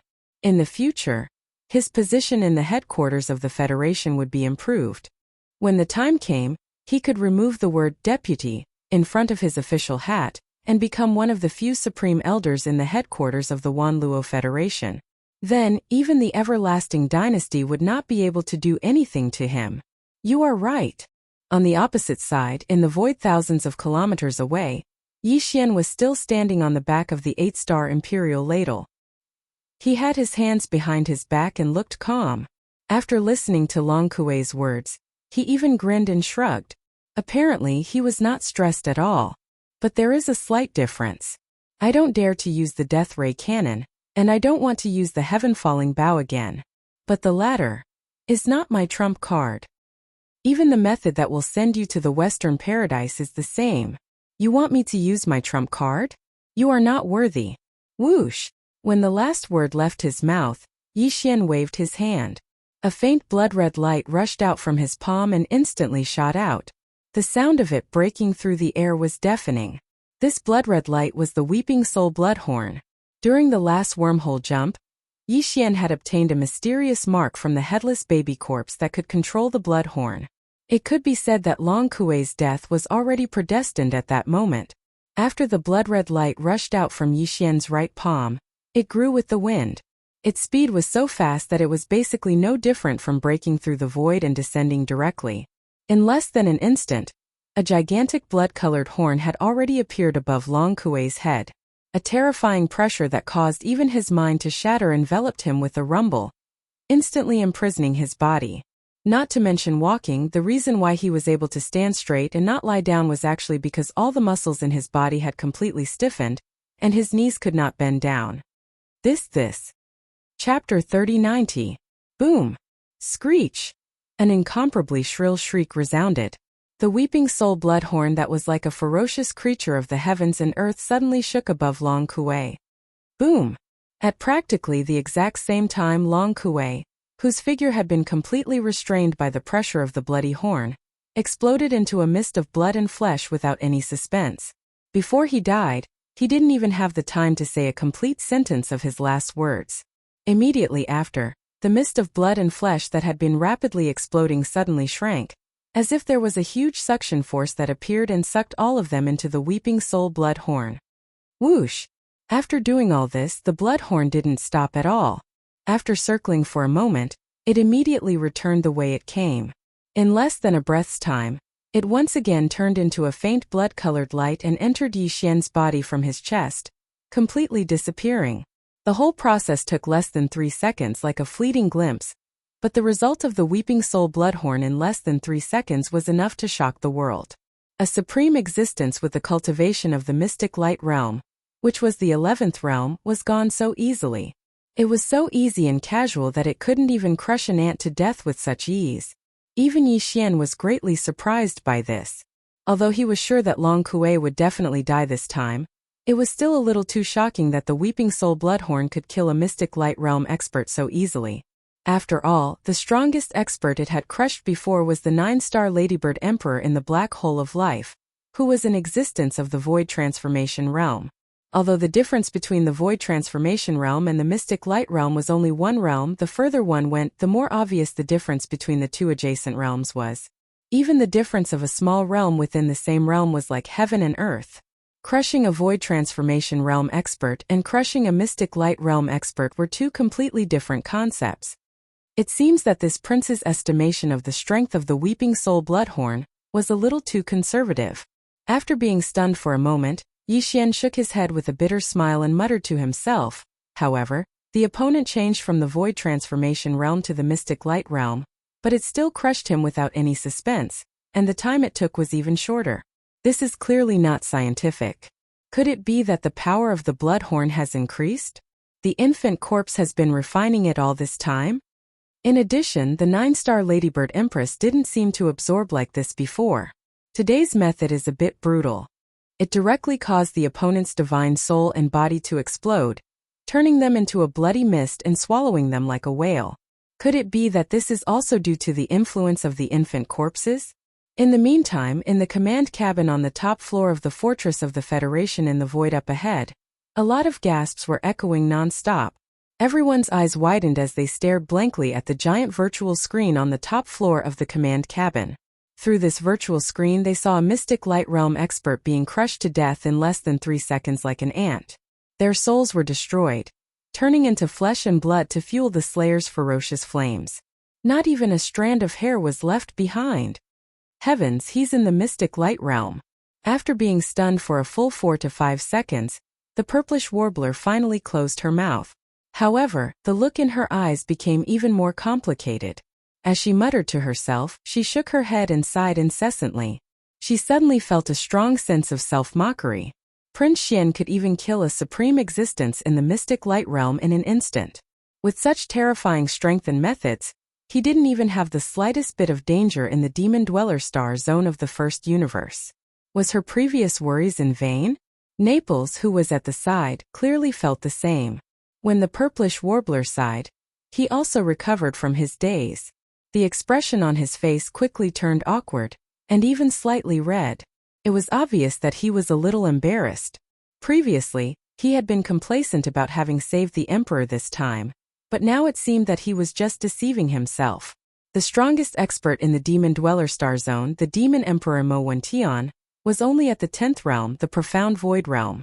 As long as Prince Xian didn't go to the central region of the First Universe and cause trouble, no one would be able to easily take him down. Even if an upper echelon of the Heaven's Legacy race with cultivation above the Mystic Light realm came to the Demon Dweller Star Zone, even if the prince couldn't beat them, couldn't he just run away? Just that stunning blood-colored horn from before was enough to buy some time. After all this time, this so-called rescue mission is completely meaningless in the eyes of the prince. He might even feel that we interrupted and didn't have enough fun. Naples turned his head and looked at the purplish warbler. As he spoke, he waved his hand, and an invisible force wrapped around the former's body. With a step, he brought the former out of the Federation fortress and appeared in the void outside the ship. The only mystic light realm expert in the entire Federation fortress was Long Kuei. Now that he had died, there was no one left here who could stop Naples. In reality, he could have left at any time before, but because Long Kuei was also at the 3rd level of the mystic light realm like him, Naples wasn't confident that he could successfully take the purplish warbler away under Long Kuei's obstruction. Furthermore, Long Kuei didn't have solid evidence that Prince Xian was a spy of the Heaven's Legacy race, so there was no need for the two of them to forcefully leave. If they did, it would be like running away for fear of punishment. However, it was different now. They had to immediately meet up with the prince and discuss a follow-up plan. Not only was Long Kuei an upper echelon of the Thousand Luo Federation and the vice-head of the Overwatch Council, he was also a descendant of the royal family of the Eternal Dynasty. If one thought about it carefully, he was clearly Prince Xian's uncle. With his death, this matter had completely blown up. Deeply worried, Naples stepped out of the command cabin on the top floor of the Federation fortress and didn't stop at all. He immediately spread his body and rushed toward the void in the distance. After a short while, he arrived in front of Yi Xian. The three of them met again, but they didn't say anything. Naples smiled bitterly, and the purplish warbler sighed. However, Yi Xian acted as if nothing had happened. He grinned at the two of them and said, "How many days has it been? Don't tell me you've developed feelings for Long Kuei so quickly? He's dead. Do you have to be like this?" Naturally, this was a joke. Furthermore, Yi Xian didn't say much. Before he finished speaking, he had already turned his head and swept his gaze toward the mosquito beasts and the army of soldiers in the void in the distance. He gave the order to retreat. His goal was only to rescue Naples and the purplish warbler. Although it was more or less to kill Long Kuei along the way and draw out some future hidden dangers ahead of time, he had resolved everything in one go. Now that Long Kuei was dead, the effect was enough. Naturally, there was no need to continue making a ruckus. It was fine if Long Kuei died, but the Federation fortress in front of them could not be touched. Otherwise, even if he could resolve it afterward, it would probably leave behind the impression that he had killed indiscriminately. It was very unwise. In short, what needed to be done was done. Let's retreat first and talk later. Boom! Boom! Boom! Chapter 3091. Translator. Nyerbo Studio Editor. Nyerbo Studio Senlin Fleet. Although the headquarters of the Wanluo Federation was located on the immortal planet, in reality, the Federation's status was above that of the Immortal Dynasty. The entire Wanluo Federation was a colossal entity formed by the countless other races in the first and second universes. Even without mentioning the second universe, just in the first universe, it nominally ruled over the human race's technology and cultivation camps. The purpose of the Wanluo Federation's existence was to fight against the Tianji race. During times of war with the Tianji race, the Federation had the right to transfer military power from all the races in the alliance. However, during times of no war, whether it was the human race's technology and cultivation camps or the countless other races in the second universe, they all minded their own business. The Federation would not interfere too much. However, even during times of no war, the Wanluo Federation still controlled a powerful fleet. The Wanluo Federation was just a federation. It did not have its own territory. Even the Federation headquarters in a certain area on the immortal planet was only borrowed. The authority to own it did not belong to the Wanluo Federation. Of course, it could also be said that the entire first and second universes could be considered its territory. It was just a matter of opinion. An organization or power, regardless of whether it had territory or not, had to ensure the existence of an independent military force. Otherwise, the organization would not be able to continue existing, and would not be able to effectively display the purpose of its existence. The Federation fleet in the hands of the Wanluo Federation was formed at the beginning of the Federation's establishment, based on the ratio of strength between all the races in the two universes. The size of the entire Federation fleet was not bad, and its combat power was strong. Although all the battleships in the fleet, including the service personnel on the battleships, came from the countless races and powers in the two universes, the command authority belonged to the Wanluo Federation. Only the Federation headquarters could mobilize them. No other race, even the Immortal Dynasty headquarters, could interfere. The Federation headquarters had 8 academies. The Overwatch Council was one of them, and it was one of the more powerful academies. After all, it was a supervisory department and its authority was there. The Sinlon fleet was a branch of the entire Federation fleet. It was under the control of the Overwatch Council, and was equivalent to an independent internal inspection force. The reason it was called the Blue Fleet was because in this powerful fleet that only followed the orders of the Federation's Overwatch Council, all of the battleships, including the uniforms of the soldiers in the fleet, were blue and black. It was an extremely deep blue.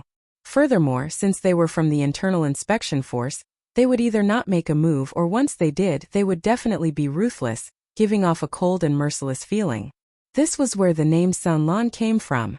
Turning his head, he saw a huge battleship in the distance.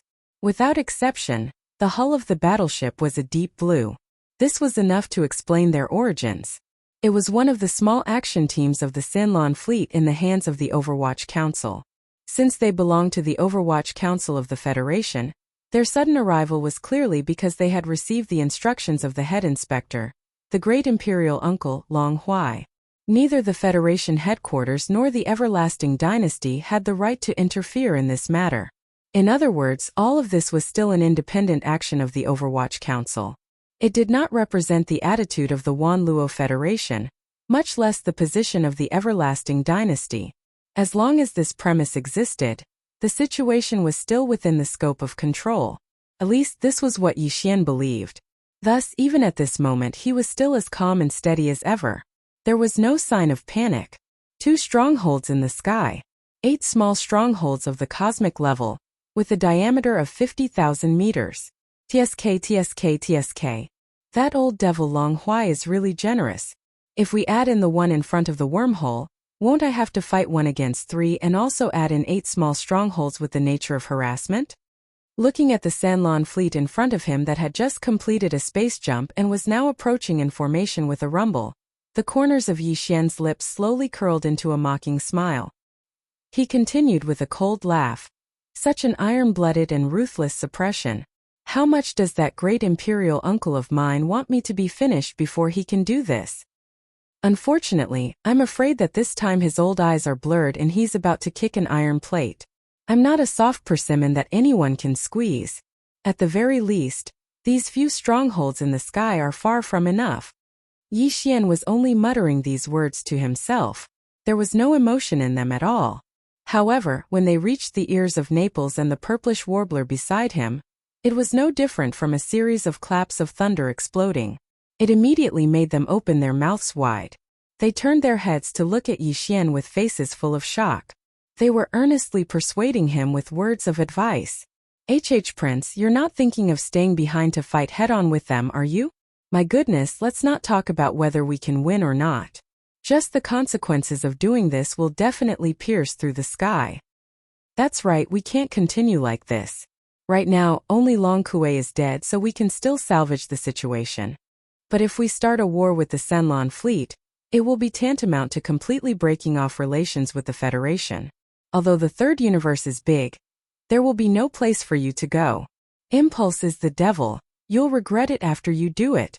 Your Highness, restrain yourself. You must restrain yourself. Let's hurry up and leave. If we don't leave now, it will be too late if they open fire first. We have to guard against them using this kind of dirty trick. Who knows, maybe that Sir Supervisor is planning this kind of scheme. No matter what, he will first forcibly accuse them of framing us. Yes or no, although we're not afraid, the key is that we can't be tricked, right? That would be too unfair. The purplish warbler's bold speculation made Naples deeply agree with it. He immediately nodded like a chicken pecking rice, as if he was worried that Yi Xian would not fall for it.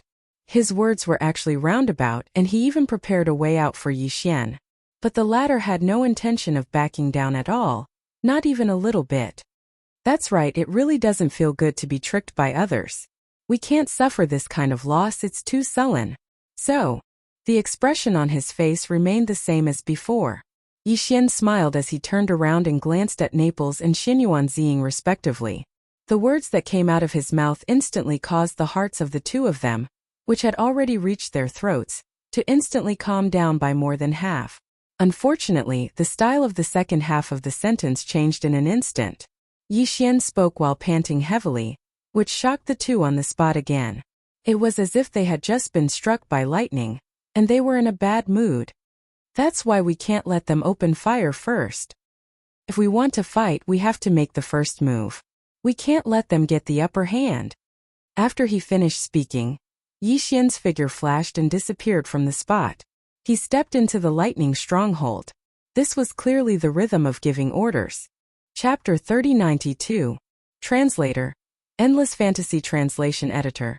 Endless Fantasy Translation Hongdu Liefeng. This blue fleet was indeed sent by the head of the Federation's Overwatch Council, who was Long Xian's great imperial uncle, Long Hui, personally signed an order to come to their aid. However, Long Hui was the head of the Overwatch Council, a pillar of the royal family of the Eternal Dynasty, and a transcendent being who had surpassed the mystic light realm and stepped into the 12th realm, the void realm. Naturally, he couldn't personally lead a team. The temporary commander of the fleet in charge of this rescue mission was another deputy supervisor of the Overwatch Council. That's right, Long Kuei was only one of the deputy supervisors of the Overwatch Council. For a colossal organization like the Wanluo Federation, its headquarters were only in the 8 great departments. The 8 heads also had transcendent statuses. Basically, they only expressed their opinions and made decisions on important decisions. The specific matters were actually handed over to the deputies to complete. Therefore, no matter which school the headmaster was from, it was absolutely impossible for them to only set up a deputy headmaster position. They had to at least ensure balance. With a few more deputies, they could check and balance each other. Only then could the headmaster be at ease. Not to mention the other 7 great departments of the Federation. Just in the Overwatch Council of the Federation, Long Huai had set up as many as 6 deputy supervisors. One of them was basically vacant for a long time. Naturally, this was done deliberately. Leaving an empty position there would only further incite all the officials in the Overwatch Council below the deputy supervisor level. It was good to quench one's thirst by looking at plums. Among the 5 actual deputy supervisors, Long Kuei was one of them. The deputy supervisor who was entrusted by Long Huai to lead this blue fleet was Hongdu Liefeng. This person's appearance was that of a middle-aged expert in his 40s. He had a short beard and long hair. He was quite handsome. He didn't like to talk, but he always gave people an incomparably steady and mature feeling. His cultivation was also not bad. Slightly stronger than Naples and Long Kuei. He was at the 5th level of the Mystic Light Realm. Among the 5 deputy supervisors, Hongdu Liefeng was ranked first. If one really counted carefully, he could be considered Long Huai's most trusted aide. Even Long Kuei, who was also a descendant of the Eternal Dynasty like Long Huai, was not as powerful as this person in front of Long Huai. Just this alone was enough to show his means and ability. Similarly, from the fact that Long Huai had sent Hongdu Liefeng over this time, it was obvious that he was determined to obtain Quan Shi, and he seemed to be deeply afraid that if it was any other assistant, Quan Shi would allow his imperial nephew to escape. At this moment, Hongdu Liefeng was standing in the command cabin on the top floor of Grim Wind, the flagship fortress of the Blue Fleet. Frowning, he watched the playback of a holographic image. The video lasted for only a dozen or so seconds, starting from the moment the Weeping Soul Bloodhorn appeared above Long Kuei's head, until the moment when Naples and the Purplish Warbler stepped out and followed Yixian into Lightning Fortress and disappeared. At that time, although the fierce wind battleship was tens of thousands of miles away in the distant void, it wasn't difficult to record this holographic image through some secret means. Don't forget, this is Universe 3, the territory of the Wanluo Federation. This was the 13th consecutive playback of this short holographic image. In the previous 12 replays, Hongdu Liefeng watched it seriously, as if he wanted to find some kind of clue from this short holographic image.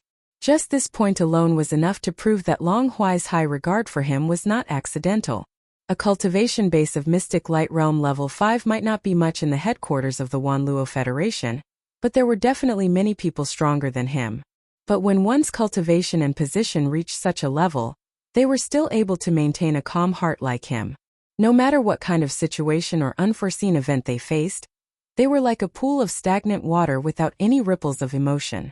There was absolutely no one else like them. If it were any other deputy supervisor, they would be a little surprised when they suddenly saw the scene of Long Kuei being killed in an instant. However, Hongdu Liefeng had watched this scene 13 times in a row, and the expression on his face and aura were as calm as ever. Even his eyes did not flicker in the slightest. At this moment, just as the 13th playback was about to end, a bright light finally burst out from the depths of his eyes, with a hint of joy. It was clear that he had obtained something. Immediately connect to the main network of the Federation. After that, directly contact the Overwatch Council. Say that I have important information that needs to be reported to the supervisor personally. As this bright light flashed in the depths of his eyes, Hongdu Liefeng turned his head to look at the communications officer beside him and issued a new order. But the communications officer was startled and unconsciously glanced at the other holographic screen. Without thinking, he asked, "What about the silver fortress up ahead? We have just entered the range of the main ship's cannons. Furthermore, the death ray cannons need a certain amount of time to charge. What if the other side opens fire first?" The meaning behind his words was clearly a tactful question to Hongdu Liefeng as to whether or not he would also give the order to immediately begin charging at full power at the same time. Although he was a little worried and even suspected of overstepping his authority, he was, after all, a person in the situation.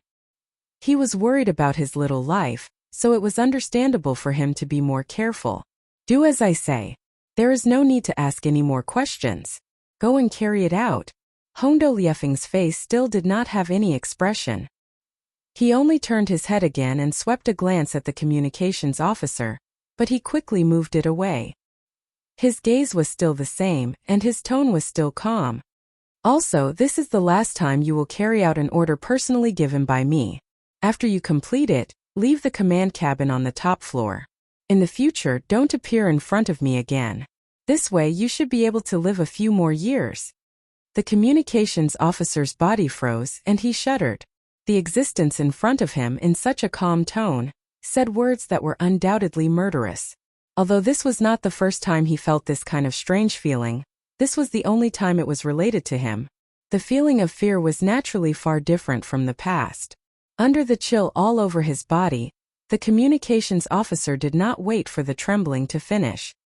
He had already turned around in a panic and left in a hurry as if he was running for his life.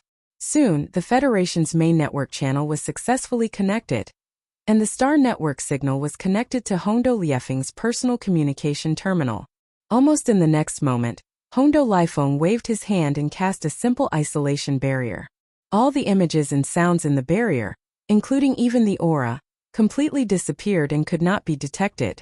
27 seconds later, when the isolation barrier was removed and his figure reappeared, the mysterious Star Network communication had clearly ended. Hondo Liefeng's face still did not show the slightest change in emotion. He immediately gave a second order. "Immediately send a communication request to the fortress in front of us. Remember, it's a request. Don't forget, the other party is Prince Xian, who is at the peak of his power." This time there was a very faint hint of mockery in Hondo Liefeng's tone. The communications officer, who had just taken over from the previous communications officer, was dumbfounded. Chapter 3093. Translator. Endless Fantasy Translation Editor. Endless Fantasy Translation. The smell of conspiracy. Xian had no idea what was going on in the command cabin on the top floor of the Grim Wind Fortress, nor did he have any interest in it. At this moment, he had just finished dealing with Naples and the Purplish Warbler's incessant persuasion and was about to give the order to open fire immediately, giving the other side a death ray energy beam as an appetizer. Meanwhile, the communication request from the Grim Wind Fortress was received by the Star Supercomputer in the control center of Lightning Fortress at this moment. As mentioned before, Lightning Fortress was a product of the Heaven's Legacy race. Under normal circumstances, the entire fortress only needed one Heaven's Legacy race clansman, who had developed self-awareness to oversee it. This would also ensure that all functions of the fortress would operate normally and efficiently. Therefore, the command cabin on the top floor of Lightning Fortress did not have the existence of a communications officer at all. At most, there were some highly intelligent robots. The entire fortress was basically always in an automatic mode. In this mode, Yi Xian, who had already refined the supercomputer that was the main control center of the fortress, could send out any order with just a thought, even if he was outside the fortress. But similarly, when the main control center of Lightning Fortress received any signal from the galactic web, no matter where it came from, and no matter whether Yi Xian was willing to receive it or not, as long as he did not specifically notify Yi Xian in advance, the supercomputer would immediately relay the received signal to Yi Xian. In addition, the supercomputer of Lightning Fortress had also automatically completed the automatic reading of the request along with the signal. At this moment, it had also been transmitted and appeared in Yi Xian's mind without missing a word. It was impossible to reject it even if he wanted to. Damn! I actually forgot about that. I almost let the other side take advantage of the loophole. The signal and postscript directly appeared in this prince's mind without even asking. Fortunately, they didn't open their mouths and curse. Otherwise, this prince would have been caught off guard and suffered such a calamity. Wouldn't I have died on the spot? Yi Xian rolled his eyes. While muttering, he also sent a new order to the fortress supercomputer. Then he suddenly changed the topic and looked at Naples. "Do you know Hondo Liefeng? This guy just sent a communication request over, and there were a few postscripts in the signal." His tone was extremely respectful. Not only did he lower himself and take the initiative to reveal his identity, but he also addressed me as Your Highness. He even said the purpose of his visit. He was only representing the supervisor of the Federation headquarters to ask this prince to cooperate with the investigation. He definitely did not mean to offend. In the end, he even sincerely asked this prince to be understanding. Hondo Liefeng. Naples was stunned when he heard this. He sucked in a cold breath, and his expression immediately became more serious. If it was someone else, it would be fine. But if it was him, there's no way he would lower himself and be so respectful. I'm afraid there's a conspiracy behind this. This person is the head of the 5 deputies of the Federation's Overwatch Council. Although he's not a member of the royal family, he's highly regarded by Long Huai. He's the most shrewd, and the expression on his face hasn't changed for thousands of years. Even the light in his eyes is almost the same. It's said that in these hundreds of years, no one has ever seen any change in emotions like joy or anger on his face. He's definitely a highly dangerous guy. Oh, if that's the case, then it's a little strange. Once he heard that the other side was such an existence, but he had to lower himself in front of him. Moreover, the aura revealed in these postscripts was so obvious. As long as one had a little understanding of him, they would be suspicious. This was something that the other side could not possibly not understand. But he still did it. Could it be on purpose? Then what was the purpose? Yixian did not know that this was just a small misunderstanding unintentionally made by an insignificant communications officer. But at this moment, his curiosity was precisely because of this small misunderstanding. Given his personality, this communication request would have been directly ignored. Without saying anything else, he would have fired a cannon first. But now, as Yixian's interest was successfully attracted, the idea of being the first to fire a cannon was immediately thrown to the back of his mind. After muttering to himself for a while, Yixian quickly made a decision and immediately sent a new order to the stronghold Star Brain. That was to accept the other side's request and temporarily activate the restriction authority to allow the other side's communication signal to enter and complete the communication connection. Hondo Lifeng, is it? Hehe. I'd like to see what kind of medicine you have up your sleeve. With a grin, Yixian immediately walked to the command cabin's resting area and calmly sat down on the sofa, waiting for the other side's communication signal to be transferred. At the same time, Yixian's mind was rapidly calculating. In fact, according to his original plan, no matter the result of the confrontation with Long Kuei, no matter whether the reinforcement fleet would arrive or not, and no matter what their attitude was, he would still have to return to the immortal planet in the end after dealing with all the minor details. Only when he reached the immortal planet would everything officially begin. Everything that happened on the way was just an appetizer. Moreover, if nothing unexpected happened, after this communication was over, Yixian's trip to the immortal planet would most likely begin immediately. So what if the other side has a conspiracy? This prince also has a plan long ago, and victory is already in my grasp. It's just scheming against each other. Who's afraid of who? A faint smile slowly curved up the corners of Yixian's mouth. There was clearly a strong sense of treachery and playfulness in it. As for all of this, Yixian didn't have time to clearly explain it to Naples and the purplish warbler. After all, it was still early. Even if they set off immediately and jumped through as many wormholes as possible, it would take at least a few days to arrive. When they returned, there would be plenty of time to explain it in detail to them. With a strange expression, Naples and the purplish warbler turned their heads to look at each other. They quickly followed him to the resting area and sat down on the sofa on either side.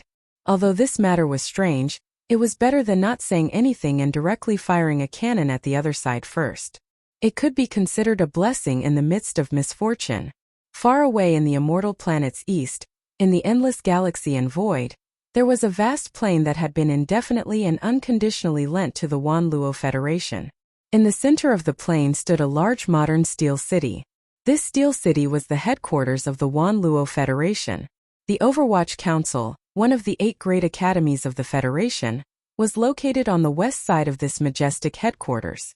At this moment, in a building deep in the Overwatch Council, a cold harum full of endless viciousness rang out without the slightest scruple. Immediately after, the slightly proud voice of the supervisor, Long Huai, floated out intermittently. Humph! A hero of the human race? An idol of the Federation? Bah! He's just an audacious impostor. Nothing more than a spy from the Heaven's Legacy race. Chapter 3094. Translator.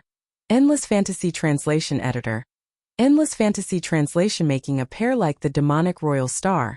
The immortal star was the capital star of a dynasty, and the core of the government. However, the latter could not be compared with the former. Even though the demonic royal dynasty represented the entire demonic race, and the immortal royal dynasty was only one of the 2 camps of the human race, The demonic race was much more prosperous than the demonic race. The demonic race was only a servant race of the celestial fate race, the overlord of the first universe. Speaking of population, the demonic race was not even 1/1,000,000th of the human race. The demonic royal star was a relatively large star, and it was protected by 2 satellites. However, as the core of the human race's science and technology camp, the immortal star was also much more powerful than the demonic royal star. In terms of the diameter of the star, the immortal star was several times larger than the demonic royal star. If an ordinary administrative star was an apple, the demonic royal star was a slightly smaller watermelon. As for the immortal star, well, you could imagine the size of the basket used to hold the watermelon. That was the approximate ratio. In addition, around the immortal star there were a total of 9 satellites, all of which were habitable planets suitable for human habitation. This situation was almost impossible in the vast Milky Way. 10 planets, 1 big and 9 small, crowded together, all of which were rare habitable planets. How could it be possible? In fact, the 9 satellites of the immortal star were all outsiders. It was said that when the dynasty was just established, the first-generation immortal emperor of the immortal royal dynasty gathered some top-notch strong men and worked together to move them from other star areas. The 9 satellites, some near and some far away, formed a huge star formation in the Milky Way void around the immortal star. This star formation was the first layer of the immortal star's huge defense system. It was worth mentioning that this formation of void stars was changing almost every second. After all, the 9 satellites were orbiting the immortal star over and over again. As the 9 satellites moved, the entire formation of void stars changed almost every second. Based on this, it was not difficult to analyze how complex and terrifying this formation of void stars was. The 9 satellites were the first layer of the defense system of the imperishable star. They were also the 9 auxiliary formation eyes of the void star formation. As for the main formation eye, it was naturally the imperishable star in the center. There was no need to elaborate on the importance of the main formation eye, but the 9 satellites that served as the secondary formation eyes were equally important. The highest-ranking commander in charge of these 9 satellites was the imperial uncle.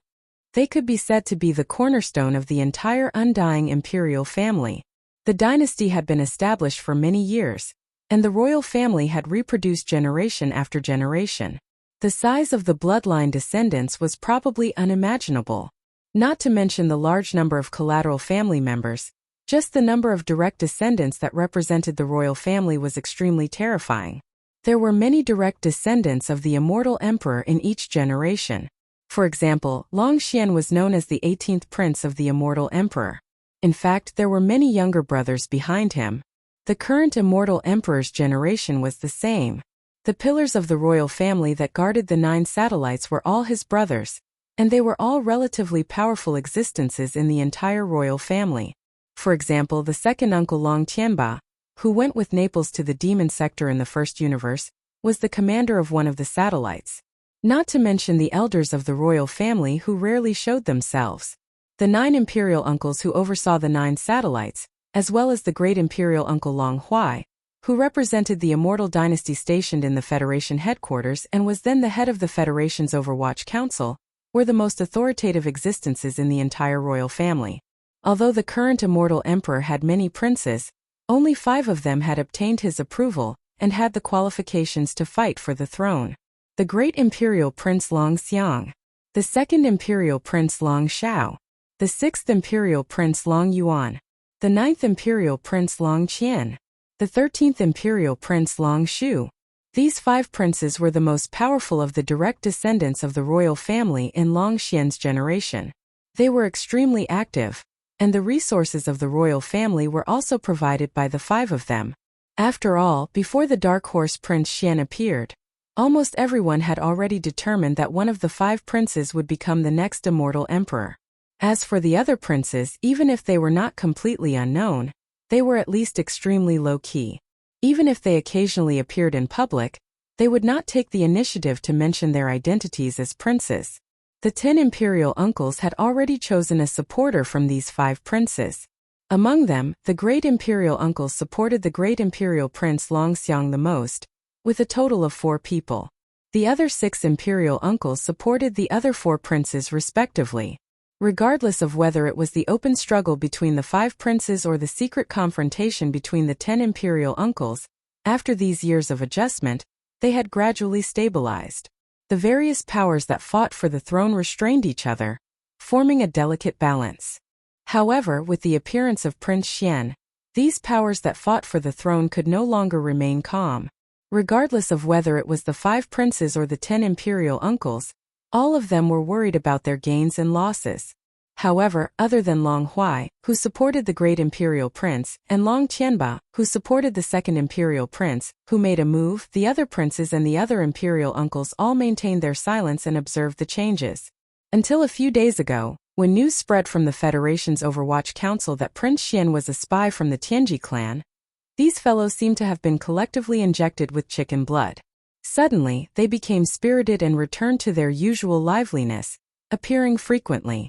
Just at this moment, an even more shocking piece of news exploded out of nowhere. Prince Xian, who had appeared out of nowhere and quickly become popular, was not the real Long Xian at all. He was an imposter.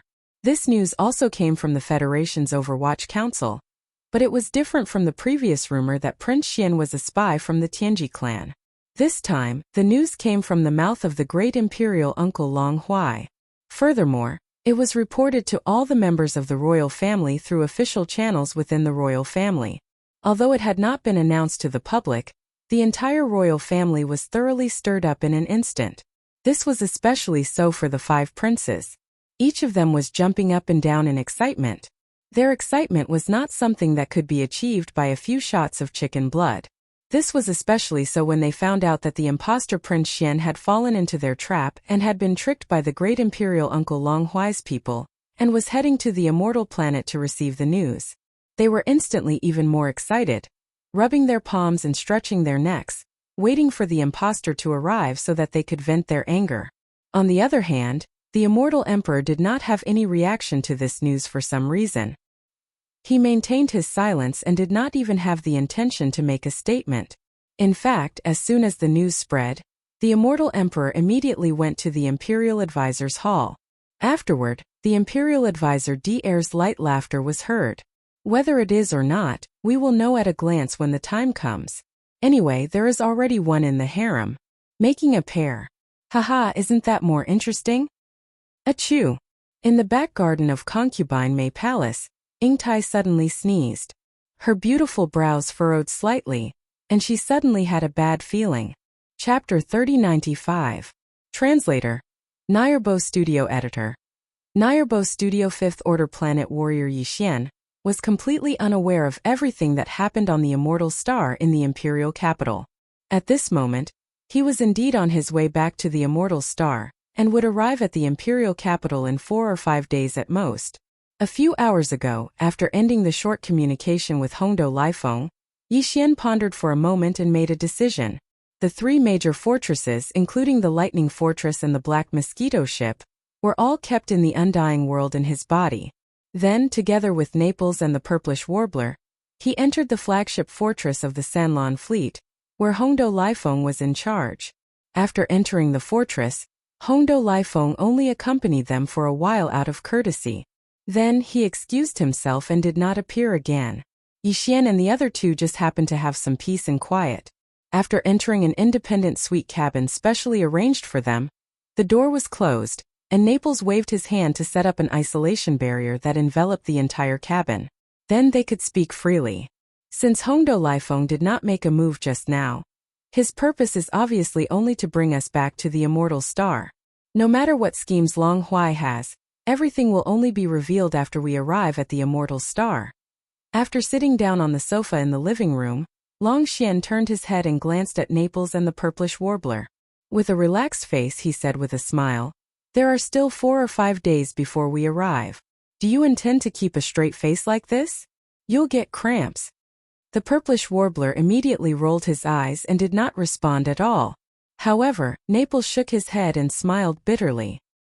He sighed worriedly and said, "Isn't this old minister worried? I really didn't do it on purpose. This time when we return to the Immortal Star, Long Huai will definitely make things difficult for us. Moreover, with his style, he will either not make a move or he will definitely make a move. Forget about Wenxing. No matter how he framed us, the truth is the truth. We don't know his true identity. Besides, who knows if he's in that big fortress? The key is still Long Kuei's death. This is not a small problem. After all, that guy is the deputy supervisor of the Overwatch Council of the Federation. He can be considered a high-ranking member of the Federation. Long Huai will definitely not let go of this matter and make a big fuss about it.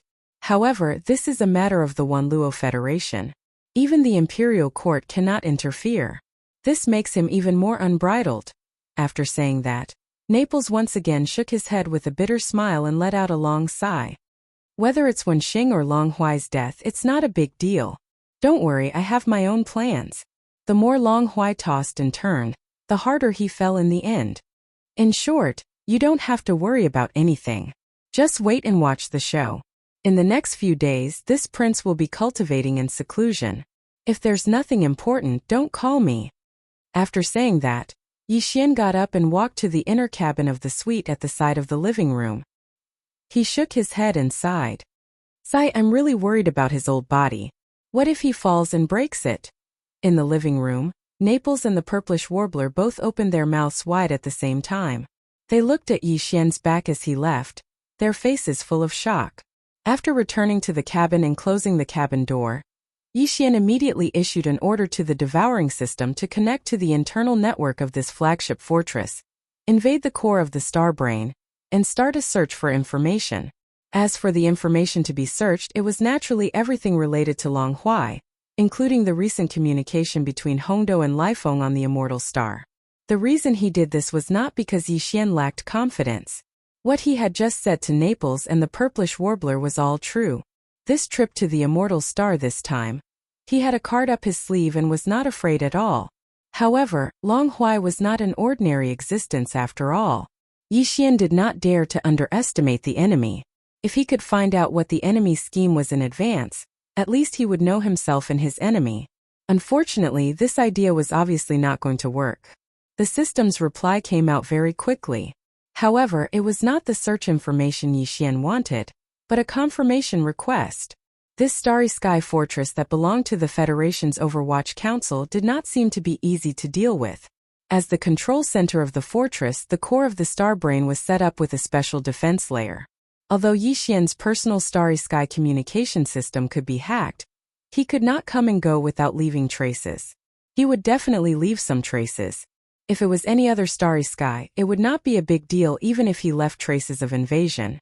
However, this was not the case in the Immortal Starry Sky Fortress because there was an immortal-level superbrain here. The central star brain of Yixian's personal starry sky communication system was also immortal level. Previously it was just a fragment, but now, because it had absorbed a large amount of energy from the cognition crystal, it had entered the growth stage. Even so, it still could not be compared to the mature immortal-level superbrain on the immortal star. If the latter were to be seen as a lion, then the immortal superbrain in Yixian's hands that had just entered the growth stage was at most a wild rabbit. Starry sky superbrains could also devour each other.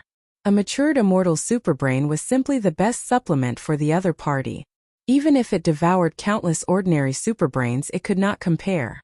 Therefore, no matter what traces Yixian's immortal superbrain left behind, it could be detected by the lion on the immortal star. When that time came, the lion would definitely use all its strength to hunt the rabbit. With the abilities of the matured immortal superbrain, it could follow the clues to find the melon, and the result would be obvious. In addition, the energy of the multi-pupil consciousness crystal was also very tempting to the immortal-level starry sky superbrain. If the other party knew that Yixian's starry sky superbrain was an immortal star brain in its growth stage, even he would be implicated and schemed against. This was because the immortal superbrain in Yixian's hands left behind traces of the cognition crystal's energy. After all, the energy it had absorbed recently was all from the multi-pupil cognition crystal. There were many kinds of energy that the superbrain consumed on a daily basis. Planetary core sources and gene cultivation fluids could be used, but those were only consumable energies. It was like the daily diet of humans. No matter how much one ate, it would not have any effect on the evolution of life form. However, the cognition crystal's energy contained in the multi-pupil cognition crystal was different. It could greatly increase the superbrain's growth and evolution speed. But this kind of thing was very rare even in the Demon Devil Star region, let alone the third universe of the human race. If the other party really found out, it would be quite troublesome. All of this was the result of the devouring system's analysis. After understanding the pros and cons, Yi Xian could only sigh and choose to give up. This matter was quickly thrown to the back of his mind. Immediately after, Yi Xian took out some planetary core sources from his undying world and gave them to the devouring system to absorb. Then, he sat cross-legged on the bed in the cabin and closed his eyes to enter a closed state of cultivation. After an unknown amount of time, Yi Xian finished absorbing and refining all the energy. When he opened his eyes after finishing his cultivation, a familiar system notification sounded in his mind. Ding! Congratulations, host. Your realm has increased. Current realm. Fifth Order Planet Warrior. Chapter 3096. Translator. Henny Translations Editor. Henny Translations Imperial Capital. Moments later, when Yi Xian, Naples, and the Purplish Warbler walked out of the inner cabin and arrived at the command cabin resting area on the top floor of the flagship fortress, Hongdou Lifeng, whom they hadn't seen for a few days, was already waiting there. Seeing Yi Xian arrive, Hongdou Lifeng nodded slightly. Prince Xian, in an hour, the fleet will directly dock at the northern region star dock on the immortal planet. At that time, a small ship will take us into the immortal planet. The inspector intends to send you directly to the Federation's headquarters. Of course, I will also be accompanying you. When he said this, although Hongdou Lifeng's face was as expressionless as usual, there was clearly a hint of coldness. Even his tone was different from a few days ago. There was clearly no longer that respectful tone, and it was as cold as water. It was clear that he was certain that Yi Xian couldn't escape this time. However, they hadn't even arrived at the immortal planet yet. Wasn't it a little too fast to change faces? With this thought flashing through his mind, Yi Xian turned around and exchanged glances with Naples and the Purplish Warbler. His expression darkened and he said sarcastically, "Yo, it's only been a few days since we last met, and the Vice Commander's entire person has changed. You're practically flipping pages faster than a book. No wonder your face is as stiff as a corpse's. Your facial muscles and nerves will probably be injured by you every few days. What a sin." These words were truly sinister. How much force would it take to injure one's facial muscles just by changing faces? At the side, the Purplish Warbler pondered for a moment, and couldn't hold it in and laughed out loud on the spot. Even Naples' eyes twitched a few times, and his neck turned red.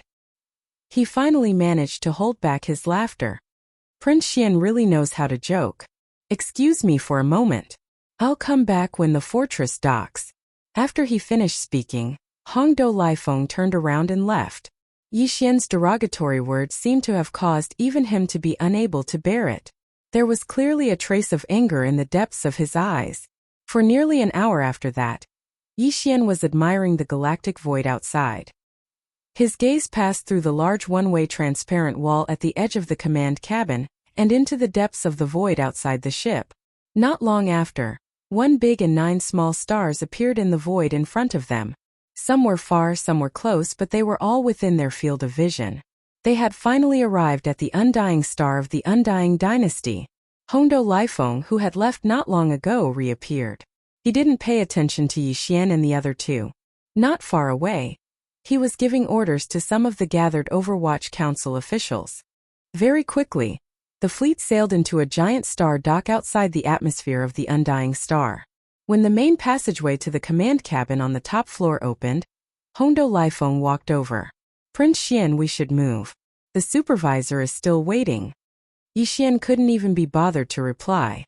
He turned around and walked toward the exit of the passageway with Naples and the Purplish Warbler. Hongdou Lifeng followed closely behind with a few Overwatch Council officials. On one side of the star dock outside the flagship fortress, a small battleship had long been prepared. After exiting the passageway, Hongdou Lifeng walked quickly to the front and led Yi Xian and the other two into the small battleship. He then gave the order to set sail. They left the corner of the star dock and quickly passed through a public checkpoint in the star defense formation. They entered the Undying Star's atmosphere and headed straight for the vast plain where the Federation's headquarters was. Almost at the same time that the Blue Fleet entered the Star Dock and returned to the port, the news that Prince Xian had finally arrived on the Undying Star was quietly learned by many existences from all sides. Among them included Yi Xian's royal brothers in name, as well as most of the royal relatives. However, no one in Imperial Concubine Mei's palace dared to reveal a single word. After all, the Prince Xian who had returned this time was clearly a fake. Once Imperial Concubine Mei heard this news, she would probably collapse on the spot. The fake had dared to come to their door.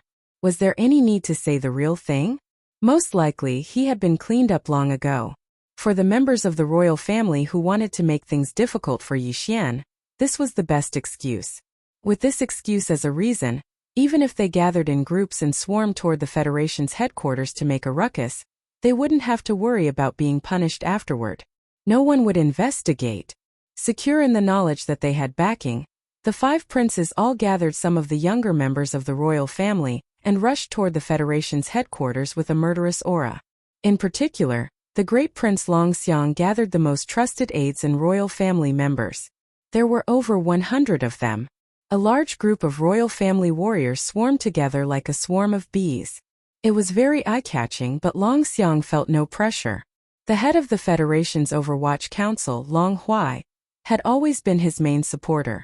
This time they were going to the Overwatch Council, their own territory. There was no pressure no matter how they made a ruckus. The reason the 5 princes were so concerned about this matter was not only because of Prince Xian's recent rise in popularity, but also because today's opportunity was rare. They could take revenge and vent their anger. The more important reason was, to put it bluntly, the battle for the royal power. Although Prince Xian was useless and had died in the Outer Realms during the trial, his death still had some value. After all, he was a direct descendant of the immortal emperor's bloodline. He had been silently killed by an outsider. This matter had already damaged the royal family's reputation. The 5 princes all wanted to perform well in this matter. They could at least make a good impression of themselves in front of the immortal emperor and the royal family's resident elders. In reality, other than the 5 princes, even among the 10 royal uncles, a few of them had brought trusted aides and were hurrying toward the Federation's headquarters. At this time, the small shuttle carrying Yi Xian had finally arrived at the vast plains. Without any delay, it plunged into the steel and majestic city of the Federation's headquarters. In the depths of the Federation's Overwatch Council, on the 8th floor of a large ancient-styled building, a certain figure was standing by the window. He was a tall and sturdy man in his 50s with a dignified aura. He had a square face and a short beard. He appeared very serious and cold. This person was the head of the Overwatch Council, the cornerstone of the royal family of the Immortal Dynasty, and the supreme warrior whose cultivation had reached the 12th realm of the Void Realm, Long Huai. Have we finally arrived?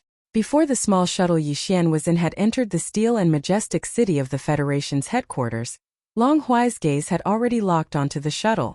It was not until it plunged into the majestic city that Long Huai, who had been expressionless until now, finally revealed a faint smile. As he muttered to himself, he seemed to suddenly think of something. Unconsciously, he swept a glance in the direction of the immortal royal city. The smile on his face inexplicably became complicated and unpleasant. At this moment, Old Eight's heart is most likely in his throat.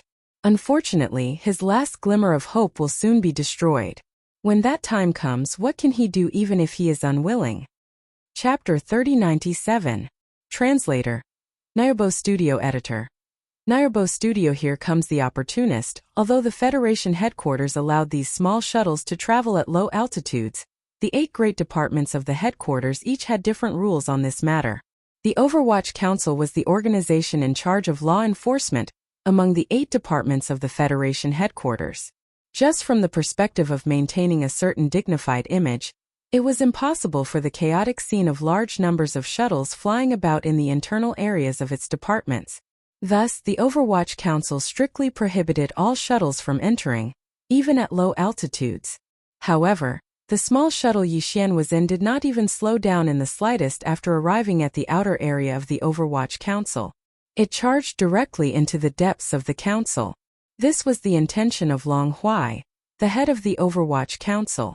It could be considered a precedent. A dozen seconds later, The small shuttle slowly landed in a large square deep within the Overwatch Council. Yixian, Naples, and Purplish Warbler walked out of the cabin door. Behind them were Hongdou Liefeng and a dozen other Federation supervisors. Across from the square was a large building. It was the headquarters of the Sky Department of the Overwatch Council's 4 major supervision systems. Hongdou Liefeng bringing Yixian here already demonstrated the severity of the problem. Purplish Warbler and Yixian did not understand the situation and did not have much of a reaction. However, Liefeng's expression immediately changed. Although he was not a member of the Overwatch Council, he had always been on the Undying Planet. Even if he had never been to the headquarters of the Sky Department, he had long heard of it like thunder. Within the Federation's Overwatch Council, the Sky, Earth, Xian, and Huang departments were responsible for different kinds of supervision tasks in areas with different levels of security. The Huang department was the lowest, and the Sky department was the highest.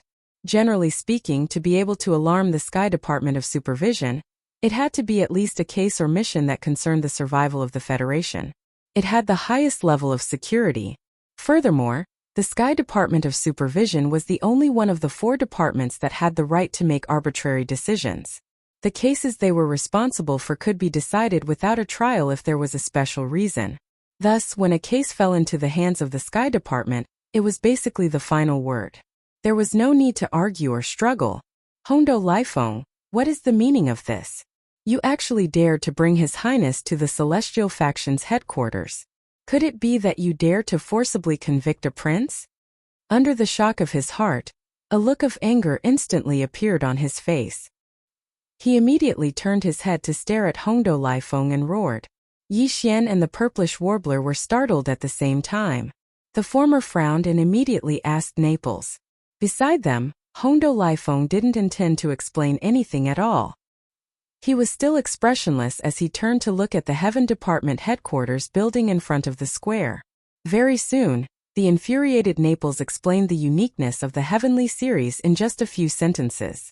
Yixian was suddenly enlightened and his anger rose. And here I thought that the Tianji clan spy this time was some kind of 3-headed, 6-armed character. To think that he would be so arrogant as to disguise himself as a prince and sneak into the imperial court. Now that I've seen him, he's just so. As these words full of ridicule and contempt sounded, a group of dozens of figures walked over from the main hall of the Heavenly Series headquarters at the edge of the square. The one in the lead was the dean here, the chief inspector of the Federation, Long Huai. When Yixian and the others turned to look, Long Huai's figure was already standing on the stairs of the headquarters building in front of them. His gaze swept past Yixian and quickly looked at Naples and the Purplish Warbler. A bright light flashed in his eyes as he sternly reprimanded. The matter between the 2 of you will be investigated carefully later. Now leave quickly. If you don't make a decision within 3 seconds, take both of you. Tianji clan spy? Impersonating a prince? Naples and the Purplish Warbler were startled at the same time. Their expressions changed slightly as they subconsciously glanced at Yixian. Forget about being a Tianji clan spy. They were already aware of this accusation. But what was with the accusation of impersonating a prince? They were already on the immortal planet. There were only a few people in the entire imperial city who could prove Prince Xian's identity. Putting Consort Mei aside, just looking at the other members of the imperial family, one could easily find a handful of them with one's eyes closed. Could Long Huai have lost his mind? How dare he frame such a childish and stupid accusation? This didn't make sense. Could it be? As these thoughts flashed through their minds, Naples and the Purplish Warbler's expressions finally changed again. Their heartstrings instantly tightened to the extreme. The last bold guess that appeared in their minds almost scared them out of their wits. 3 seconds have passed. I hope you don't regret it. Yixian took in all the changes in their expressions, causing him to sigh in his heart. However, Naples and the Purplish Warbler ultimately chose to stay where they were, and didn't waver from leaving.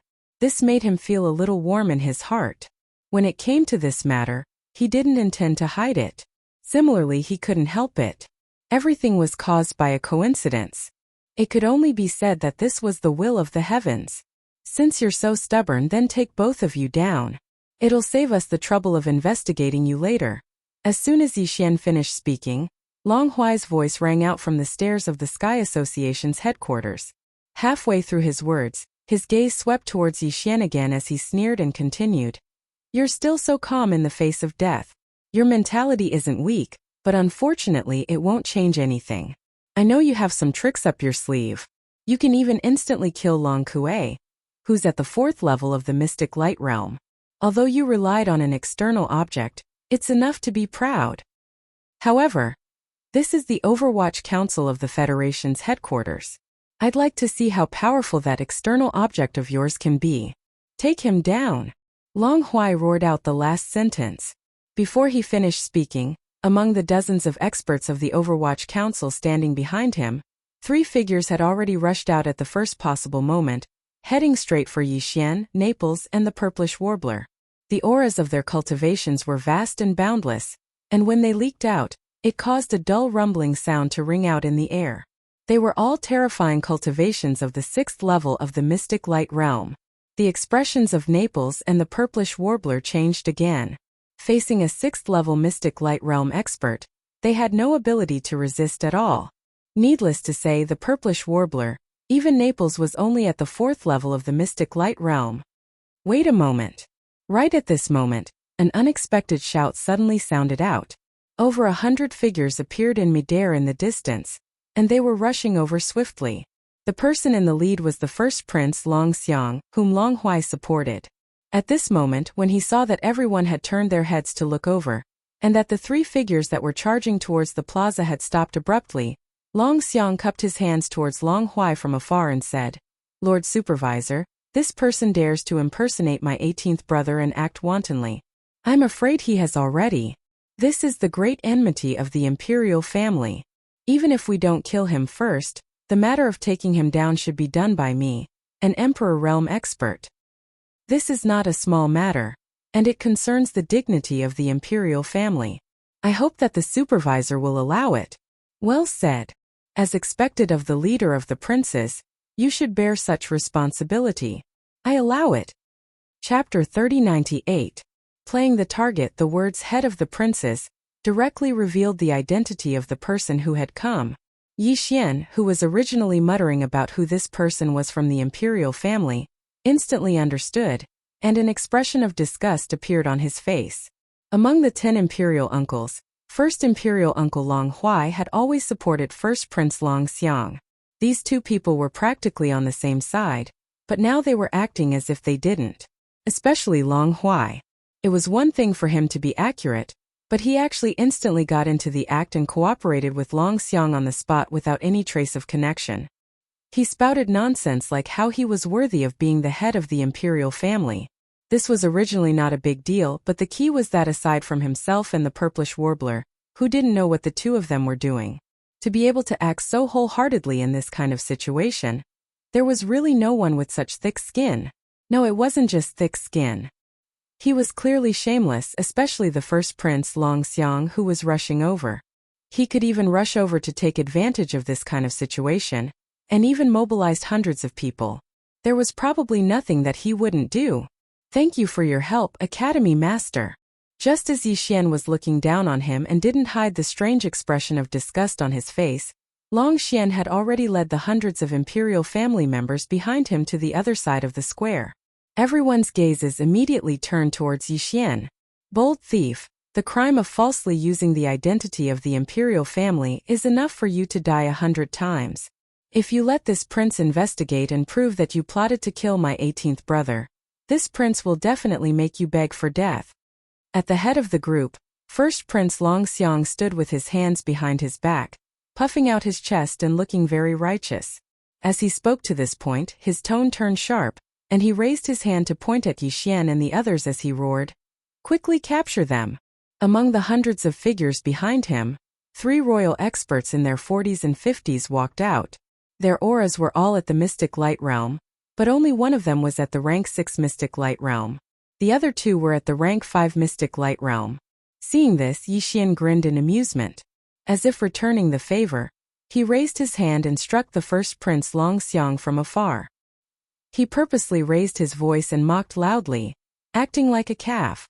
After all this fuss, it turns out that you still want others to take action. I guess the 3 of them are just collateral relatives of the imperial family, right? You're the head of the direct bloodline, yet you only care about putting on an act when it comes to saving the face of the imperial family. You're all talk and no action. You're taking advantage of her when she's putting in the effort. You're amazing, my brother. You? Long Xiang was so angry that his neck was thick.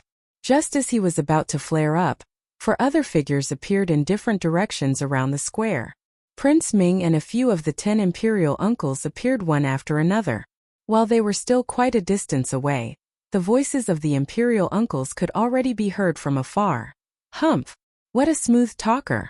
When we get back, this old man will definitely cut open your gallbladder and pull it out to see how big your head is. Why waste your breath on him? Just take him down quickly. Hee, why don't we brothers take action? To be able to be personally taken down by the direct bloodline imperial uncles, this brat has taken advantage of us. As these words rang out one after another, nearly 10 groups of people arrived one after another. They landed in different directions around the plaza and instantly surrounded Yixian and the other two in the center of the plaza. They all glared at Yixian and the other two with angry gazes. Seeing this, the first Prince Long Xiang and the first imperial uncle Long Huai's faces darkened at the same time. There was even an undisguised cold snort coming out from their noses. They seemed extremely dissatisfied. With the help of the imperial uncles who supported the other princes, the first prince's idea of taking advantage of the situation to gain some impression points was completely out of the question. In the blink of an eye, the 5 great princes and nearly half of the imperial uncles in power had all arrived. There were even 300 to 400 other members of the imperial family. However, no matter which one it was, they were all glaring at Yixian. Naples' heart trembled, and he finally panicked a little. He nervously turned his head to look at Yixian again. This guy was obviously frightened. Not only was his voice trembling, he even stuttered a little. What's going on? Your Highness.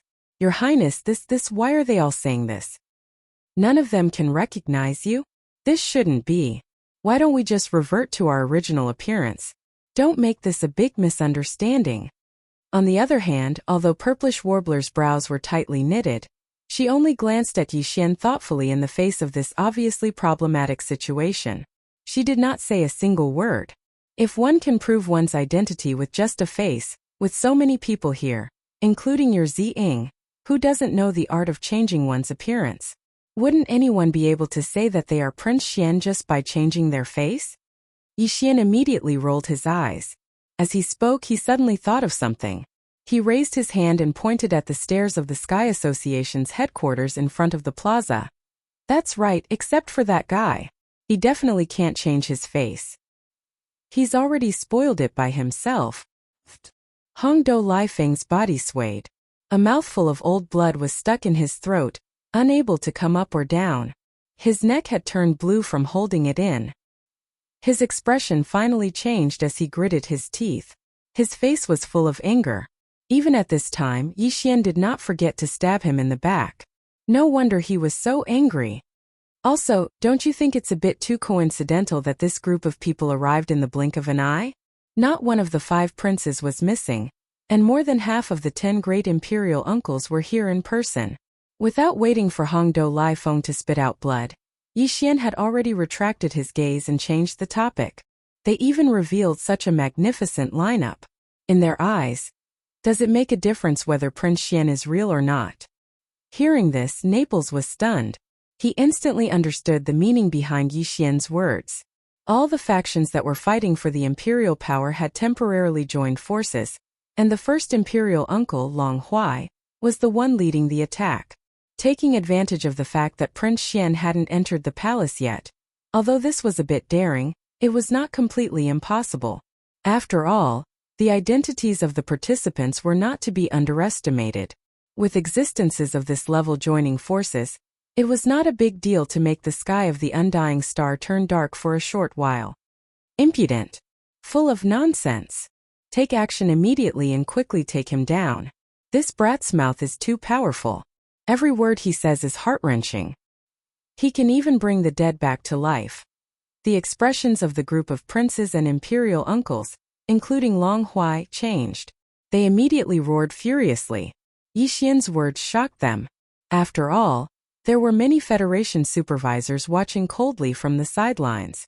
Some of them had not even seen Prince Xian's face before. After hearing such words, who could guarantee that they would not overthink? What if someone secretly spread this news after this impostor was executed? Wouldn't all the members of the imperial family present today die an unjust death? Yellow mud fell into one's pants. Even if it wasn't sh*t, it was sh*t. Chapter 3099. Translator. Endless Fantasy Translation Editor. Endless Fantasy Translation Atavism. Are you trying to silence us? Are you all angry now that you've been stabbed in the back? With a glint in his eyes, Yi Xian added another stab. The imperial uncles, who had just leaped into the air, trembled at the same time. They were so angry that they almost fell back to the ground. Some of the Federation inspectors, who were secretly watching from afar, had obvious changes in their expressions when they saw this scene. They clearly believed Yi Xian's words, or at least began to suspect him. However, this was clearly far from enough for Yi Xian. His words were still ringing in their ears when he spoke again. Since all of you are unanimous in saying that this prince is a fake, then I might as well make a big fuss today and let all the imperial officials on the Immortal Star judge whether this prince is real or fake. Dragons roar. He had clearly roared the last 4 words. At the same time, Yi Xian's cultivation power was fully activated at this moment. It surged wildly through all the meridians in his body, both inside and outside. The black gold dragon scale that was suspended in the air above his sea of consciousness was also pierced by a strand of level 6 spiritual power from his spiritual power source core. In the next instant, as the power of the black gold dragon scale was suddenly activated to the limit by Yi Xian, a strong and ancient power surged out from his sea of consciousness. In the blink of an eye, it merged with the cultivation power that was madly circulating in his body without regard for the cost. In an instant, it completely activated a certain bloodline brand in his physical body and blood and merged with it. All of this took a long time to describe, but it was completed in the blink of an eye. The mutated divine dragon power of the black gold dragon scale. The cultivation power of Yi Xian's own incomplete infinity insight technique. Finally, there was the immortal royal bloodline power that had merged with Yi Xian's bloodline after devouring Long Xian's immortal blood crystal. These 3 powers were fully activated by Yi Xian at all costs and successfully merged with each other. Then they surged out of Yi Xian's body like a violent flash flood. Roar! Yi Xian suddenly looked up at the sky, clenched his fists and raised his arms high. His expression suddenly became even more ferocious. He opened his mouth and roared, letting out a loud and clear dragon's roar that pierced the clouds. The bloodline power that surged out from his body seemed to respond and instantly transformed into a gigantic black gold dragon. As Yi Xian's furious dragon roar pierced through the clouds and tore through the air, it appeared behind him and soared into the sky. At this moment, countless imperial citizens in the human cities on the Immortal Star subconsciously did the same thing. They all looked up at the sky, then opened their mouths, and their expressions quickly became sluggish. Bam! Bam! Even the few imperial uncles that had just soared into the air and were shooting towards Yi Xian were all shocked by the dragon's roar. The second after the dragon's shadow appeared, their bodies suddenly froze in midair, and then fell from the sky like dumplings. As for the other experts inside and outside the square, no matter whether they were near or far, including the Neapolitan and Purplish Warbler without exception, all of them had their mouths wide open and were collectively petrified. All of their faces were filled with shock, horror or stupefaction.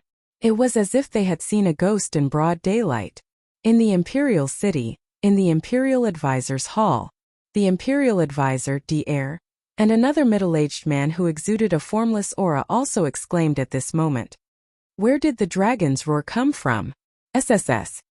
What a pure aura of the royal blood crystal. It can actually manifest a huge dragon shadow. Who is it? He has actually entered the bloodline reversion realm. Black gold dragon scales? This is clearly the rhythm of a mutation, but the bloodline is extremely pure, without any impurities. Could it be the mutation of the bloodline itself?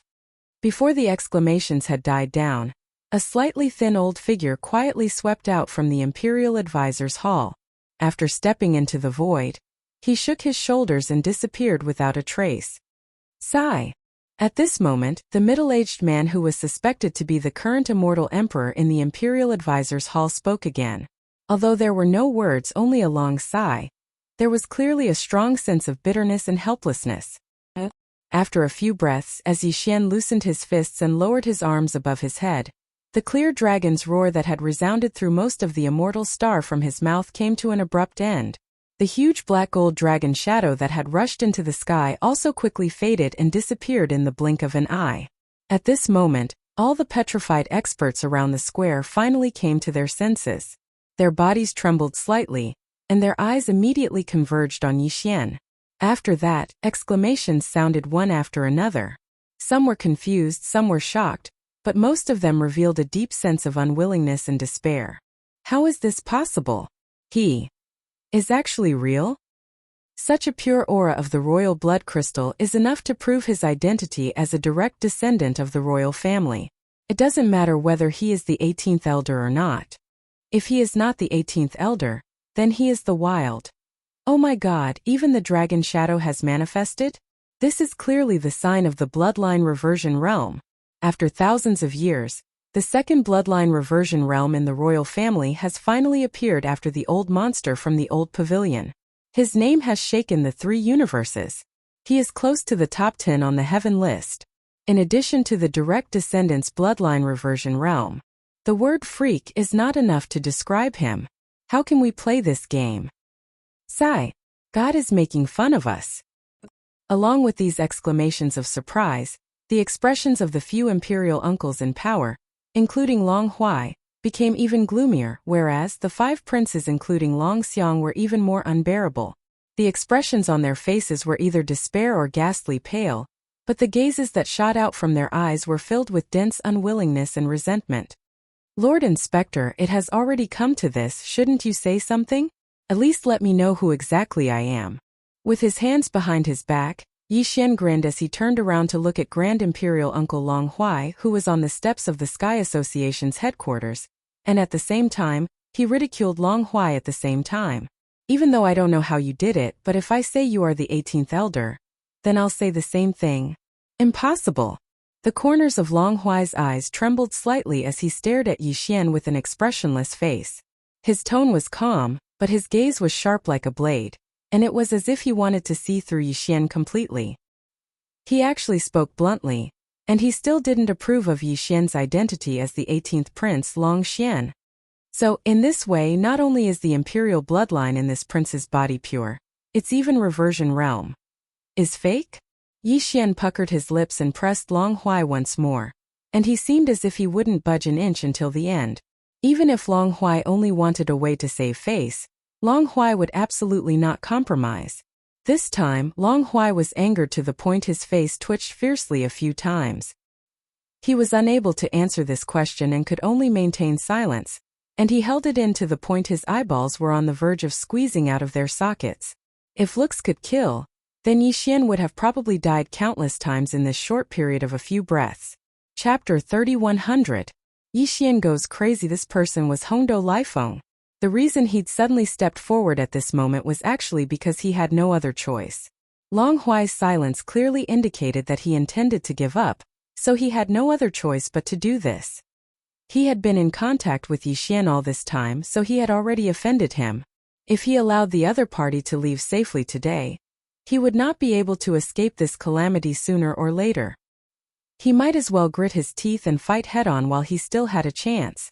It was precisely because of this thought that when Hongdou Lifeng took a step forward, he had already hardened his heart.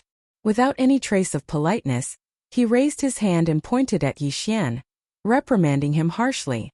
So what if you can prove that you are a direct descendant of the Eternal Dynasty's imperial family? If a prince breaks the law, he will be punished the same as a commoner. Even the laws of the everlasting empire support this point, let alone the fact that your crimes have already affected the Myriad Net Federation.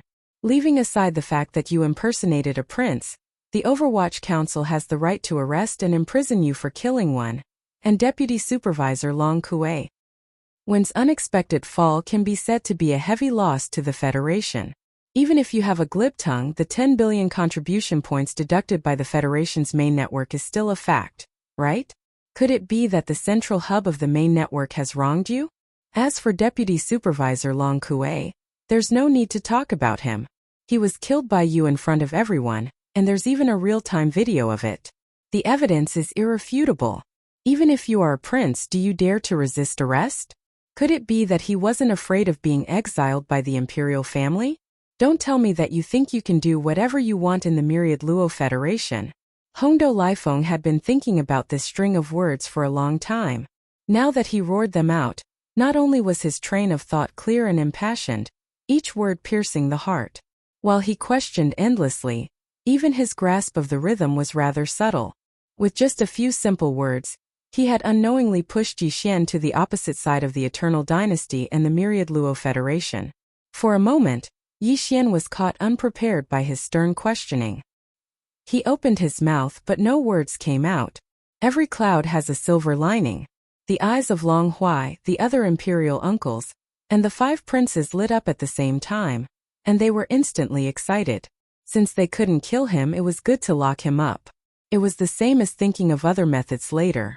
When he thought up to here, Long Huai's face immediately sank, and he sneered as he glared at Yi Xian while cold lights flickered within his eyes. Did all of you hear clearly? Since there is evidence, I have the right to arrest you. No matter how you defend yourself, that will be after you are arrested. Give me. Take my ass. I haven't even said anything yet. Are you in a hurry to reincarnate? Just as Long Huai raised his hand and gestured as if he was about to give the order to arrest Yi Xian again, the latter rudely retorted and interrupted him. He even rolled his eyes. That's right. I did kill Long Kue with my own hands. I don't like him. What's wrong? As for that old bastard Wen Xing's death, although I am somewhat involved, that's all. Even if I have to bear some responsibility, the 10 billion points deducted from me are enough to offset it. Whether you believe it or not is your business. I have to make myself clear. Besides, even if I admit to this matter, what can I do? I don't like him, so I killed him. It's not a big deal. Why are you so agitated? Silence. A deathly silence. As Yi Xian finished speaking, all the experts around the square fell into a state of shock again. They stared at him with slightly open mouths, and collectively lost their voices. They had seen unreasonable people, but they had never heard of such unreasonable people. In the entire Immortal Dynasty, there was probably no one other than the person in front of them who dared to say such words in front of the Federation's Heavenly Overwatch Council headquarters. What was the point of playing with one's life at the slightest disagreement? He played with one's life at the slightest disagreement. Your Highness, we were just joking, right? After being stunned for a few moments, Naples, who was beside Yi Xian, was the first to come back to his senses. He could be considered quick-witted. He swallowed his saliva and stuttered to find an excuse for Yi Xian to smooth things over. If he had gone along with this, he could have just barely managed to deal with the bold words just now. Unfortunately, Yi Xian had no intention of doing that. He waved his hand and directly denied it. What kind of joke is this? Who's joking? Didn't we just kill that old bastard one in Long Kue? It's just a fart. Who has the time to joke about it? If we killed them, we killed them. If we don't like them, we'll feel uncomfortable if we don't kill them. Can't our hands itch? Naples was completely at his wits' end. He covered his face and let out a pained groan. He finally understood. After all this time, there was something wrong with the prince's head, and it was intermittent. It suddenly flared up. You're courting death, so don't blame me for this. At this time, Long Huai finally came back to his senses. The cold smile on his face surfaced again. His right hand, which was raised halfway, finally swung down fiercely. He sternly rebuked. Those who are arrogant and obstinate will be punished severely. This is clearly stated in the Federation's laws. Take them down immediately and put them in prison. Wait. Before the dozens of Federation inspectors behind Long Huai could react, Yi Xian's shout suddenly rang out. I'll say the same thing again. Whether it's old bastard one or Long Kue, this prince doesn't like them, so I'll kill them. But you, Sir Inspector, I'm afraid you don't have the qualifications to hold the prince accountable for this matter. Don't even mention the obstinate and obstinate things. It doesn't exist at all because this prince is just stating a fact. It has nothing to do with arrogance or obstinacy. This time, even the purplish warbler couldn't help but raise his hand to cover his face. The others seemed to have seen the problem as well. How was this still arrogance? This was clearly abnormal. It most likely had something to do with the brain. As they thought of this, the expressions on everyone's faces immediately became a little strange. Even the look in their eyes changed. Do you know what this is? At the same time, Yixian's words changed. As he spoke, he raised his hand and waved. In the blink of an eye, a huge starry fortress with a diameter of 100,000 meters appeared. It was bright silver in color and floated above the Overwatch Council, completely covering the entire large square below. Without waiting for everyone to sort out their thoughts and follow his rhythm, Yixian stretched out his hand and pointed up, saying again, "A starry fortress. The Tianji clan's starry fortress. Do you know where it came from? It was given to me. This prince's future wife gave it to me. Don't doubt me, she can barely be considered a high-ranking member of the Tianji clan. She's at the middle stage of the mystic light realm. Can't she afford a starry fortress?" At this point, all the powerhouses present, including Long Huai and the purplish warbler, were certain without exception that this guy in front of them was absolutely crazy.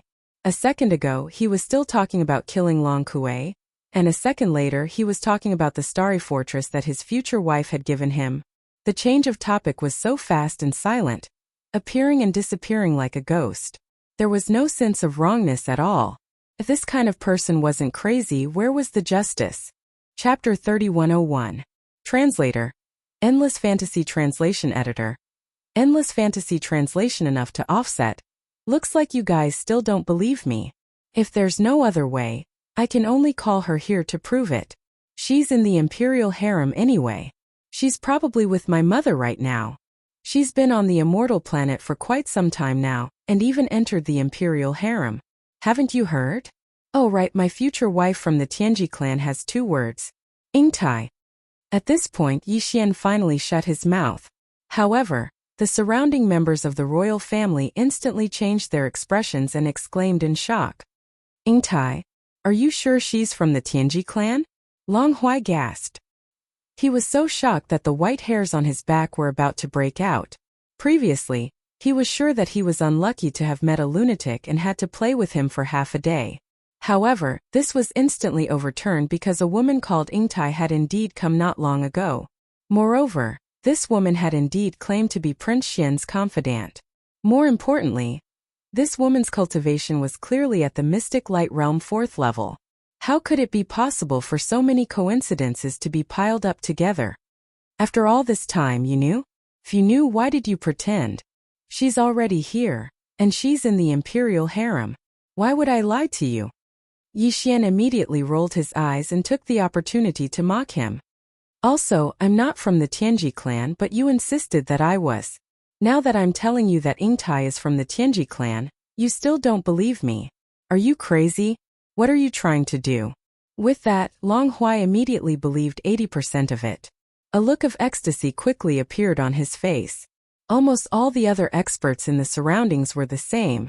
Long Xiang and the other princes were even more surprised. They felt that they had been saved from a hopeless situation, and that the light of hope had suddenly returned. Naples and the purplish warbler were also quite shocked. Both of them were present when Yixian obtained Lightning Fortress. Only the part where they entered the lightning tomb in the middle was known from Yixian afterward. Previously, they had always thought that Lightning Fortress was obtained by Prince Xian after he killed a member of the Tianji clan. However, based on Long Huai's reaction, it was extremely likely that the woman called Ingtai in the royal palace was a mystic light realm upper echelon of the Heaven's Legacy race, as he said. If that was the case, then the Lightning Fortress was definitely not the spoils of war that he had obtained from killing a member of the Tianji race. It was clearly a gift from that female robot of the Tianji race called Ingtai. This alone was enough to prove his identity as a spy of the Tianji clan. As these thoughts flashed through their minds, the expressions on the faces of Naples and the purplish warbler changed. Although they did not immediately question him, the doubts in their hearts grew stronger. Ha ha ha. What a Prince Xian. You should be proud of yourself for being able to make my emotions fluctuate so much in just half a day. However, no matter what your purpose is, Today's matter can no longer be settled peacefully. Just based on your ambiguous relationship with that female Tianji clan member, Ingtai, and the fact that you even accepted her generous gift and helped her infiltrate the immortal star, the crime of colluding with the enemy is already confirmed. As for whether you have become an enemy spy, we will know when we come back. Speaking to this point, Long Huai's expression darkened. He suddenly shouted, "What are you still standing there for?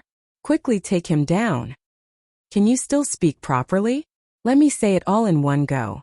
Will it kill you to be agitated again?" Just as Long Huai's shout fell, Yixian spoke again. Halfway through he suddenly sighed. A one-track mind is really scary. His brain doesn't even know how to turn things around. I've already said it so clearly, but he still hasn't reacted. With this kind of desperate IQ, I don't know how he managed to trick his way into the position of supervisor. Although he did not mention any names in the latter half of his sentence, as if he was talking to himself, the word supervisor had been mentioned. Even a fool would know who he was talking about.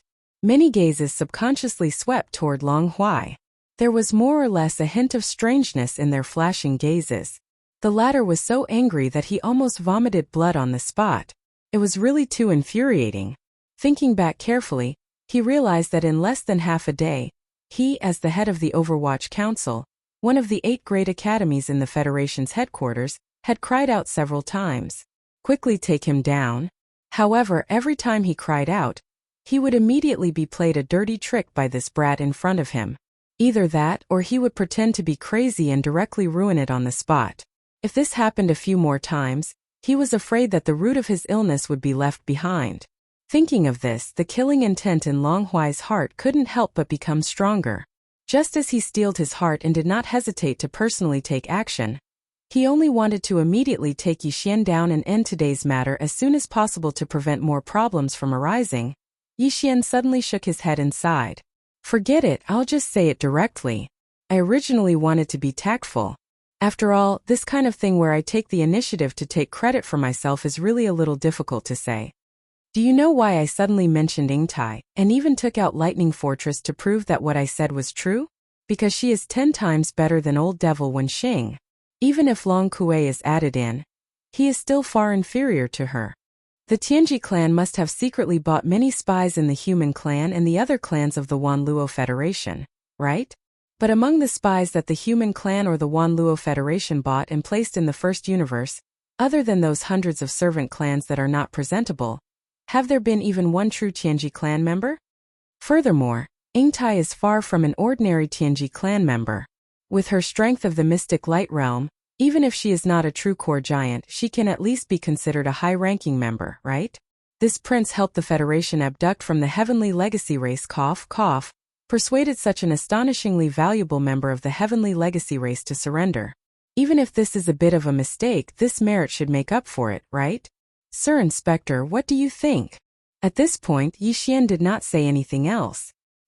He glanced at Long Huai playfully, and then waved his hand as if no one was present, and the lightning fortress in the sky returned to the undying world in his body.